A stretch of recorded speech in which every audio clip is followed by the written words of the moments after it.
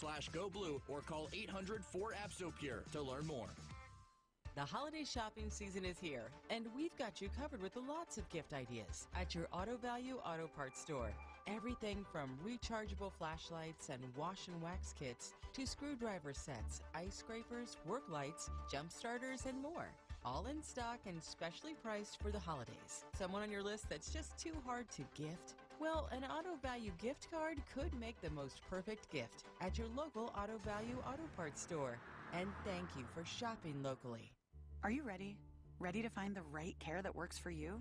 Care that connects you to what you need, anytime, anywhere, and fits best with your lifestyle? Whether it's in person or in your pajamas, online or over the phone, Blue Cross Blue Shield of Michigan connects you to the care you need when you need it most. With the largest network of doctors and hospitals, an easy-to-use mobile app, and a 24-hour nurse line. Because we're always ready to help. Learn more about Blue Cross Blue Shield of Michigan at bcbsm.com. Hey fans, this is Wayne Cook, co-host of College Sports Now. We're breaking down all the action from around the country every week during the football season. We'll look beyond the box score and keep our finger on the pulse of college football from September all the way to the national championship game in January. Listen all season long on Apple Podcasts, Spotify, or wherever you'd love to get your podcasts. And be sure to follow along on Twitter at CSNowTweets.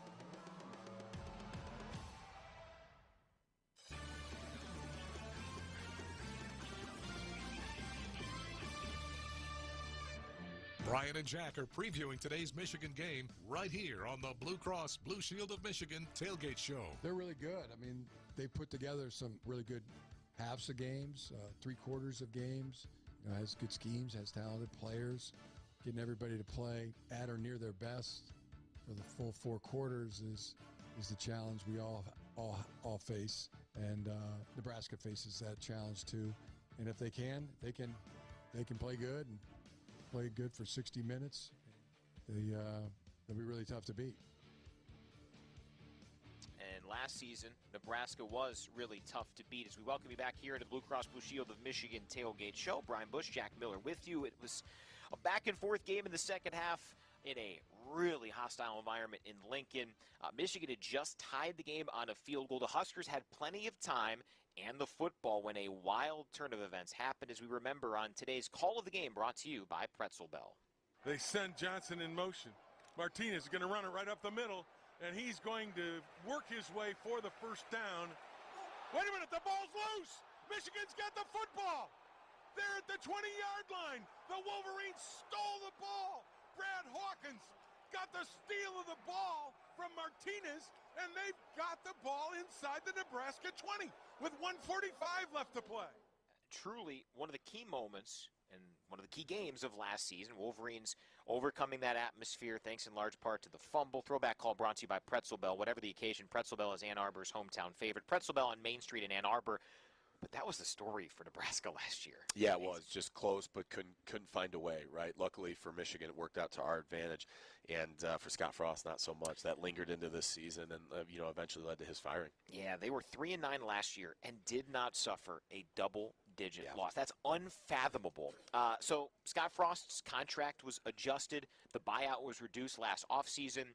Staff changes followed, and yet in week 0, it really truly felt like Nebraska's season ended when when Northwestern beat them in Dublin. Still the Wildcats' only win this season, which is amazing. 2 weeks later, after they beat FCS North Dakota, there was another shocking loss at home to Georgia Southern. Nebraska fired Frost early in his 5th season, 16-31 overall in Lincoln. And Huskers fans have to be asking, if not Scott Frost, then who? Yeah, I mean, I think it's fair to say that everybody thought that he was their guy, right? When he came back, his success that he had coaching at UCF before that, and the successes that he showed and his legacy there at Nebraska, it was the guy. He was the right fit.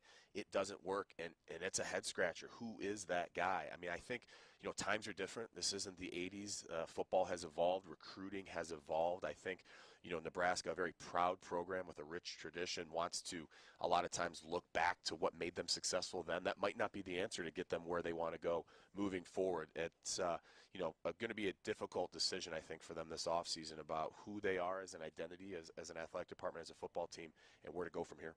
Mickey Joseph, the interim head coach. First game was against Oklahoma. That was a blowout for the Sooners. Then back-to-back conference wins, which has not been the norm for Nebraska as of late, albeit it was against Indiana and Rutgers.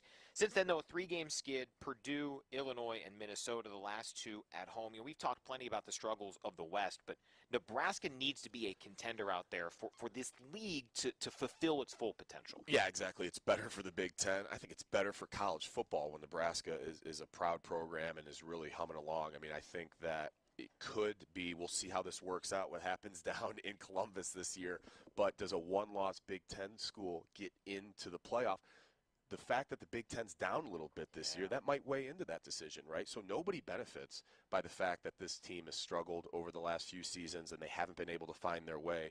College football is better. The Big Ten is better if a team like Nebraska gets going again. Same with an Iowa, same with a Wisconsin, right? You could go down the list for these Big Ten West schools right now. Well, and when you have all 3 of those teams that aren't delivering this year, it definitely complicates things. Quarterback, no Casey Thompson again this week. Suffered an arm injury 2 weeks ago in the loss to Illinois.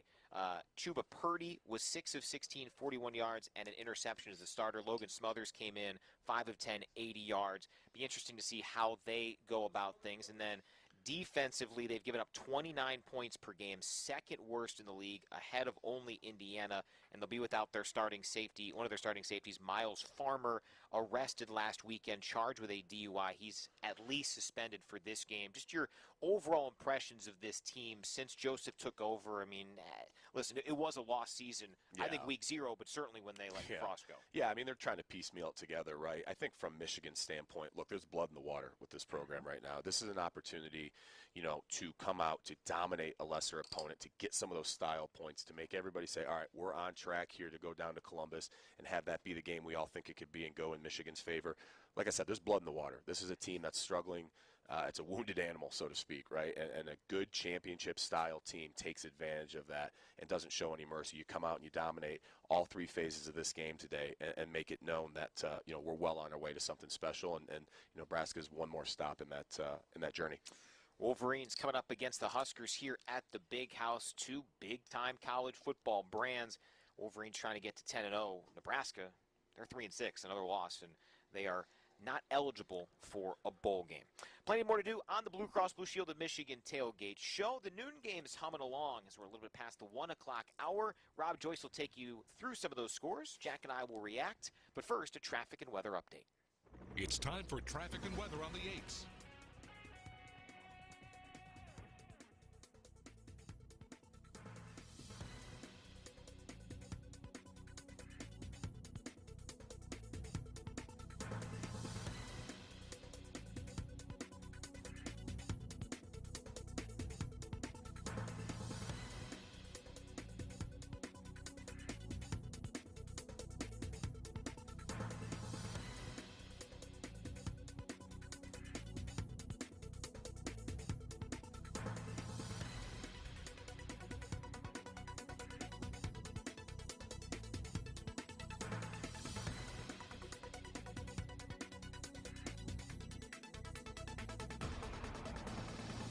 That was traffic and weather on the 8s.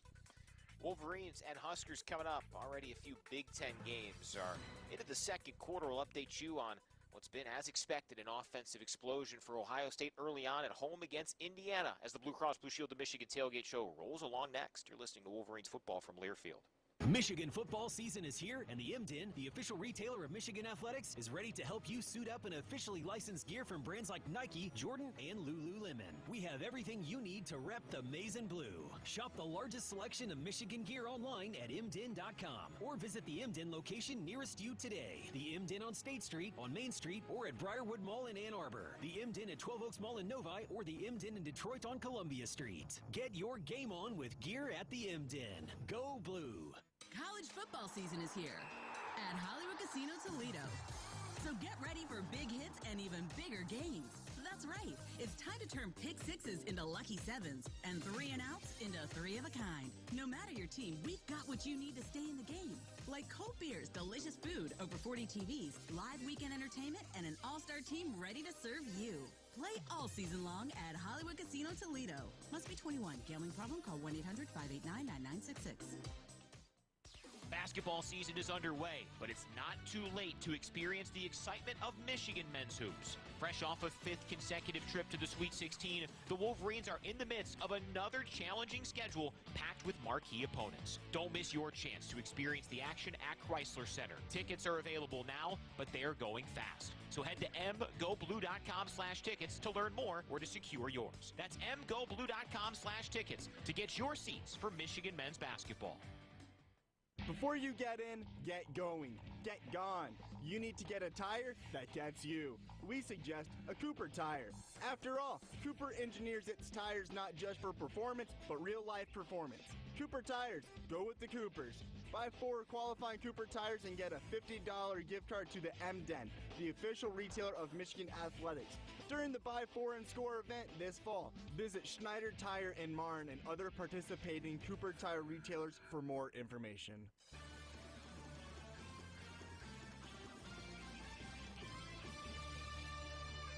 Welcome back to the Blue Cross Blue Shield of Michigan Tailgate Show. In 10 minutes, you'll hear from a Wolverine player. Then in 20 minutes, John Jansen joins the broadcast. First, let's take you around the Big Ten and the top 25. Indeed we do, here on the Blue Cross Blue Shield of Michigan Tailgate Show. It's weird. This is the first 3:30 game of the season. It's kind of odd. It's disappointing. I love 3:30 kicks. It's not too early, not too late. You know, you get time to get up and get yourself a breakfast, get situated. There's tailgating time for the fans out there, but you get home at a reasonable hour, right? Those night games, incredible environments, but you only need probably 1, maybe 2 a year, and the rest of it, you know, you love Big Ten football in November, and by the end of it, you know, it starts with the sun out, and by the time it's done, it'll be dark and cold, and everybody will be on their way home, sitting in traffic. I just needed it after the basketball game last night. Both sleep and voice. You were down there. It was a great game. Great game. Yeah, really exciting down there. It felt like a AAU basketball game. The crowd was into it, you know, jumping around, having fun. Really exciting and a good win for the Michigan basketball program to get the season started off. And, yeah, a lot of fun down there. Good call. Did you guys enjoy it? That was great. Great. Yeah, awesome. Great venue. Certainly closer game than we thought. Yeah, there's things to work on, but, hey, it's a fun game, really entertaining. EMU played their tails off. Yeah, they but did.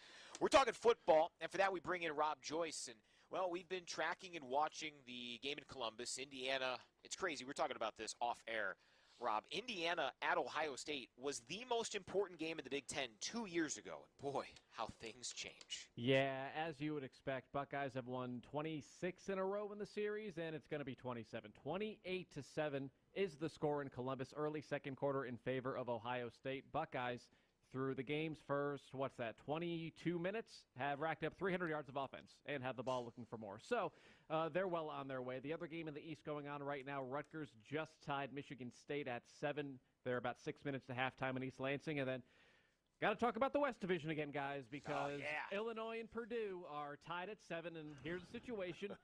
Illinois starts the day 4-2, but, of course, they play Michigan next week. Yep. Everyone else, Purdue, Iowa, Minnesota, Wisconsin, all 3-3. That, of course, later today, Iowa and Wisconsin play each other, so we might have some separation. But Illinois, I mean, they had a built-in comfort last week. Just don't drop the ball against Michigan State at home. And here we are. We still don't know who's going to win the West. Yeah, if Purdue wins in Champaign, I mean, you get the 5-way tiebreakers out there as a possibility. This is week 11, and we have been saying every week on this broadcast, who's going to win the West? Who's going to win the West? It's terrible for the Big Ten.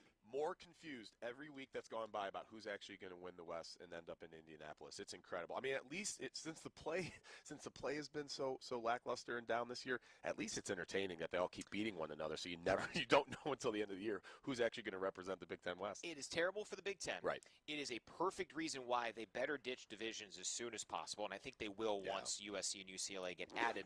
But let's see. We have. That was an interesting noise. All right. Illinois, we've said, has been the best team in the West at some point. Minnesota, we've said at some point. Hey, after week 1, we're like, hey, maybe Northwestern's pretty good, and they're 1-8. Maybe Wisconsin now might be playing the best with Jim Leonard as interim head coach. I think they probably are playing the best right now. I don't know how the schedules are going to work out with winning, right, if they're going to end up getting there, but they're probably the best team playing right now in the West. It'll be interesting to see how it shakes out in the next couple weeks to see who represents it. But I would agree with that. I think Wisconsin's probably found their way a little bit. I think Jim Leonard will get that program back on the right track. He's got the locker room behind him. They're playing pretty well to their ability for this part of the season. No doubt. There are no night games. That's kind of the start of that late season stretch where there's nothing in prime time in the Big Ten. But an elimination game in the West at 3:30 coming up, Rob. Yeah, we mentioned that logjam at 3-3. That includes Iowa and Wisconsin, so that's at 3:30. Minnesota takes on Northwestern, so the Gophers a good opportunity to kind of keep pace with everyone. And then there is one other game in the East at 3:30, Penn State and Maryland. But all eyes, obviously, from a national standpoint on Michigan and then Ohio State. And then from a Big Ten standpoint, everyone pretty much looking at the West Division. Again, Illinois, Purdue tied at 7, and then you have Iowa, Wisconsin at 3:30. So come next week, guys, we'll have some separation until we don't. Well, I think for Michigan, too, the game we should be watching is this Texas-TCU game, right? What's going to happen with that? Is that a night game, Rob? Yes, that is a 7:30, and that's the highlight of the day, really, in college football, that one, because TCU, I mean, they've been playing with fire a lot this year. They have a lot of double-digit comebacks. They're an underdog for entertainment purposes at Texas. So, the Horned Frogs, maybe you think they're due. Conversely, maybe you think they just have that magic. Yeah, it's a touchdown, too. It's not like points. It's not a point or two. Yeah. And ranked 4 in the playoff, right? I mean, there's a lot on the line with that. And I think for Texas, too, right? Like, they've been so good for so long. They've struggled now. This is an opportunity. It's like, boy, if you can't get something like this done at Texas, right? You're a 7-point favorite at home to knock off and ruin someone's season. Like, that's you're a big-time college football program. You should be able to do that. I'm really interested to watch that game tonight. Two things. One, Wisconsin, Iowa over under 35.5 because, of course, it is. That is fantastic. Also, the TCU thing, I do look forward to the playoff in this regard because what TCU has done is how a lot of teams back in the day went undefeated, won national championships. It wasn't about style points and just, pummeling teams. Right. It was, hey, survive and advance. The 97 Michigan team, John will tell you that, right? Did not blow out everybody. They had some, there's no doubt, but they didn't blow out everybody. I'm looking forward to a time where we can appreciate the TCUs and not go, oh, well, Tennessee only lost by 14 to Georgia. Maybe they're better than an undefeated. Well, that's going to happen with the expansion of the playoff, right? Correct. Which is supposed to be, 24? Is that right? Is it 24, 25? Whenever that is, that will eliminate a lot of that. Now, of course, when it goes to 12, then 13, 14 are going to feel a little slighted. But at least at that point. But there are automatic qualifiers to Correct. 6, which helps. TCU, if they win the Big 12, doesn't matter if they win all their games by 1. Exactly. And at that point, everyone who should get in for winning your conference and then the at-large, I mean, you feel better about, okay, this is the best collection of the college football teams that we have this year. Now go play each other and see who wins the national championship. No doubt. All right, Rob, great work. We will keep him in the loop and have us get some more updates on what's happening in college football. As we continue here on the Blue Cross Blue Shield of Michigan Tailgate Show, Braden McGregor coming up in about 5 minutes. First, traffic and weather. It's time for traffic and weather on the 8s.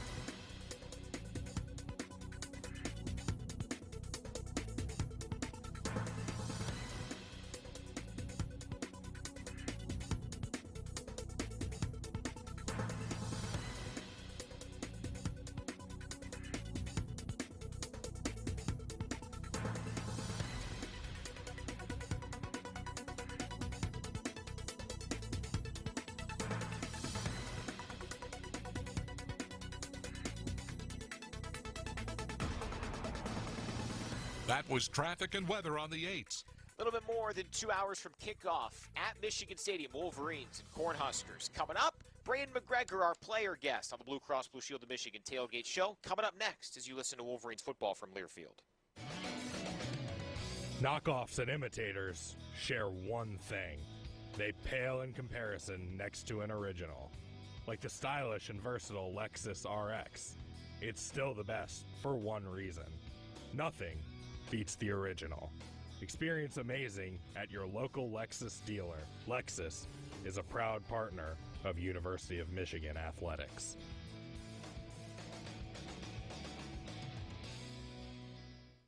Are you ready?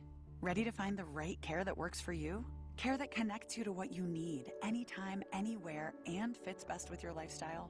Whether it's in person or in your pajamas, online or over the phone, Blue Cross Blue Shield of Michigan connects you to the care you need when you need it most. With the largest network of doctors and hospitals, an easy-to-use mobile app, and a 24-hour nurse line.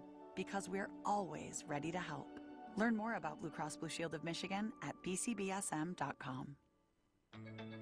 You can afford to go blue. The University of Michigan's generous Go Blue Guarantee financial aid offer provides free tuition for in-state families earning less than $65,000 with $50,000 or less in assets, and tuition support for some families earning more, keeping a world-class education affordable for Michigan residents. Learn more at goblueguarantee.umich.edu. Hey Michigan fans, StubHub is the easiest way to buy and sell Wolverine tickets for almost 20 years. Whether you're looking for a single seat at the 50 or a section for your whole squad, StubHub has the best selection of tickets for any budget. Use Virtual View to find your perfect spot. Score a great deal with a price alert and get your tickets delivered instantly. It's the best way into Michigan Stadium. StubHub is the official fan-to-fan ticket marketplace of Michigan Athletics. StubHub, be there.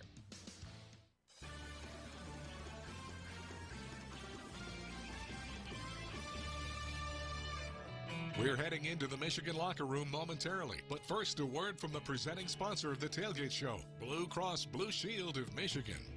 Michigan fans, let's get another great day at the Big House started with our regular guest, Andy Hetzel from Blue Cross Blue Shield of Michigan. Hello, Andy. Hi there, Brian. I'm excited to be here for the most important stretch of the season, but we're also watching another season that's just beginning. I'm pretty sure I know the season you're talking about, Andy, the beginning of the annual flu season, which nobody looks forward to. Yeah, let's bring on the Boo Birds for the flu season, Brian. But we have the ability, just like the Wolverines, to play great defense against the flu, and we can do it in a way that's quick and convenient. And Andy, with as busy as things get around this time of year, the words quick and convenient are music to our ears, but it is still hard to find the time. Brian, think of it this way. Getting a flu shot could take 5 minutes or less, yet it can save you from 5 days or more of fighting through the symptoms of the flu. That 5 minutes can protect you from serious symptoms of the flu and ensure you don't miss work, school, or weekend plans, or holiday gatherings, or football games while football season is going. And you can typically get your flu shot without disrupting your routine. We all go to our local pharmacy, and in many cases, flu shots are readily available.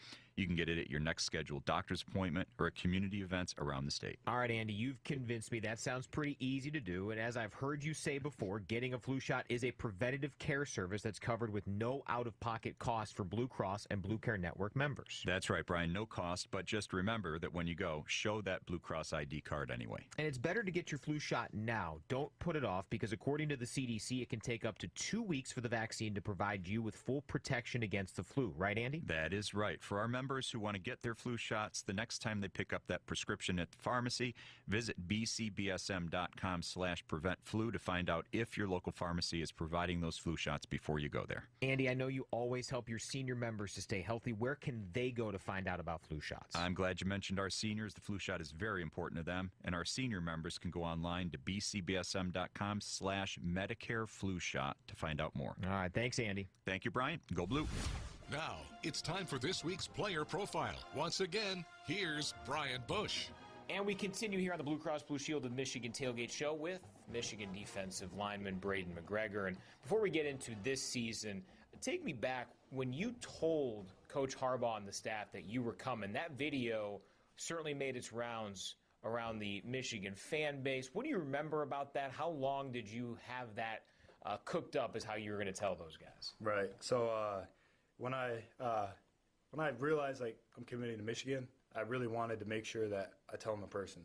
I didn't want it to be an over the phone or anything like that. So when I made the decision, I'm like, okay, I need to tell them in person. Like I want to see their reaction because they put a lot of time and effort in, and I felt it was the right thing to do of talk to them in person. So I remember I decided that day, and I'm like, all right, let's go today. So we called, and they're like, oh yeah, all of us are in the office besides Coach Brown. And I was like, oh okay, I want Coach Brown there, but I couldn't wait any longer. Sure. So I walk in, and I was like, hey, can we get a picture? I'm like, I'm making one last round before I decide where I'm going to go.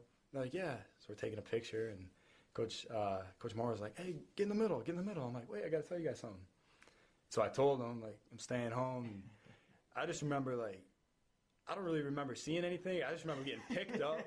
Coach Harbaugh just mouth wide open, like, oh, my. And, like, Yeah, like I definitely made the right decision coming here with that reaction. You know, I don't really think many kids get that reaction, so I felt like it was genuine and that it was really home. Yeah. Has that enthusiasm, that passion remained, especially in a season now where you're accomplishing what you guys all set out to have everything in front of you with a few games left? Right. Yeah, I definitely think so. I mean, there's not in that video. There's only two of the guys that are still here, Coach Harbaugh and Coach Moore, and I love those guys. That's why I committed here. Great guys. But I definitely think that, the first year he being here and, going through injury, and then last year, behind Aiden and Jabo. But this year being able to contribute is really, fulfilled, why I came here. Playing in the big house, actually making a play, having a sack against Michigan State and hearing the fans. And I'm like, yeah, this is why I came to Michigan, No doubt. How have you improved as a player throughout the season, and even with the experiences of having to deal with the injury, the COVID season, and then playing behind so much star-studded talent that you did? How much have you grown, and how much you appreciate now the chance that you've been able to contribute? Right. When I committed here, I saw on Twitter, a bunch of people were saying that I was scared of competition and all that. So I was like, Michigan has the best edge rushers. I was here with Quiddy, with Luigi, with Aiden, Jabo, all of us now in the room. And, I just think that, this is definitely the place. I'm so happy I'm here. I'm sure it's easy for plenty of people to try to look ahead. How have you and these players in this building stayed locked in? We all know what's coming in a couple of weeks, but you got to take care of business now on Nebraska. How's that focus been? Right. The focus has been good. As a defense as a whole, as a whole team, we set these goals out in the beginning of the year that beat Michigan State, beat Ohio State, win Big Ten, win the Natty. And, you can't get to where you want to get unless you win every single game. And so we just look at it as, if we go out there and we're struggling or, practice isn't the greatest, it's like, hey, we know who we got in 17 days. We got to pick it up. And so I think that, just focusing every day and not looking past anybody is really, really going to help us and get to, our end goals. So. Lastly, this team for stretches, like the third quarter at Rutgers, look like you guys could be the best team in America. How do you sustain that for 60 minutes? I think come out with the right mindset every single play. I think we came out with the right mindset, but, sometimes we'll look around and be like, all of us are playing good, but what's happening? And it's just we got to have our leaders, lead, and that's what they do. You saw Mike Barrett went out there third quarter, 2 interceptions, all of our guys making plays. And that's a real thing that we, preach on the defenses. Everyone's going to make plays. Don't expect someone else to make plays. So I just think if we go out there with the same mentality that we went out with in the third quarter, I don't think any team can, hang with us there. Braden McGregor, appreciate the time. Good luck. Thank you. Really fun conversation with Braden. Appreciate his time as we get you set for Michigan and Nebraska-Michigan football. Brought to you by Blue Cross Blue Shield of Michigan. Blue Cross is ready to help with physical health, mental health, and everything in between. Learn more at bcbsm.com. John Jansen coming up in a bit. First, let's give you another traffic and weather update. It's time for traffic and weather on the 8s.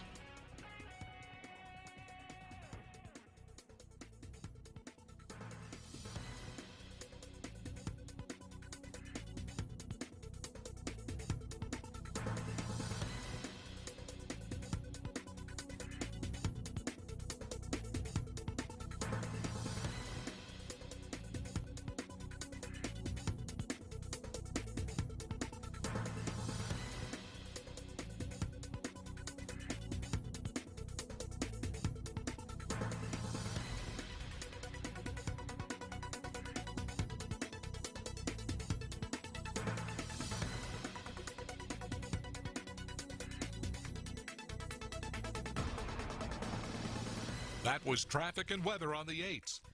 Still some snow flurries coming down here at the Big House. Wolverines and Huskers. A rematch of last year's great game in Lincoln in October. Michigan trying to get to 10-0 on the season. We'll come back. John Jansen joins the Blue Cross Blue Shield of Michigan Tailgate Show next. You're locked into Wolverines football from Learfield. George Thorogood, bad of the ball, shaking down the thunder.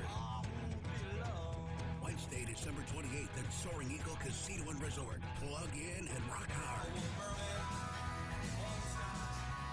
Tickets start at $45 and are on sale now at the box office and etix.com. The New Year's pre-party starts here. George Thorogood and the Destroyer. Wednesday, December 28th at Soaring Eagle Casino. From Ann Arbor to Allen Park, Dexter to Detroit, Michiganders love game day. At DTE Energy, we're proud to bring it to you. Whether illuminating a stadium or keeping your living room warm and cozy, we're happy to be team players. That's why we offer programs, rebates, and a variety of resources to help optimize your home's energy efficiency so you can save on energy bills. On behalf of everyone at DTE, we hope you enjoy all the action. Here's to another great season. And we're back with breaking news. Coke Zero Sugar might be the best Coke ever. That's right, Jim. Coke Zero Sugar is a must-try for any Coke fan, so make sure you... Jim. Jim. We're on the air. Ooh, yes, this tastes like the best Coke ever to me. Your thoughts, Jen? Well, can I have a sip? Jen, we're in the middle of reporting the news. I need to try it first. I'm attorney Mark Bernstein at the Sam Bernstein Law Firm. We know that when you're hurt, hiring a law firm with the most experience can mean the difference between getting everything you deserve or walking away empty-handed. We're Michigan's most experienced personal injury law firm. Our lawyers have over 600 years of collective experience. 600 years. And that matters because more experience means more money and more wins for our clients. Our experience pays. 1-800-CALL-SAM. The Sam Bernstein Law Firm, Michigan's first family of law.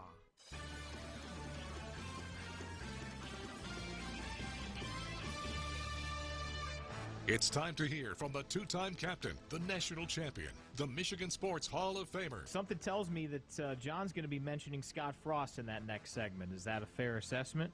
I think that's a pretty safe Don't bet. say that name. Why do you got to do that? Because you just what happened today was unbelievable. Man, yeah, unbelievable. With that Nebraska game today, all of a sudden I got 20 text messages, and all they said was Scott Frost. John Jansen is here on the Blue Cross Blue Shield of Michigan Tailgate Show. The beauty is that I can not say the name. I can just play a clip of me saying it from a few years back. I wonder what that Nebraska game was. I don't remember what that day was, but does it matter? They all run together. They sure. Well, the losses did. Yeah. So do you miss Scott Frost being the head coach of Nebraska? I do. I miss having a little buddy on the other side to pick on and pat him on his head, say thanks for showing up, thanks for bringing your team. The scrimmage was fun. We'll play real football next week. And so it is a little disappointing that he wasn't able to make the trip with his team and will no longer be making the trip with any Nebraska football team. I do miss it. I tried to be nice about Nebraska in the couple segments ago, but yeah, sorry, John. Well, fortunately, John wasn't on the air on a couple of our Nebraska comments, but come on. Nebraska being good would be helpful for the Big Ten because anybody in the West being good would be really helpful for the Big Ten. Sure, especially when the worst team in the East goes and beats the best team in the West, and that is Michigan State and Illinois last week. I mean, that's where the Big Ten West is right now. They can send their best to anybody, and they get whooped up on the East. The Big Ten really needs, and normally it's Wisconsin, normally it's Iowa. They're really good programs, consistently good programs. This year, both of them are down. Iowa can't find the end zone. Wisconsin, we know what happened with Paul Chryst. And Jimmy Leonard is doing a good job. Sure. I think they probably will give him the job at some point. But for Nebraska, yes, it needs to be good for the Big Ten. The more teams that are good in the Big Ten, the better off the Big Ten will be, especially when you get to a situation like we have this year where the mountaintop of college football is Georgia as good as they were last year? Most people will say no. Alabama's obviously not. Clemson's not. Tennessee is good, but they're not, they're not great. There's no, right now, quote unquote, great team. So if the Big Ten was having a strong year, it would be an easier case to say, yeah, we can get two teams in. And the hard part is most times when two teams get into the college football playoffs from the same conference, it's from one division and the other, not from the same division. Yeah, it'd be tough to do. And, I mean, all the stars had to align for Nebraska, Wisconsin, Iowa to all fall off really in the same year. And then even still, they all keep beating one another. Even though they're all down, no one program has really taken the reins and gotten in charge of that conference. So it is a disappointing sequence of events that a one-loss team this year, that could have been a Big Ten team. I think Nebraska is a great example of what is wrong with college football expansion. And, when they came into the Big Ten, They tried to make them rivals with Iowa. They've tried to create a trophy game with Wisconsin. There's been efforts, but nobody's by them. Yeah. Nobody really cares about Nebraska, and we do because of what happened in '97, but that's 25 years ago, right. And nobody else really cares. Hell, there's another generation of football fans that don't even, like, they've heard the story, of mom and dad telling us the story of '97, but they didn't live that. So it's really hard. They're on an island, and they don't have an Oklahoma. They don't have a rivalry with Texas or Texas A&M, or they don't play in that. So they've been hurt by recruiting. They've been hurt in the fact that they're in a conference that they have no natural rival, and I think they're a great example of why. Why would you bring in a USC? Well, okay, you're bringing in USC and UCLA. Well, I think you still need more than just one rival in a conference. It's an Unless island. You're Michigan State, Yeah. and then you only have one. Yeah. Wow, okay. An island, unfortunately not surrounded by water, surrounded by corn. That's not an ideal island, but I digress. So the number's gone around a lot this week, 100-3 for Michigan, outscoring opponents in the second half. We talked about it on the podcast this week. Jack agreed that that third quarter Michigan can win a national championship, but a surge here and there will beat most teams. A surge here and there ain't going to beat Ohio State. Won't beat a college football playoff team. This is a great opportunity to show a full 4 quarters, or at least close to it. Well, it is, and they need to play a full 4 quarters. When you think about their trip to Iowa, right? A startup, great drive to start and score a touchdown. And then they shoot themselves in the foot with the fumble, the J.J. McCarthy fumble. Now, Donovan Edwards fell on it, so it didn't cost them points, but it stopped momentum. And then you look at, Penn State. That was a dominant first half, except for the pick six that was kind of fluky, and the one run by Sean Clifford. And the same thing in the first half. You got the fumble by Cornelius Johnson against Michigan State, the punt block against Rutgers. Michigan has played good in the first half. They had just always had that self-inflicted wound that has allowed a lesser team to stay in the game, and then they pull away in the second half. You can't have those wounds when you're playing against Ohio State. Yeah, the frustration, I think, stems from the fact that when it's not going right, it's all self-inflicted, right? We're beating ourselves. We're not playing at that championship level all the time. You see flashes of it. It looks great. And then we have not been beaten play in and play out by other teams. It's been a reflection of we're not executing, we lose focus, something goes wrong, and it's not about who we're playing. It's, boy, what if we could get to the ceiling of where this team could be? You're just getting that sense time and time again. When you're playing a team, and look, there's other good players, good coaches are going to make plays, and you can feel that, right? Hey, that's just a great play. This is a great game. That's going to happen. When you're beating yourself, there's that angst all the time about, boy, what could we be? Yeah, 53-48 is the margin in the last 4 games in the first half, 100-3 in the second half. It doesn't have to be 100-3 in the first half, but it's got to be a lot better than that. All right, that is John Jansen's first segment. We'll keep Jack for a couple more as we go into trenches next. Hear from J.J. McCarthy and Michael Barrett. But first, we got to give you another traffic and weather update. It's time for traffic and weather on the 8s.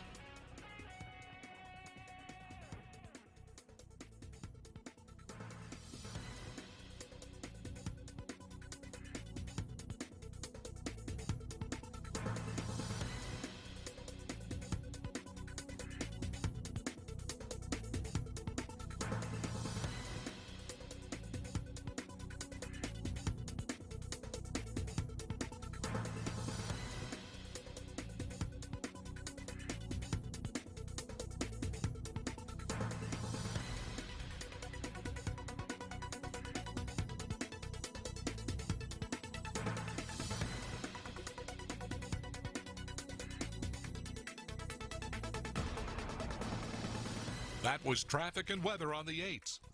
Wolverines at 9-0. Nebraska Cornhuskers just 3-6. Coming up a little bit after 3:30 here from Ann Arbor. We'll go in the trenches when we come back here on the Blue Cross Blue Shield of Michigan Tailgate Show. This is Michigan football from Learfield. Football season is here, and that means it's time to kick off the excitement at the Pretzel Bell, an Ann Arbor institution featuring traditional American comfort food, including favorites like our varsity burger, Detroit-style pizza, hot wings, and our famous soft pretzel. Enjoy artisan cocktails, local craft beers, and an extensive wine collection. Ring the bell for your birthday, host a private event in our captain's room, or celebrate a Michigan win in our downstairs sports bar. Whatever the occasion, Pretzel Bell is Ann Arbor's hometown favorite.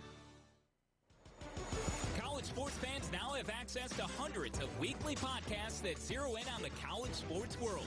Now available in the Varsity Podcast Network and part of the new Varsity app. The app is free and available from wherever you get your favorite apps. Download the Varsity app today to have access to hundreds of national podcasts as well as your favorite team-focused podcasts. The Varsity Podcast Network, now available for free on the Varsity app. Download from the App Store and listen today. Hey Ann Arbor, football is here, and we know you're thirsty. Whether you're tailgating on the golf course, Hoover Avenue, or the parking lot, make sure you grab a case of Miller Lite. It's Miller time for those who hold true and bleed blue. Miller Lite, great taste, less filling. Celebrate responsibly. 2022 Miller Brewing Company, Milwaukee, Wisconsin. Foguth Financial Group is now a proud wealth management partner of Michigan Athletics, and we want you to help us celebrate. We're inviting you to attend our night out at the Big House on Thursday, December 1st at Michigan Stadium. Enjoy complimentary dinner and drinks and get exclusive access to see the Big House. Just go to mgoblue.com/Big House to sign up. That's mgoblue.com/Big House. Limited seats are available. Sign up today and go blue.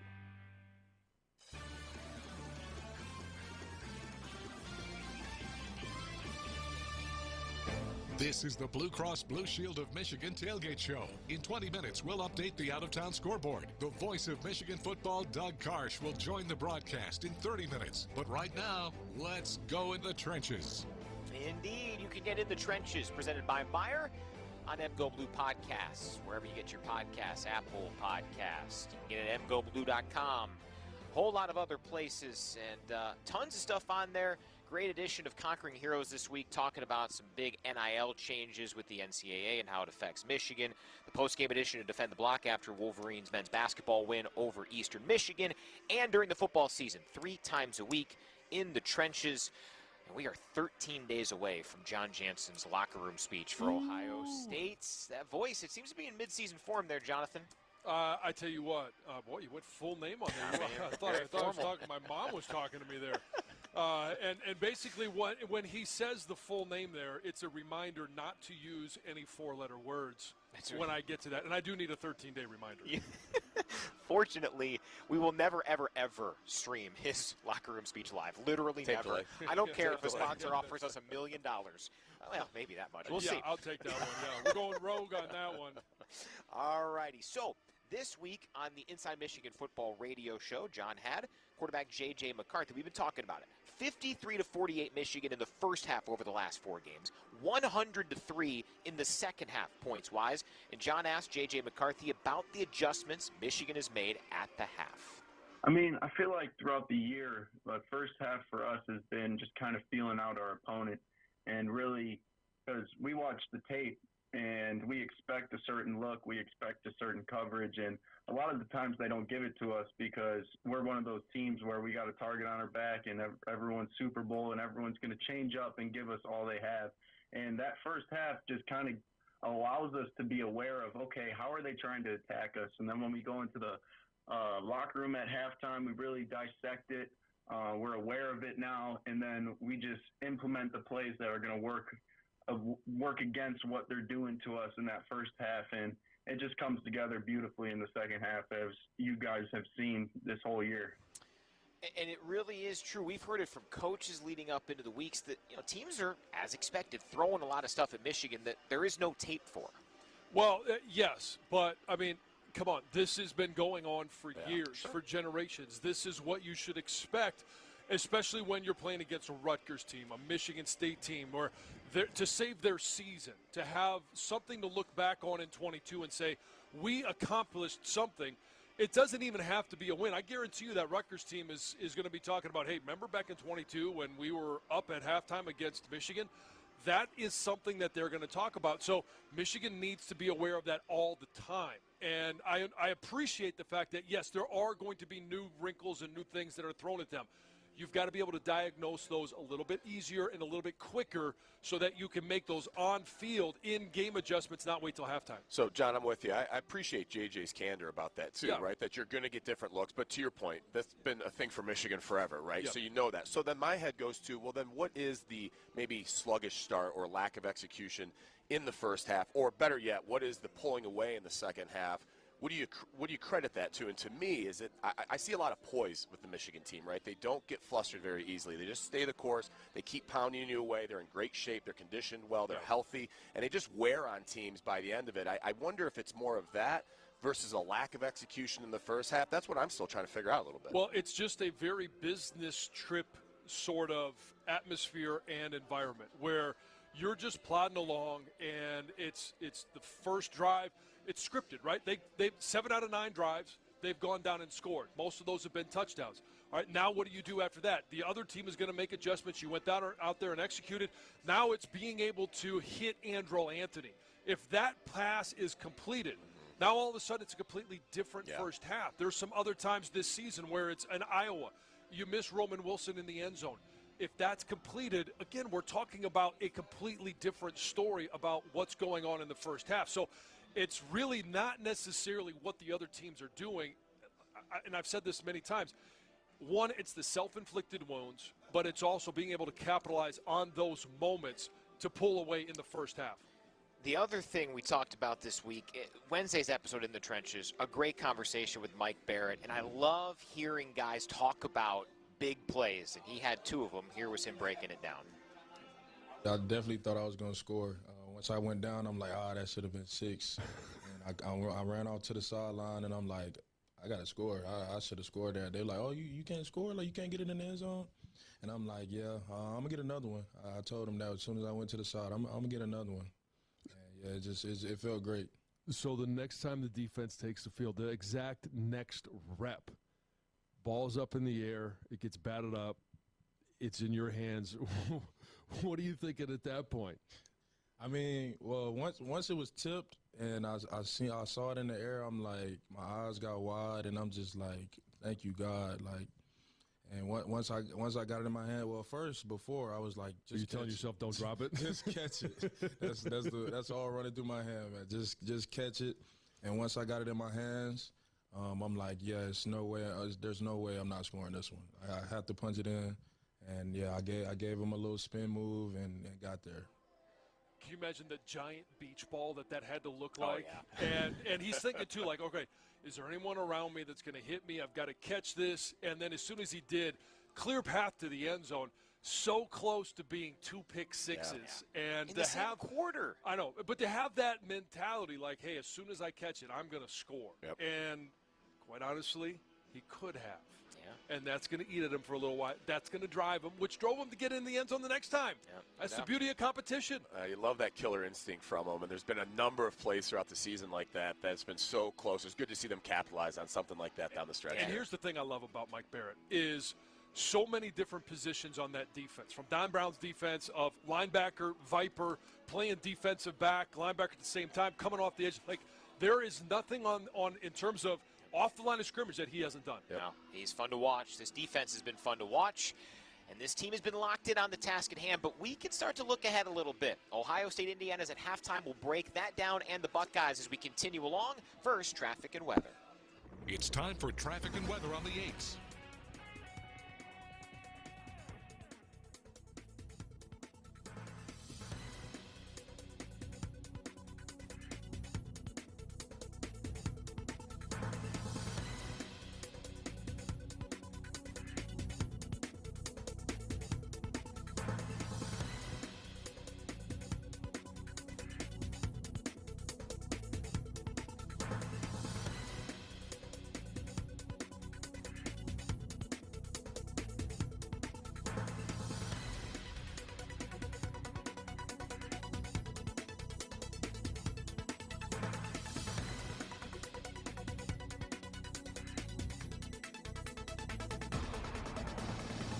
That was traffic and weather on the 8s.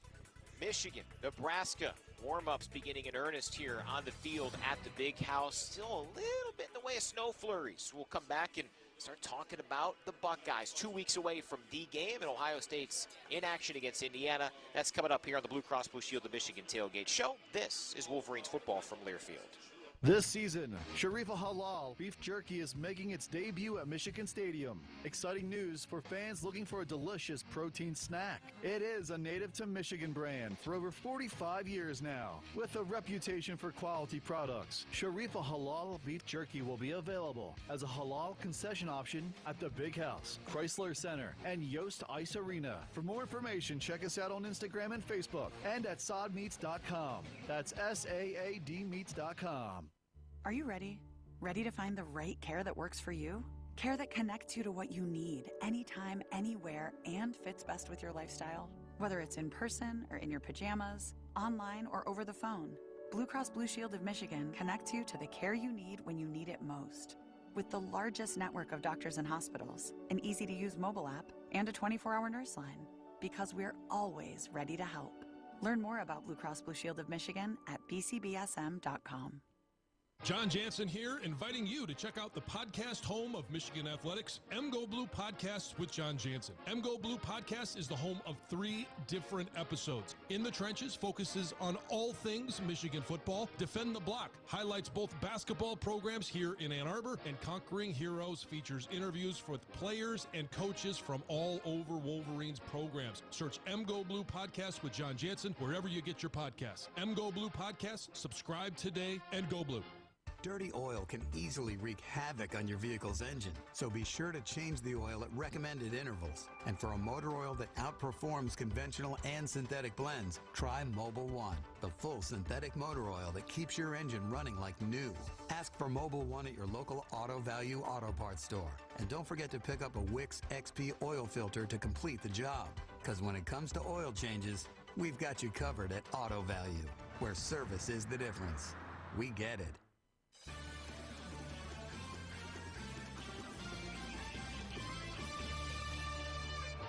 This is Michigan football. Yeah, 18 days through Ohio State and then 25 days through the Big Ten Championship. So we're well aware of that. And we're still going to take it day by day, one day at a time, like Jackie Harbaugh likes to say. Indeed, it is a day-by-day approach, and we've heard it from Jim Harbaugh, from all these players, that every day counts, or every day matters. Only 12 count. The hope is that 13 will count, 14 will count, 15 will count here today. So the countdown now at 14 for Ohio State, 21 for the Big Ten championship game. Buckeyes in action right now. Came in as a 40-point favorite. They are right around on pace for that, leading Indiana 28-7. C.J. Stroud has looked a lot better than he did last week for sure. 9 of 17, 187 yards, 2 touchdowns. The noteworthy piece of information from that one, Mayan Williams, the backup running back for Ohio State, had 147 yards, but he was carted off in the first half.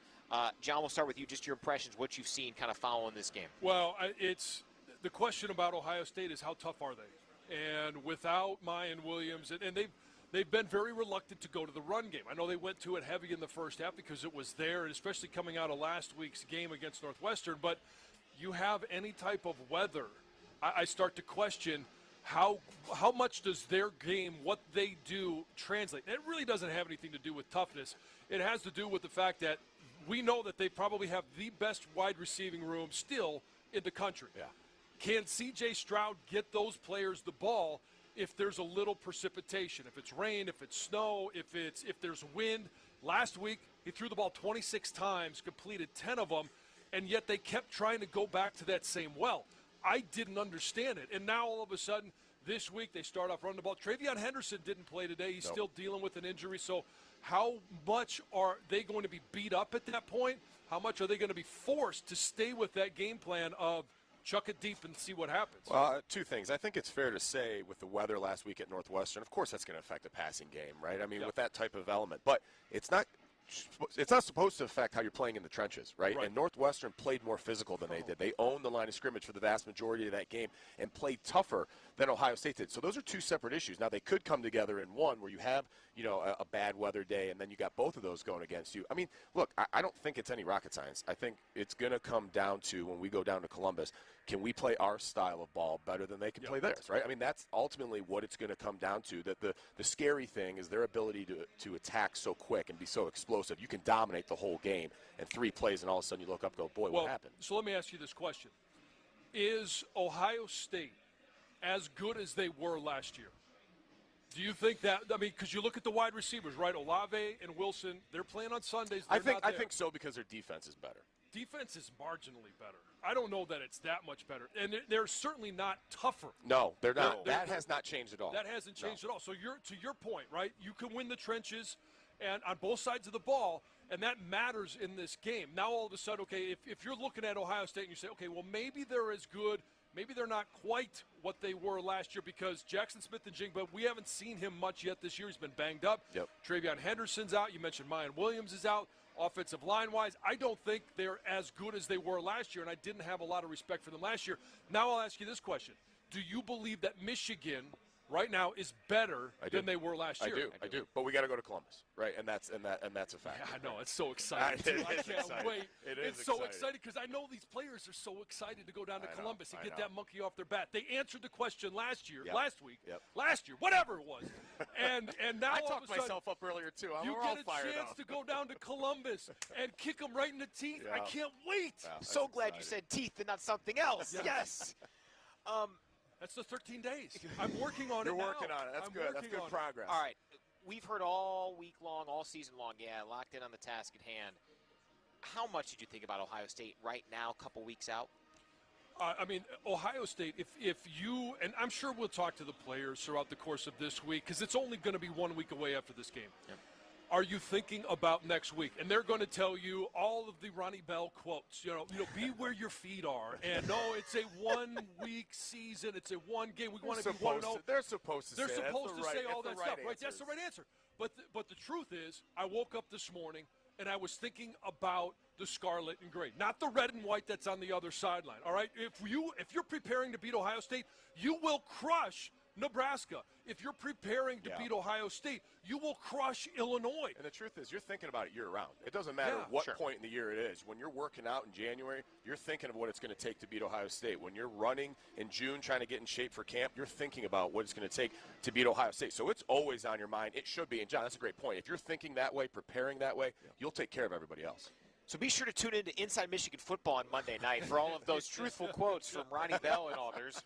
With John Jansen hosting, certainly. I just want John to go, talk about Ohio State. Tell me what you're thinking. Do it. Yeah, we play Illinois. No, I don't care. Let's talk about that. Yeah, I really don't care. Although I do care about that one. That's a divided house for me. Yeah, that's a must-win.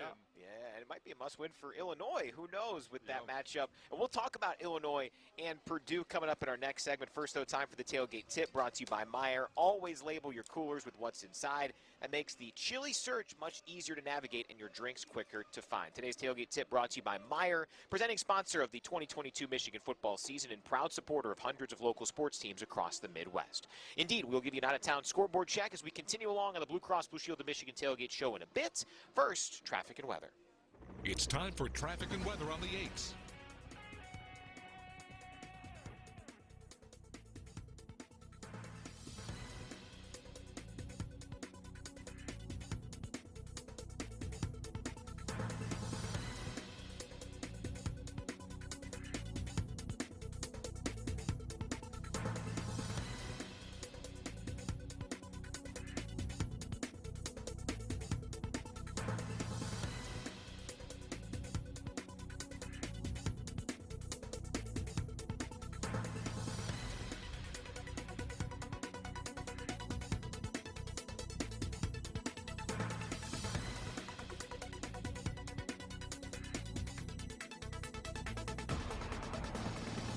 That was traffic and weather on the 8s. Wolverines coming up against the Huskers here shortly after 3:30 from the Big House. Before we continue on this, the Blue Cross Blue Shield of Michigan Tailgate Show, let's pause 10 seconds. Let our stations identify themselves. You're locked into Wolverines football from Learfield.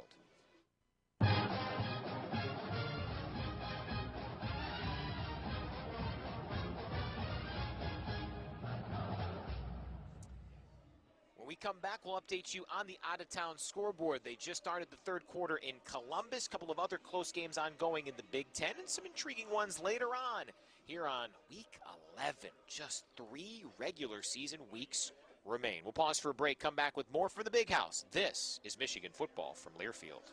He's going MIA. Touchdown! Meadowbrook Insurance Agency and Auto Owners Insurance are teaming up to build effective insurance solutions for you, your family, and your business. And to predict today's big win, Auto Owners and Meadowbrook offer more than 65 years experience in home, auto, life, business solutions, and more. Score an insurance quote at meadowbrookagency.com/quote. Our agency offices are located in Ann Arbor, Jackson, Southfield, and Saginaw. From the biggest of big games to the littlest of the little.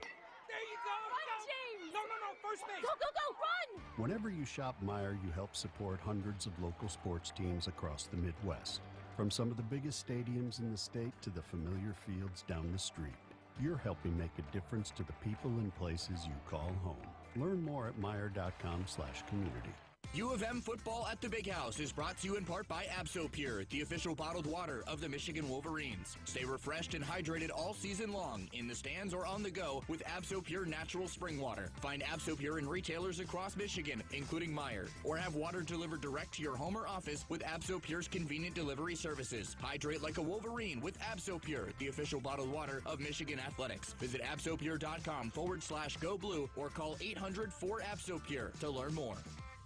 I'm attorney Mark Bernstein at the Sam Bernstein Law Firm. Our firm has helped recover over $3.5 billion by fighting and winning one case at a time for over 50 years. We listen, fight for what you deserve, and you don't pay until we win, because nobody fights harder. There are over 3.5 billion reasons to get the Bernstein advantage. 1-800-CALL-SAM. The Sam Bernstein Law Firm, Michigan's first family of law.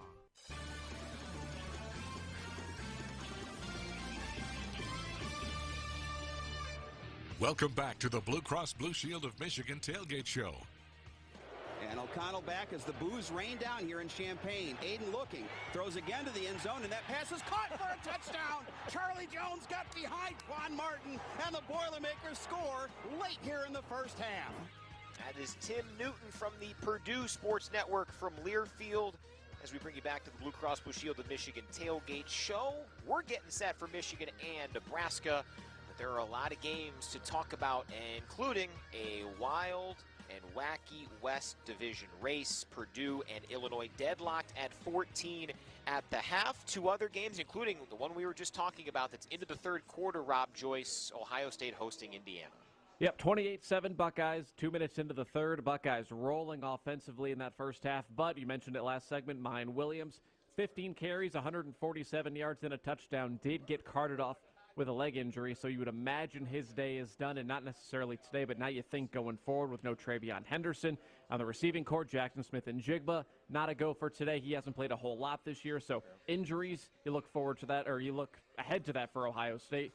Purdue and Illinois are tied at halftime at 14. Illinois starts the day 4-2 in the West Division. That's alone in first place, but Purdue, Iowa, and Wisconsin, those two play each other at 3:30, and then Minnesota, all 3-3, so a loss by Illinois will just throw the West into even more chaos. And then you do have a couple of other games, Penn State, Maryland at 3:30, Minnesota, Northwestern at 3:30, and forgot that Michigan State is beating Rutgers 14-7, just started the second half there. But all eyes for entertainment purposes on in the West Division, because who the heck knows what's going to happen. Yeah, don't worry, that's a forgettable matchup, so everybody will forget about that one. 2 things. One, Jackson Smith and Jigma has played 3 games this year. He's got 5 catches for 43 yards. He is unquestionably an awesome football talent. But can you acclimate a guy seamlessly? Say he tries to wait for the game in 2 weeks. How difficult is that at a wide receiver spot? Well, I don't necessarily know that it's that big of a deal, because it's, hey, if you're just faster off of the line of scrimmage, your release is that good, and you're wide open, there's not a whole lot involved in throw me the ball. But it's a question of 100% or not. Right, certainly. Is he going to be 100%? That's going to be the big question. But when you look and you say, okay, Marvin Harrison Jr., I think he's got, 5 catches over 100 yards so far today. So it's not like – and that's what I say when it's the most talented wide receiving room. It clearly has the depth of talent. You don't need a guy like Jackson Smith and Jigba to still put up astronomical numbers for your quarterback, for your receiving room. And, if he is available, it's just another thing that Michigan has to account for. No doubt. West-wise. How does the tiebreaker work if you've got a four-way tie in the Could West? Be a 5-way tie. It's unbelievable what's going on out there. And, we want, selfishly, Illinois to win this game. Because if they do, chances are next week's game, and this is just me trying to read the tea leaves, will be a noon kickoff. That's what you want. Well, yeah, it's we all want that noon kickoff. There's so many things because then you get a chance to go home and watch the rest of the games, and you get up and go. But that's. I thought you were talking about strength of schedule, and you go because we want a noon game. But it could be both. It is both. Yes, and obviously the strength of schedule. All right, blah, sure, blah, yeah, blah. whatever. And okay, who cares? We beat Illinois next week. It could be a preview for what happens in the Big Ten championship game. No doubt. Rob, what are you watching from a national perspective today? Well, now it's time to kind of start looking around the top 10. Ohio State ranked 2, Michigan 3. Top-ranked Georgia plays later today against Mississippi State. That's going on tonight. Other teams in the top 10, Tennessee up on Missouri at halftime, 28-17. LSU in a slugfest with Arkansas, 6-3 early third quarter. If the Tigers win out, we've never had a 2-loss team in the playoff, but a 2-loss SEC champ might change that conversation. If Ole Miss beats Alabama at 3:30, the Rebels would be 9-1. Suddenly they're probably in the conversation. Clemson lost last week, but they play Louisville. They have 1 loss. All these teams with 1 loss. Oregon plays Washington. Ducks are 8-1 and ranked 6th. So all these 1-loss teams that have no more margin for error starting to get into these big games, these rivalry-type games in November. So a lot to look forward to, even if there isn't that 1 versus 3 like there was last week. Yeah, and with Tennessee, they're dead to rights in the SEC East. They would need Georgia to lose twice. That ain't happening. So they need style points. Only up 11 at home against Missouri. They will not play on Championship Saturday, so they got to impress until the end of the month, and then their resume is submitted. Yeah, and the best thing when you talk about the mountaintop not being that high, with Alabama, you look at that game against Ole Miss, and you're like, that could be a great game. LSU, right? They've been playing really good football since, week 3. And you're looking at that Arkansas game, going 6-3. Normally, that's one where you're like, okay, LSU is going to win that by 3 scores. It's a great game. So for the college football fan, this is a great football season because you don't necessarily know every single week who the winners, who the losers are going to be. Okay, Georgia, that's a different conversation. Michigan and Ohio State, until that last game, that's a bit of a different conversation. But everybody else, hey, anything's on the table. Quickly, who wins? TCU at Texas tonight. I think Texas does. Yeah. And -7. It's unbelievable where that line is. TCU right now is, you're looking at strength of schedule, they ran a gauntlet of 4 weeks they played ranked opponents. Now, okay, Oklahoma, that hasn't aged well. You talk about a resume. Kansas hasn't aged well, but they were still ranked at the time. And you could say, well, TCU set them on this path to where they just haven't been able to recover. But they're going to Austin. Quinn Ewers, Bijan Robinson, Xavier Worthy, all of that talent that they have there. If it comes together offensively, I really don't know how TCU hangs with them. Yeah, it's going to be a fun one to watch there. Rob, appreciate it. We'll come back and check in with Doug Karsch. We'll call the action with John coming up here as the snow continues to slowly fall here in Ann Arbor. It's a great November day for football. We'll come back with Doug in a bit. First, traffic and weather. It's time for traffic and weather on the 8s.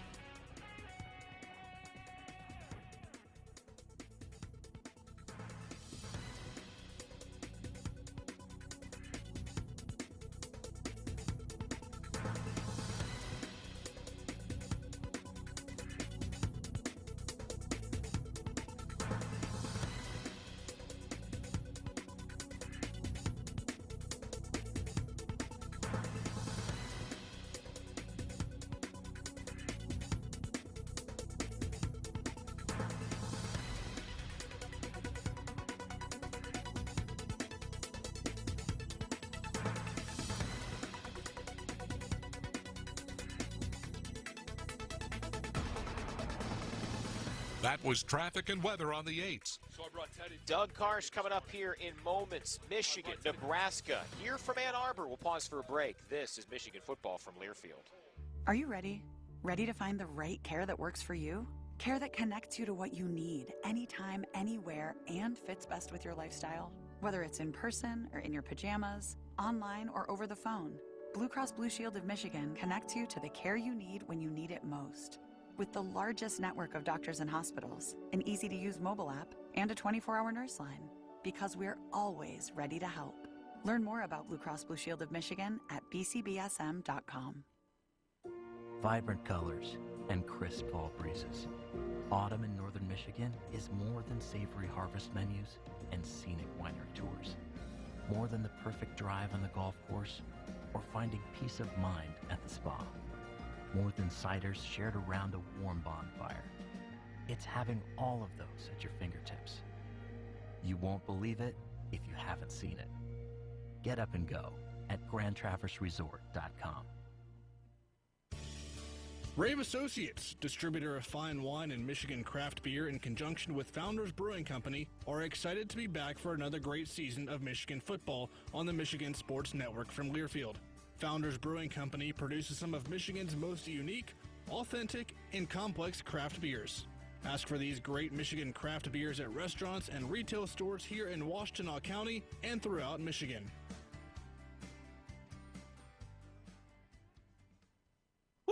Got my nachos, got my big TV, and my favorite chair. It's game time. But you know, the only thing that would make it a little better is if I could listen to my local broadcasters while watching the game. Hello. You must have wished for your game to be synced with TV and radio. I sure did. Do you have a DVR? You bet. Do you have a streaming device? Yeah. Blammo! Your game is now synced. It's that easy. Oh, boy. To see if you can get synced, head to syncmygame.com from Learfield. Syncmygame.com? Syncmygame.com.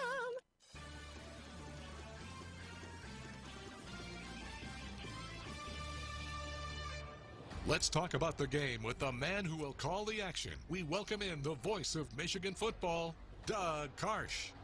Indeed, Wolverines and Huskers coming up. Doug, your attire is a little bit different for a game like this versus in the past. Yeah, this is the first game. That's 16 years of doing sidelines. This is the first crappy weather game where I don't have to get bundled up like I'm going on, out to Ice Station Zebra or something, going to Hoth. I'm ready. I'm a little bit more relaxed here than I had been in the past. And, my friends in the press box. Your shirt's untucked. It is untucked. My friends. But the tie is good. No top button. Yeah. It's an interesting look, but hey, my wife dresses me. So, but in the past, I'd be out there in weather like this, and I'd start getting texts from friends in the press box complaining that the soup was a bit tepid. Sure, yeah. Or that somebody opened a window. It was a struggle. Yeah, and I'm down there, fighting the elements. But that's now Jason Avant's job. So now Jason he went shorts for a while, a little bit longer than I expected. I mean, he really toughed it out in some of those early chilly mornings, and it grooved into a nice tempo. It was an aggressive play by Jason, but he has set the tone, by the way, with the shoe game. His shoe game is on point, and then Jack Miller got involved. And today I've countered with some Nikes that I hope I want to get. Is that you? Those are pretty. You like was that you or Sue? This is sarcasm. You don't like these shoes. That's clear. I don't really have an opinion whether I like them or not. I mean, it's very Texas of you. So and maybe, you know what? Are you pulling for Texas over TCU a Texas tonight? I'm actually would not. help. It would help. Yeah, it'd be good. You're right. It would help. That's a great point. And look, that's the great thing about this current system of college football is, quite frankly, we're in a playoff now. Oh, yeah. TCU Texas is a playoff game. Michigan's they've got this game today, which if they take care of business, and they should take care of business, Michigan's been able to play at a consistently high level all season long. It's been impressive. And if they go out and are consistent, they'll take care of business today. But this is the last football game they will play this year that, we'll walk into the game feeling like Michigan should win comfortably. They should. Let's not overestimate Illinois. Okay, maybe not, but I think Illinois is a team that can beat you. I still think Illinois is a team that can beat you. And I bet they come in here and play their best game next weekend. Well, and here's why. Brett Bielema. I've got a lot of respect for Brett Bielema. He understands how to prepare a team for an environment, for what they're about to face. He did it when they went up to Wisconsin, obviously his old stomping grounds, a physical battle. He knows exactly what he's going to face when he comes to Ann Arbor, so I will give you that. However, I still think there is such a gap in what goes on in the Big Ten West compared to what is in the Big Ten East. Well, given the fact that Illinois has lost to 2 last-place teams in the East, Michigan State and Indiana, they're fortunate they don't play Rutgers. Because, honestly, you've got the 2 – last week there was a 3-way tie for last. Indiana had 1 win over Illinois. Michigan State had 1 win. They got their second over Illinois. So I get it. I understand where you're coming from, but I think you need to show up and play against Illinois. I'm just in a mood right now. It's an ass-kicking mood. Let's go. You just want to kick some ass? Yeah. All I right. mean, it's I was about to ask you. This Hold on. is a perfect college football day to go out there and just road grade someone. It's not quite as frosty as it's been in the past, though, is it? Wow. Is it, John? You've been waiting. Since I don't know when the exact date was that Scott Frost was relieved of duty, but I guarantee you that night, Doug Karsch went home and said, you know what, I'm going to use this. So, John, for people who are not familiar, this was your least favorite person in the Big Ten, in college football, maybe in the United States of America, was Nebraska coach. It was Nebraska coach Scott Frost. But he admitted earlier that he misses him. I'm going to go Jim Harbaugh on you. I'm going to say I thought you were going to say Jim Harbaugh was the first. It's 1A, Scott Frost. I was like, wait, what? 1B, James Franklin. That's true. Wow. 1A, 1B. So now is 1A James Franklin? 1A would be James Franklin. He still doesn't like Scott Frost, even though he's Scott not Frost. Yeah, I don't know where he turns up. I just hope it's somewhere where Michigan gets to play him so we can kick his ass again. All righty, very good. I do. Ass-kicking mood for sure. Yeah. I do want to get your thoughts, Doug, on, it's 53-48 Michigan in the first half of the last 4, 100-3 in the second half. A lot of questions been asked. Hey, what's the origin of this great work after halftime? How would you attribute it, characterize it? The coaches have downplayed it. Mikey Sainristil, still speaking to the media a couple weeks ago, said, we go into the locker room, and the first thing that they do is give feedback to the coaches. Which is cool. And then the coaches take that feedback and obviously figure out what they believe as well, marry the two together, and come up with a game plan. Klink said this week, Steve Klinkscale, co-defensive coordinator, said this week, I said, what about the halftime adjustments? And you were there, and he said, well, it was kind of hard because we were only on the field for 20 plays. It didn't feel like we had a chance to really adjust much. I think the talent Michigan has and the effort, which has been wildly consistent. John, you've talked about how Michigan's effort and preparedness each week has been up here, and it stayed there. And with college kids, that's hard to do. There are letdowns and upsets all around the country. It could happen again here today if you don't take this opponent seriously. But if you have that consistent effort, when you're Michigan in this Big Ten, you should win every game on your schedule right up until the last one, and then you got to show up and play your best. And it's all about what is consistent. Is your game, what's your identity on football? It's being able to run the football. It's being able to stop the run defensively and put pressure on quarterbacks. Those are all things that you don't need rhythm for. You can have an off day and still be able to run the football because you can dominate at the line of scrimmage. Now, maybe a 10-yard run is a 6-yard run because your running back is a little bit off and the rhythm is off there. But if you can dominate at the line of scrimmage, it does not matter if you're off, if your quarterback is just not feeling it and he's inaccurate for the day. Michigan has a game that can travel. They have a game that can be consistent in any conditions, and that's why it's been a workman-like business attitude. And look at these conditions. I know. It's How great great. is this? Snow is coming down. It's going to be a lot of fun. And, Doug, hopefully your soup is not tepid here in the press box today. That's Doug Karsch. John and I will have his keys coming up. But first, our final check here on the Blue Cross Blue Shield of Michigan Tailgate show of traffic and weather. It's time for traffic and weather on the 8s.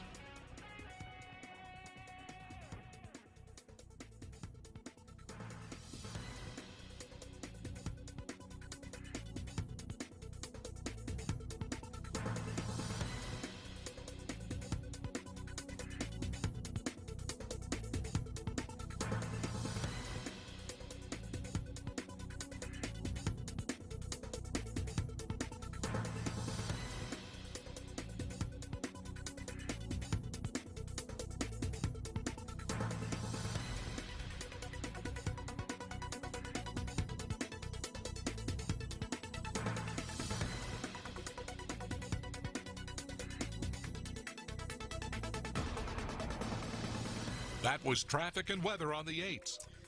We'll get John's keys to the game here on the Blue Cross Blue Shield of Michigan Tailgate Show. Michigan and Nebraska coming up shortly after 3:30 on a snowy afternoon in Ann Arbor. This is Michigan football from Learfield. Before you get in, get going, get gone. You need to get a tire that gets you. We suggest a Cooper tire. After all, Cooper engineers its tires not just for performance, but real-life performance.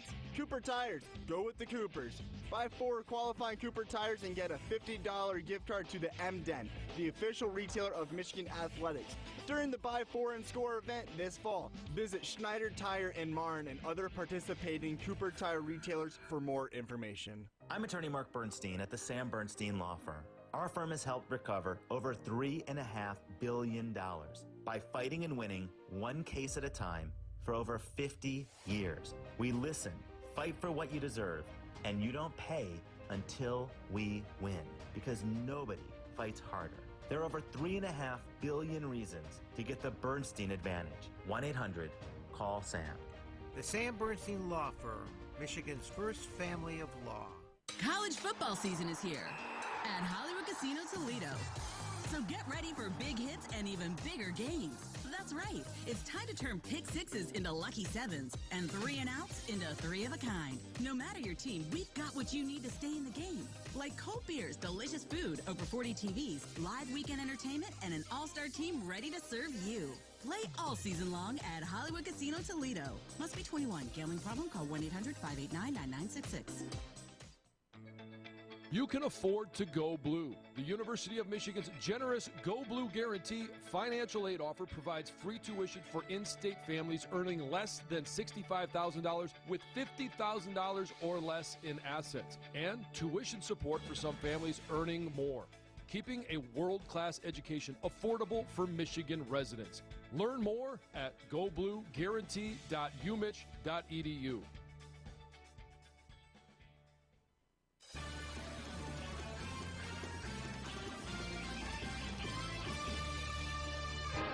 This is the Blue Cross Blue Shield of Michigan Tailgate Show. Let's get to the John Jansen keys to the game, and I got to tell you, I love that your keys to the game are written down on the back of a paper plate.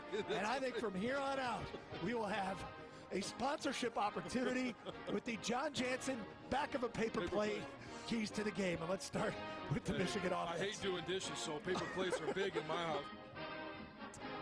Back here on the Blue Cross Blue Shield of Michigan Tailgate Show, the expectation, John, is that this snow-wintry mix could continue until about 5 o'clock. I mean, it is just beautiful. It is. I mean, this is college football. This is November in the Big Ten. It's supposed to be like this. You can barely see campus. You can just kind of see it through the clouds, through the snow.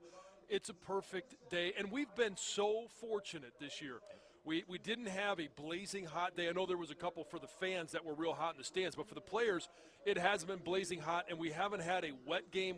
Last week we were on the East Coast, so we didn't get hit by those heavy winds, and so it's just been we've been very fortunate. No doubt. By the way, the long-range weather forecasts are now starting to show up for 2 weeks from today in Columbus. Early, 49, 50% chance of rain. Winds at 10 to 15 miles an hour. So, just so you know, we'll keep you updated on that. All right, let's get into John's keys to the game as we find out how the Wolverines will take care of business this afternoon, brought to you by Meadowbrook Insurance Agency and Auto Owners Insurance. John Jansen, how do the Wolverines not just win, but really dominate, put together that 60-minute performance? So offensively and defensively, special teams. The first one is, hey, no self-inflicted wounds, no block punts, no turnovers, no boneheaded, missed assignments on defense, allowing somebody to go 50 yards. But offensively specifically, this is an opportunity to work on a few areas of the game. J.J. McCarthy hit too many times last week, so no sacks, no pressures. Let's work on tightening things up front, and then improve goal line efficiency. And I know Coach got a little upset with me early in the week when I was asking him, hey, why does it take 4 times to get into the end zone, 5 times on the next one? Oh, the week before I'm complaining about not getting touchdowns. Now I'm complaining about how they score touchdowns. You're damn right I am. Punch that ball in the end zone. Don't take so much time, because when it gets to 4th and 1 or 4th and 1 against from the goal line against Ohio State, it becomes a lot tougher. They're better than Rutgers is. That's what you always got to keep in the back of your mind, and connect on at least 3 plays down the field, J.J. McCarthy, I don't care if it's Andrew Anthony, Ronnie Bell, Roman Wilson, whoever, down 30-plus yards. He said 30, not 20. Not 20. 30. We always go by, explosive plays is 20-plus. Yep. I want to see down-the-field connections offensively. All right, I like it. So defense, special teams, this is a Nebraska offense that's ripe for some big-time plays. There is no doubt here that Michigan has the ability to dominate these guys. No Casey Thompson for Nebraska, so they'll go with somebody. We'll see how they operate quarterback-wise, but it could be a potpourri for the Huskers. It could be. So I think Chuba Purdy is going to be the quarterback that at least starts the game. You got a young quarterback, inexperienced. This is a defense that can bring pressure from every level. It would be a nightmare for a quarterback to figure out, is it the defensive line that's going to get after me? Is it the linebackers? Is it Mikey Sanders still coming off the edge? Makari Page? Continue to put pressure from all levels on the quarterback. And then tune in on 2 guys. Anthony Grant, the running back, 5 games this year, over 100 yards. That's going to be their go-to guy. And then Trey Palmer. He's their leading receiver. He's the guy that you've got to identify where he is on the field every single time. He's a transfer. He's had great production for them. Special teams-wise, and I'm going to go back to what I said originally, all 3 phases, no mistakes. Understand that when you're playing against a team like this, they're going to try tricks. They're going to have something up their sleeve, whether it's a punt rush, whether it's a reverse on a kickoff. You've got to be aware of what is going on and communicate, be alert, and then let's get back to basics, no penalties. No doubt. Special teams, it doesn't have to be a huge plus. It just can't be a negative in games like this. Yeah, like Jay Harbaugh says, first thing, do no harm. No doubt, 100%. All right, those are how the Wolverines will take care of business with John's keys to victory. Brought to you by Meadowbrook Insurance Agency and Auto Owners Insurance, who understand each client is unique and every situation is different. Let Meadowbrook review your current policy, listen to your insurance needs, and present you with coverage options that fit your lifestyle. Uncover your new rate today by visiting meadowbrookagency.com/quote. We are moments away from our network-wide pregame show. Coming up, we'll hear from head coach Jim Harbaugh, from right guard Zach Zinter, thoughts from Doug, John, Jason Avant on the snowy sidelines, Jack Miller in a little bit as well, as we get you set for the Wolverines and the Huskers. Michigan trying to get to 10-0. Thanks so much for listening to this, the Blue Cross Blue Shield of Michigan Tailgate Show.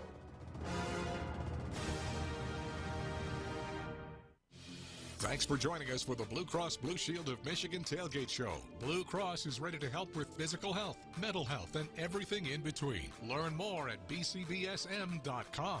Stay tuned for the pregame show, which includes more analysis from the crew and the exclusive pregame comments of head coach Jim Harbaugh. This is Michigan football from Learfield. Are you ready?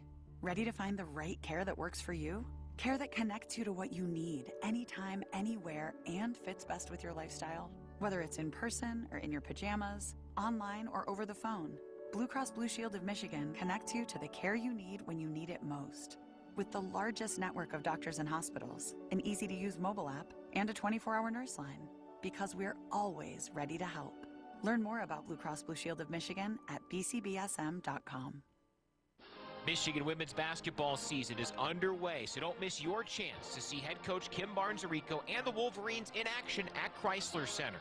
The program has soared to new heights in recent seasons, and the Wolverines are pushing for their first ever Final Four this time around. Head over to mgoblue.com/tickets to secure your seats. That's mgoblue.com/tickets to experience Michigan women's basketball this season at Chrysler Center. Are you interested in a career in metals? Join the Alro team.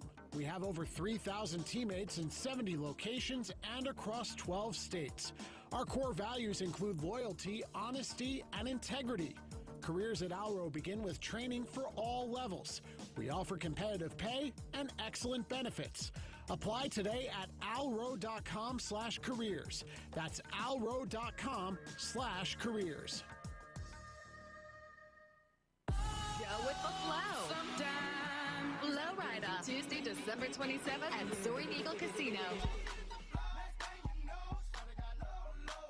Flow Rider. Tickets start at $56. On sale now at the box office or etix.com.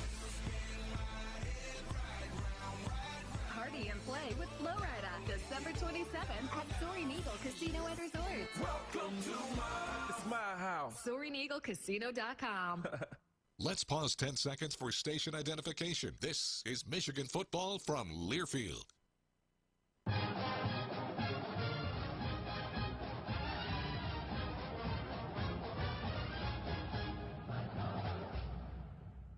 Over the middle, inside the 5, touchdown. Catch it, shoot 3, yes, sir! They scramble around in there and score! The following is a Learfield presentation of the Michigan Sports Network. Well, that'll be half, with Rutgers leading Michigan 17-14. And you should see the Scarlet Knights as they make their way up the tunnel. We just came in at halftime and said score 0-0, come out, have a better half. I tried to tell some of the guys to be calm in the face of adversity. We just had to continue playing our game. They made a couple plays, now we have to go out and make a couple. Somebody got to step up and make those plays. Winstat back to pass, and it's intercepted. Mike Barrett has got it going the other way for him. Running left, fights to the end zone, holds the ball out. Touchdown, Wolverines. Tip, intercepted again. It's Michael Barrett again. 20, 15, 10, 5. Touchdown, Wolverines. Back in the end zone, caught. Touchdown, Wolverines. Cornelius Johnson's got it. The thing that screamed off the tape was just how hard our players played in the game. If you just do your job and be who you are, it's going to come to you. We have our future in our own hands. You can't get to where you want to get unless you win every single game. This week is the most important game of our season because if we were to let one slip now, all our goals are going to be gone. We feel like it's all right there for us. The time is now. We're on a ride. It's a happy ride. And it could be even a magical ride.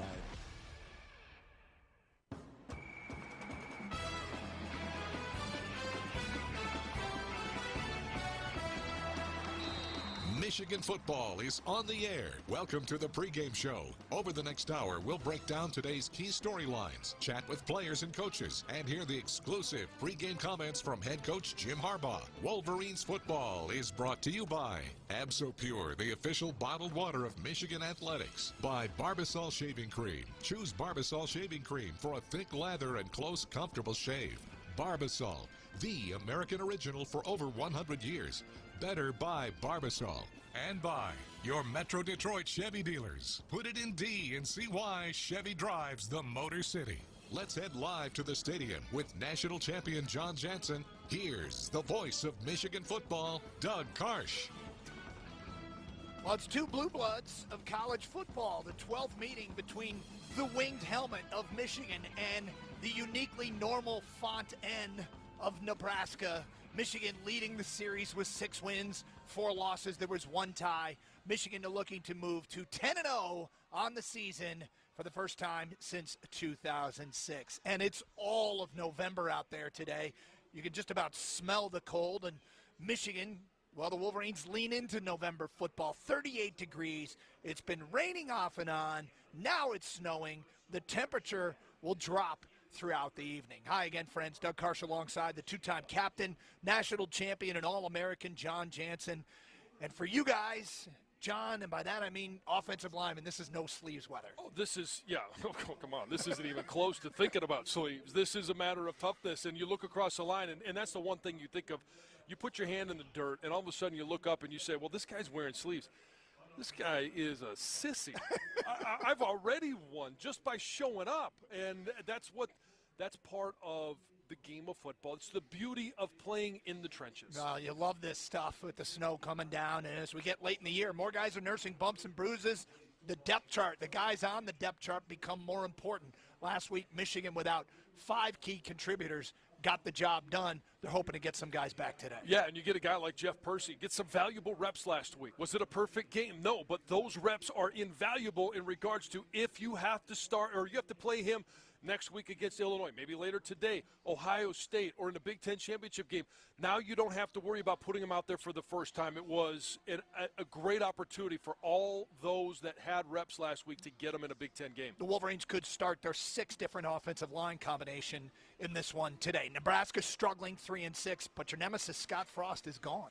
He is, and it's a little disappointing. I like beating up on the little fella. and now I don't even get that opportunity, so it's kind of taken away.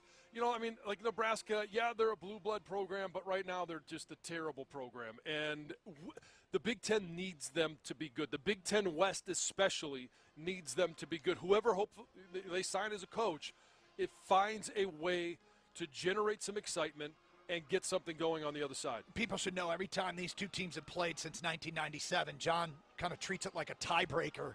And by the way, since 97, 3-3. Deciding game 7 Deciding today. game, yeah. Let's go out there. I mean, I'm a little fired up today because we're 2 weeks away from the Ohio State game. This is an opportunity to fine-tune some things. And offensively, it's an opportunity to go out there and show that you're an explosive offense. Maybe J.J. can connect on some of those deep routes. Blake Corum, Donovan Edwards, you can get things rolling again defensively. It's about being able to stop the run against this Nebraska team. Well, the Wolverines have been remarkably consistent this year. Everybody knows about the second half stats. Last 4 games, outscoring opponents 100-3 in the second half. Can they keep it up? We'll find out today. Coming up, scouting reports, offense, defense, and special teams. Brian Bush will anchor our coverage, and we'll hear from former Wolverines Jack Miller and number 8 Jason Avant, and later Michigan head coach Jim Harbaugh. It's Michigan and Nebraska from here in Ann Arbor. This is Michigan football from Learfield. It's time to bring the big game to your backyard. With battery power, made by Steel. Steel battery blowers start at just $139.99, and battery chainsaws start at $299.99. Find yours at over 10,000 local dealers. Visit steeldealers.com. Real Steel. Find yours. All prices BS SRP. U of M football at the Big House is brought to you in part by AbsoPure, the official bottled water of the Michigan Wolverines. Stay refreshed and hydrated all season long, in the stands or on the go, with AbsoPure natural spring water. Find AbsoPure in retailers across Michigan, including Meijer, or have water delivered direct to your home or office with AbsoPure's convenient delivery services. Hydrate like a Wolverine with AbsoPure, the official bottled water of Michigan Athletics. Visit absopure.com/go blue or call 800-4-ABSOPURE to learn more. The excitement, the passion, the tradition. A spectacular 92-yard punt return for a touchdown! This is Michigan football from Learfield. O'Reilly. When you need auto parts, O'ReillyAuto.com is just a few clicks away. We offer convenient options for you to get your parts quickly. Order online and pick up for free at your local O'Reilly Auto Parts store. We'll even bring it out curbside. Or you can have your parts delivered right to your door with free shipping on most orders over $35. Visit O'ReillyAuto.com. O'Reilly Auto Parts. Bank like a victor with the University of Michigan Credit Union. When life calls an audible, we are here to help you stay on top of your game with local low-rate loans to meet all your financial needs. Access your account with our conveniently located branches and ATMs, 24/7 online banking, and our mobile app. To learn more about our services or find a branch near you, visit umcu.org. UMCU is a proud partner of Michigan Athletics. The University of Michigan Credit Union is federally insured by NCUA.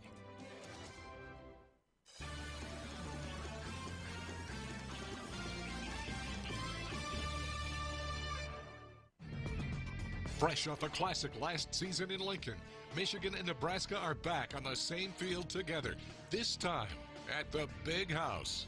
Now, here's your host, Brian Bush. Michigan 9-0, Wolverines number 3 in the college football playoff poll. Everything in front of them. We'll try to keep it that way this afternoon with Nebraska coming to town. Michigan fans' eyes have started to wander toward the clash 2 weeks from right now in Columbus. Head coach Jim Harbaugh admitted earlier this week that the team knows what's coming in 14 days. And then 7 days after that if the Wolverines keep winning. But the approach of the team is much more short-term. There's been a lot of good work made already. I mean, there's been a lot of ground work that's already been laid, and our time's now. You know, our time is not last year. It's not next year. Our time is now, and we're on a ride. We're on it's a happy ride, you know, and it could be even a magical ride. So let's, focus on the task at hand, which is today. And today, Nebraska comes to town, a team that falls out of bowl eligibility with a loss. John, you've been saying for weeks, though, Michigan needs to treat these games like they are Ohio State and play to the standard that their effort today would be good enough in 2 weeks in Columbus. And because you've got to tune things up, whether it's offensive, line-wise, you get inside the 5-yard line, punch it in. Don't take 4 tries. You got a wide-open receiver deep, you hit him. Defensively, you get a guy wrapped up. Don't let him out of that tackle. Don't let him get extra yards. And it's all the tune-up for what has to happen in 2 weeks. Last week, Wolverines had more success in the red zone at Rutgers, scoring touchdowns on 6 of their 7 trips against the Scarlet Knights defense that struggled all year when backed up like that. But still, there was some pulling of teeth. Michigan needed a couple of 4th down and goal conversions. So how did the staff assess the effort in close in the red zone? Here's co-offensive coordinator Matt Weiss. We're very process-focused, so just like coming out of Michigan State, where we didn't have a great result, we look at each play individually. Same thing with the last game. We look at each play individually and see where we can get better. So we're not sitting back after we scored 6 or 7 times and saying everything is good. Just like when we didn't have the success we wanted against Michigan State, we looked at every possible angle to try to get better. It seemed like a step forward, but not a big enough step. Well, every week you want to do something a little bit better. All right, so they got to settle for field goals against Michigan State. Against Rutgers, they finally were able to punch it in. That's improvement. Now, today, if they get down in that situation, is there a little bit a different play call, or is it better execution up front? I've talked about the cardinal sins of an offensive lineman when you get that close. Are they preventing those? And it's all about, in the end, getting in the end zone. They did that against Rutgers. Now let's see if we can improve upon that. This afternoon, Michigan will encounter a Nebraska defense that's second to last in the Big Ten in points per game allowed. They've been a bit better in recent weeks. They had a first-half shutout against Minnesota last week. They ended up losing 20-13. So what strengths do the Huskers possess defensively? Here again, Matt Weiss. You can see a defense that plays hard. They play with a lot of effort. I think they have a lot of pride. The thing that you do see on tape is they've cleaned up a lot of the things that plagued them earlier in the year in terms of missed assignments and blown coverages. They're much more sound. They're in the right spot. They know what they're doing. You know, they had some coaching changes and some different things happen. I think they've really settled down and started to play better. They will be without one key contributor, starting safety Miles Farmer, suspended this week, second on the team in tackles. Weiss specifically mentioned sack leader Garrett Nelson as a player to watch, and he plays a lot of snaps for an edge rusher. What else stands out about Nebraska's defense? Well, they're fast, and they're going to be physical. And one thing you know about a team that's playing for an interim coach is they're playing for their spot next year. Sure. They're playing to show off, if it's not going to be the current coaching staff, who is the next one. They want to turn it on, and they're going to turn on the games that matter most first. All right, how did you play against Michigan? Those are the players that we want to continue to perform in that environment again. So you know in this game you're going to get speed, you're going to get power, you're going to get a lot of movement up front. We talked about that last week. Michigan struggled against Rutgers with movement up front. Same thing with Michigan State. Guarantee you're going to see that same thing again today. Buy 4 and score with Cooper Tires. Buy 4 qualifying Cooper Tires and get a $50 gift card to the M-Den. Visit Schneider Tire in Marne and other participating Cooper Tire retailers for more information. Wolverines and Huskers, a 3:36 kickoff. We'll have the defensive scouting report after this break. You're listening to Michigan football from Learfield. From the biggest of big games to the littlest of the little. There you go! Run, James! No, first base! Go, run! Whenever you shop Meijer, you help support hundreds of local sports teams across the Midwest. From some of the biggest stadiums in the state to the familiar fields down the street. You're helping make a difference to the people and places you call home. Learn more at Meijer.com/community. And we're back with breaking news. Coke Zero Sugar might be the best Coke ever. That's right, Jim. Coke Zero Sugar is a must-try for any Coke fan, so make sure you... Jim. Jim. We're on the air. Ooh, yes, this tastes like the best Coke ever to me. Your thoughts, Jen? Well, can I have a sip? Jen, we're in the middle of reporting the news. I need to try it first. Your official home of the Maize and Blue, the Michigan Sports Network from Learfield.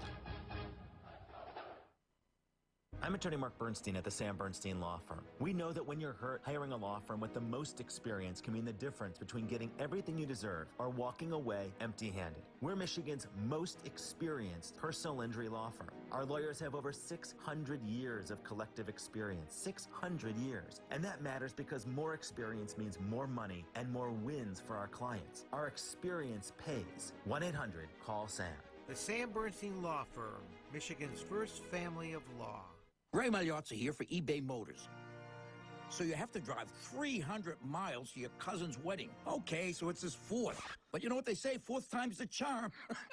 Well, here's the problem. Your tires are as bald as I am. But lucky for you, eBay Motors has tires for just about every make and model. Plus wheels, lug nuts, jack stands, and more. 122 million parts. Do they have tissues? Oh, good, because I'm definitely a crier. Get the right parts at the right prices. eBay Motors. Let's ride.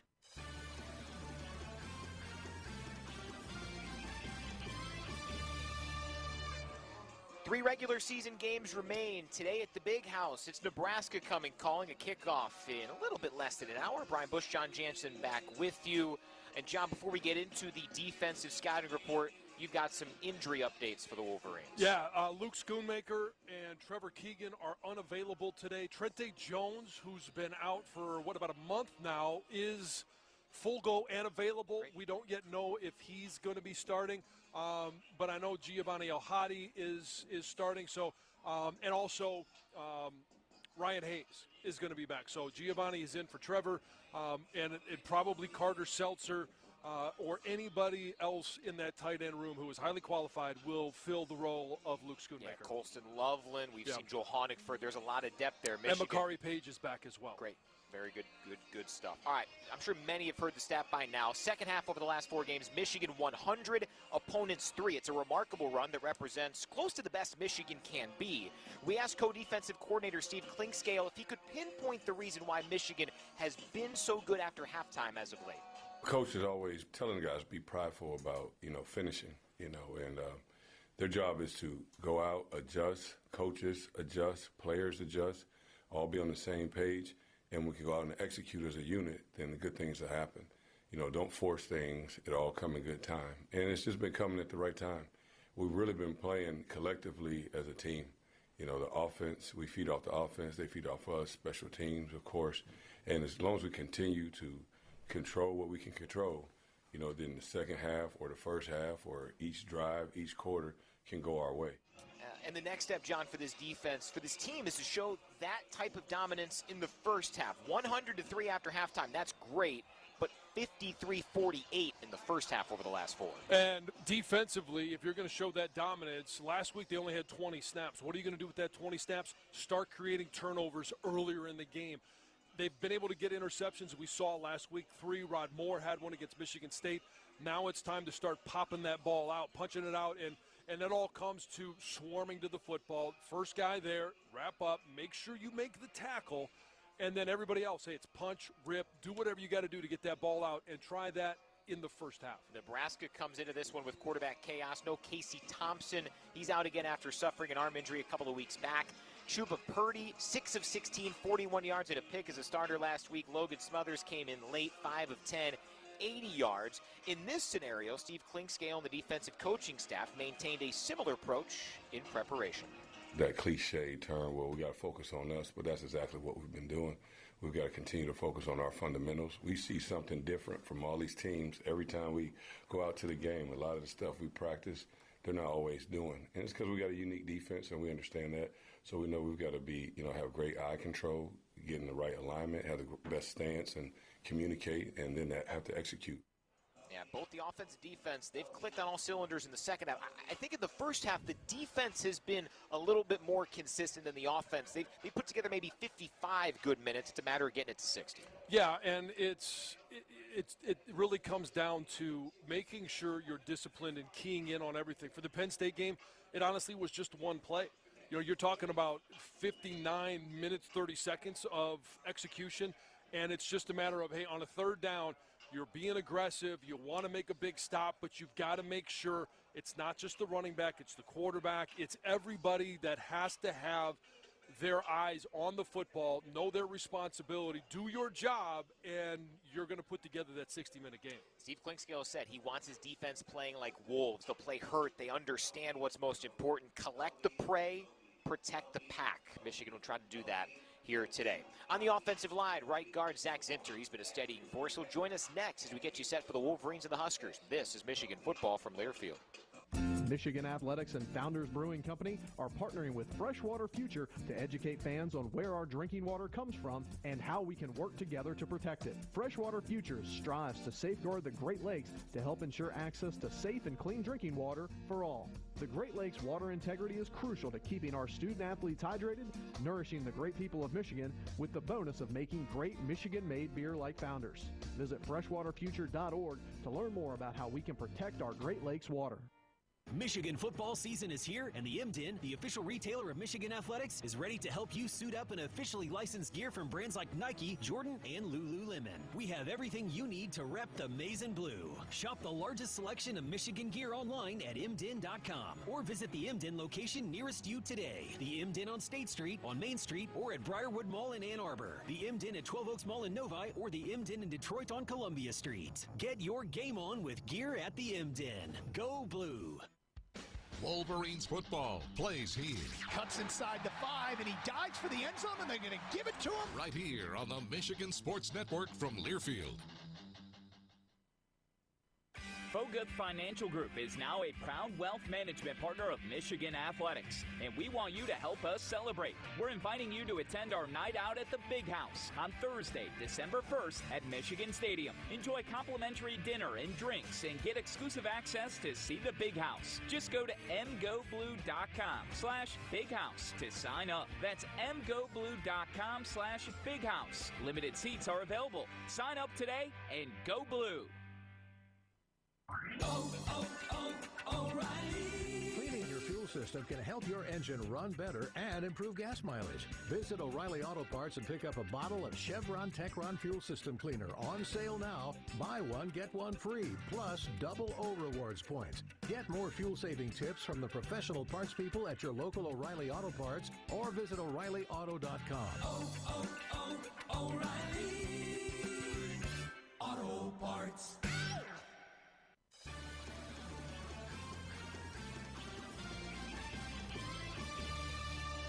We continue on the pregame show, getting set for Michigan and Nebraska. Remember, the Wolverines offensive line, Zach Zinner, is here. Zach, first off, you guys won the Joe Moore Award last year. How has this offensive line come into its own this season? And compare and contrast the units a little bit. We were good last year. I think we're really good this year. Bringing Olu in last year was a really big win for us. You know, he fit in perfectly, obviously physically talented. And, you know, I think we're just as good as maybe even better than we were last year. So I'm really excited. Now, there was a lot of shuffling in the game against Rutgers. No Ryan Hayes to start. Jeff Percy swoops in and gets his first start. We saw some of Giovanni El-Hadi, some other movement, too, with Trevor Keegan kicking to left tackle. How difficult is it to do that shuffling and kind of have to reestablish things on the fly? You know, super, super proud of those, you know, Gio, Percy, being able to step in, keeping the standard that we have on the offensive line.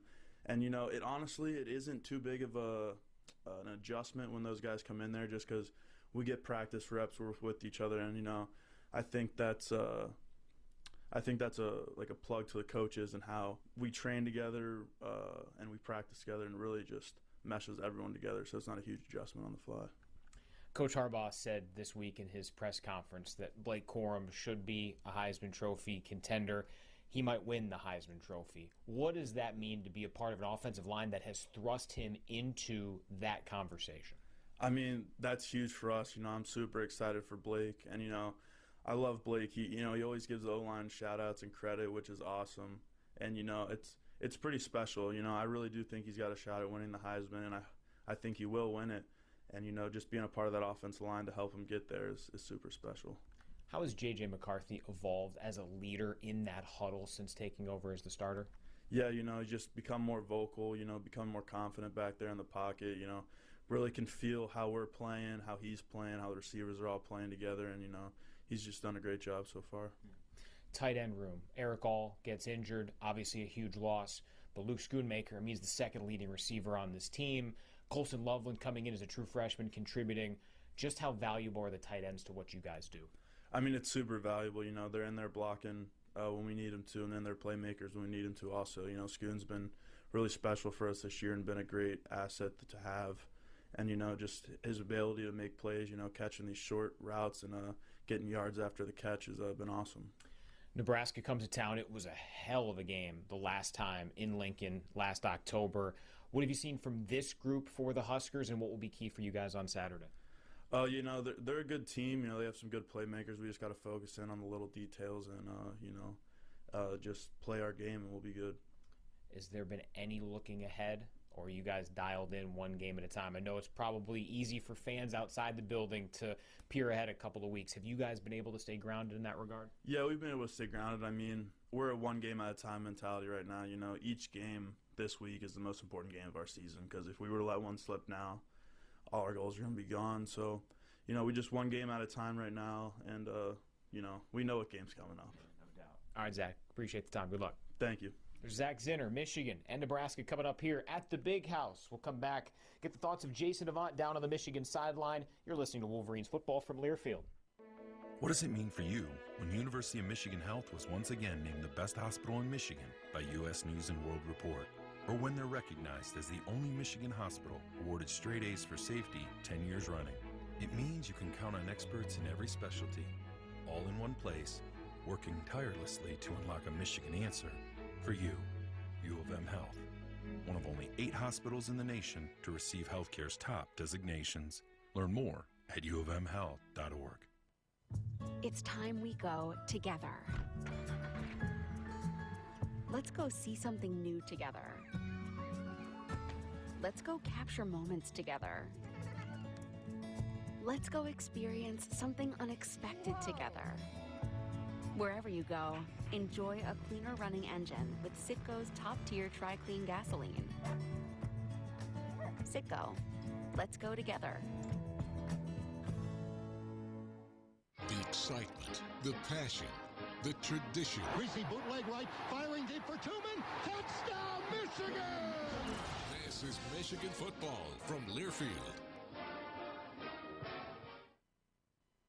Place an order for a 2023 F-150 lease today and receive $1,000 bonus cash. Plus, you can lock in your deal right now. And if at the time of delivery, the deal gets better, you get the better deal. Returning AZ Plan lessees can order a 2023 F-150 and lease it for $299 a month for 24 months with $4,819 due at signing. Order today and take delivery by December 31st, 2022. Lease payment includes waived security deposit, excludes title, taxes, and license fees. Not all lessees will qualify for Ford Credit Red Carpet Low Mileage Lease. Payment includes $2,000 renewal and $1,000 retail order bonus cash. Take new retail delivery from dealer stock by November 30th. See dealer for qualifications and complete details. Some exclusions may apply. So lock in this $299 F-150 lease payment today. Only at your Southeast Michigan Ford dealers. Think Ford first.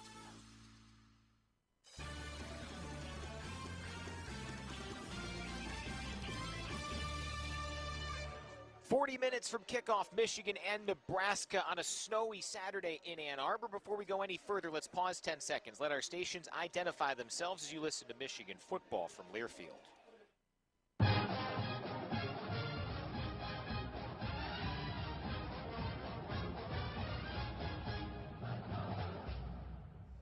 Brian Bush back with you high atop Michigan Stadium. We'll get Jason Avant's thoughts on the floor of the Big House here in a moment. First, though, the Michigan Answer Spotlight from Michigan Medicine.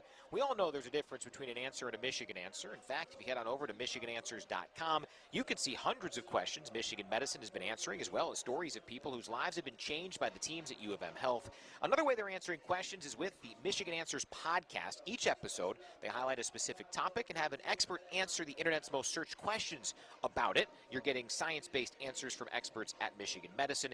This week, episode 4 of season 1, our focus, when Dr. Walter Alamar Jimenez, physical medicine and rehabilitation physician at U of M Health, talks about a new treatment for knee pain.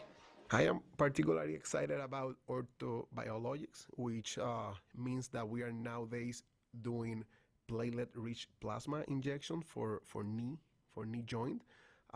That's basically a procedure which we take blood from the patient, we spin in a machine, and then we create this platelet concentrate. And we know that that has healing factors, growing factors, and most importantly, it's very safe because it's the patient's own blood, and it's a simple injection that might provide good long-term relief. Rather than corticosteroid, which we know it may help up to 2 months, if the PRP help, it might be more sustained or prolonged relief.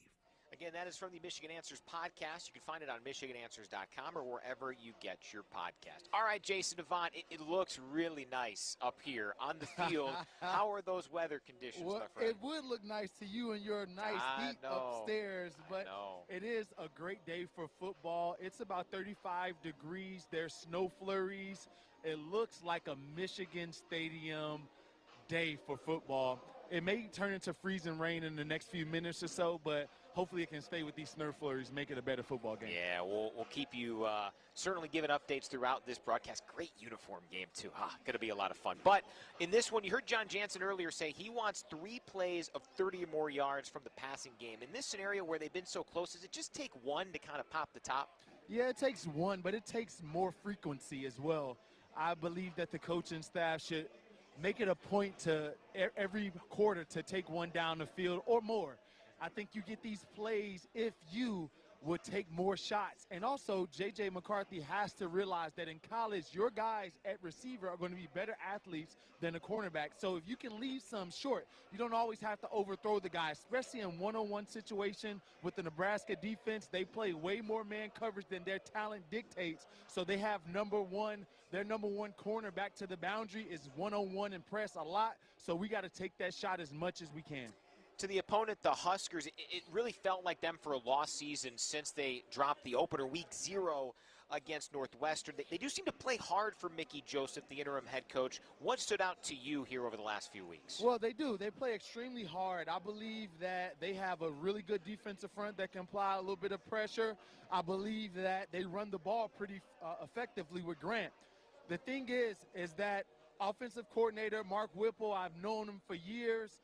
At the Philadelphia Eagles with me, he can call a great game offensively. He just doesn't have the stable of horses. So it's not about coaching and the guys playing hard. They just don't have superior talent to compete with Michigan in this type of an atmosphere. But they play extremely hard for Joseph. There's a lot of recruits that are trying to come in, and those guys want their spots for next year. They want him to be the head coach for next year. So they're playing extremely hard for this guy. You can tell that they like him a bunch, but they have a really big mountain to climb this afternoon with the lack of talent. Great stuff as always, Jason. We'll talk to him during the game. Wolverines and Huskers coming up. Jack Miller's pregame thoughts next as you listen to Wolverines football from Learfield. Before you get in, get going. Get gone. You need to get a tire that gets you. We suggest a Cooper tire. After all, Cooper engineers its tires not just for performance, but real-life performance. Cooper tires. Go with the Coopers. Buy 4 qualifying Cooper tires and get a $50 gift card to the M-Den, the official retailer of Michigan Athletics. During the Buy 4 and Score event this fall, visit Schneider Tire in Marne and other participating Cooper Tire retailers for more information. This season, Sharifa Halal Beef Jerky is making its debut at Michigan Stadium. Exciting news for fans looking for a delicious protein snack. It is a native to Michigan brand for over 45 years now. With a reputation for quality products, Sharifa Halal Beef Jerky will be available as a halal concession option at the Big House, Chrysler Center, and Yost Ice Arena. For more information, check us out on Instagram and Facebook and at saadmeats.com. That's SAADmeats.com. The excitement, the passion, the tradition. Is that intercepted? Holy cow! Jordan Lewis! This is Michigan football from Learfield. The year was 1919. Barbasol shaving cream was invented by a dreamer named Frank Shields. The world's first modern shave cream, Barbasol changed the face of shaving forever. A few billion shaves later, Frank's dream lives on. Behind every face is a dream. Barbasol proudly salutes every fearless, self-assured, wide-eyed dreamer all across America. Celebrating 100 years. Barbasol. College football season is here at Hollywood Casino Toledo. So get ready for big hits and even bigger games. That's right. It's time to turn pick sixes into lucky sevens and 3 and outs into 3 of a kind. No matter your team, we've got what you need to stay in the game. Like cold beers, delicious food, over 40 TVs, live weekend entertainment, and an all-star team ready to serve you. Play all season long at Hollywood Casino Toledo. Must be 21. Gambling problem? Call 1-800-589-9966.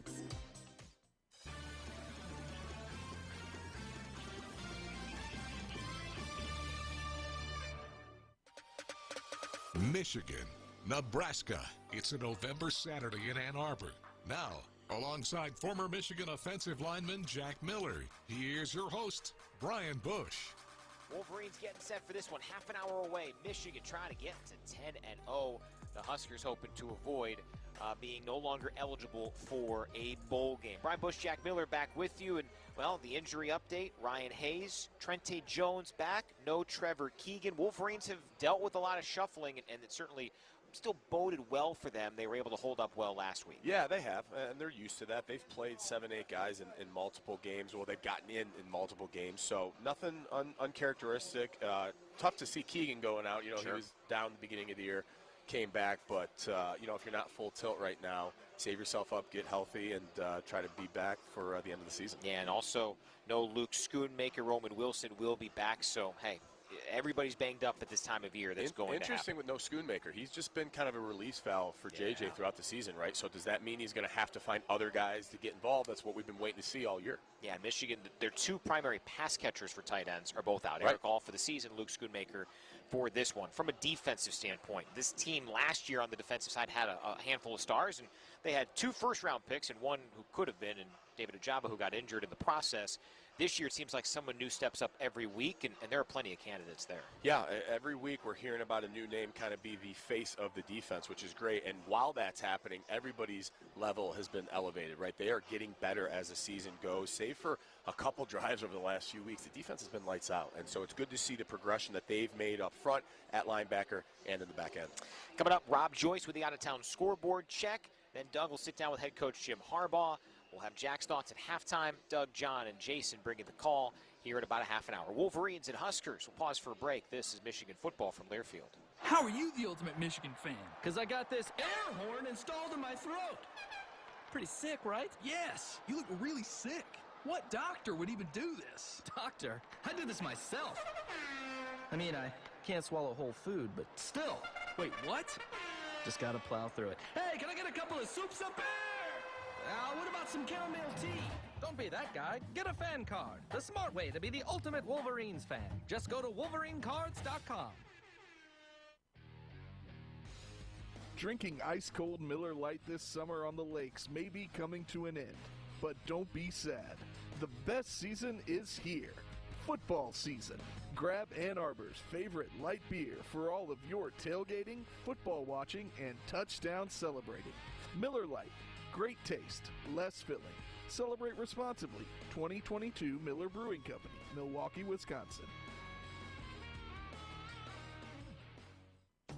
Today's broadcast is brought to you by Barbasol Shaving Cream.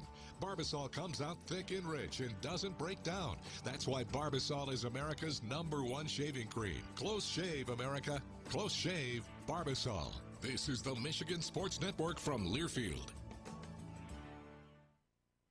I'm attorney Mark Bernstein at the Sam Bernstein Law Firm. Our firm has helped recover over $3.5 billion by fighting and winning one case at a time for over 50 years. We listen, fight for what you deserve, and you don't pay until we win, because nobody fights harder. There are over 3.5 billion reasons to get the Bernstein advantage. 1-800-CALL-SAM. The Sam Bernstein Law Firm, Michigan's first family of law. O'Reilly. See better and drive safer with Rain-X Advantage wiper blades at O'Reilly Auto Parts. Right now, purchase a pair of Rain-X Advantage wiper blades and get a $15 gift card after mail-in rebate, plus 2 times O-Rewards points. Our professional parts people will even install your new wiper blades for free. Stop by O'Reilly Auto Parts or visit O'ReillyAuto.com.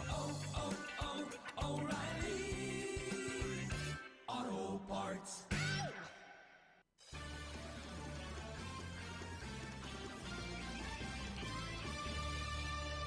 We're back at the Big House for another Saturday of Michigan football, and joining us today, as he does every Wolverine football weekend, is Andy Hetzel from Blue Cross Blue Shield of Michigan. Hi, Andy. Hi, Doug. I can't wait for kickoff, and as always, I'll be rooting for another big Michigan win.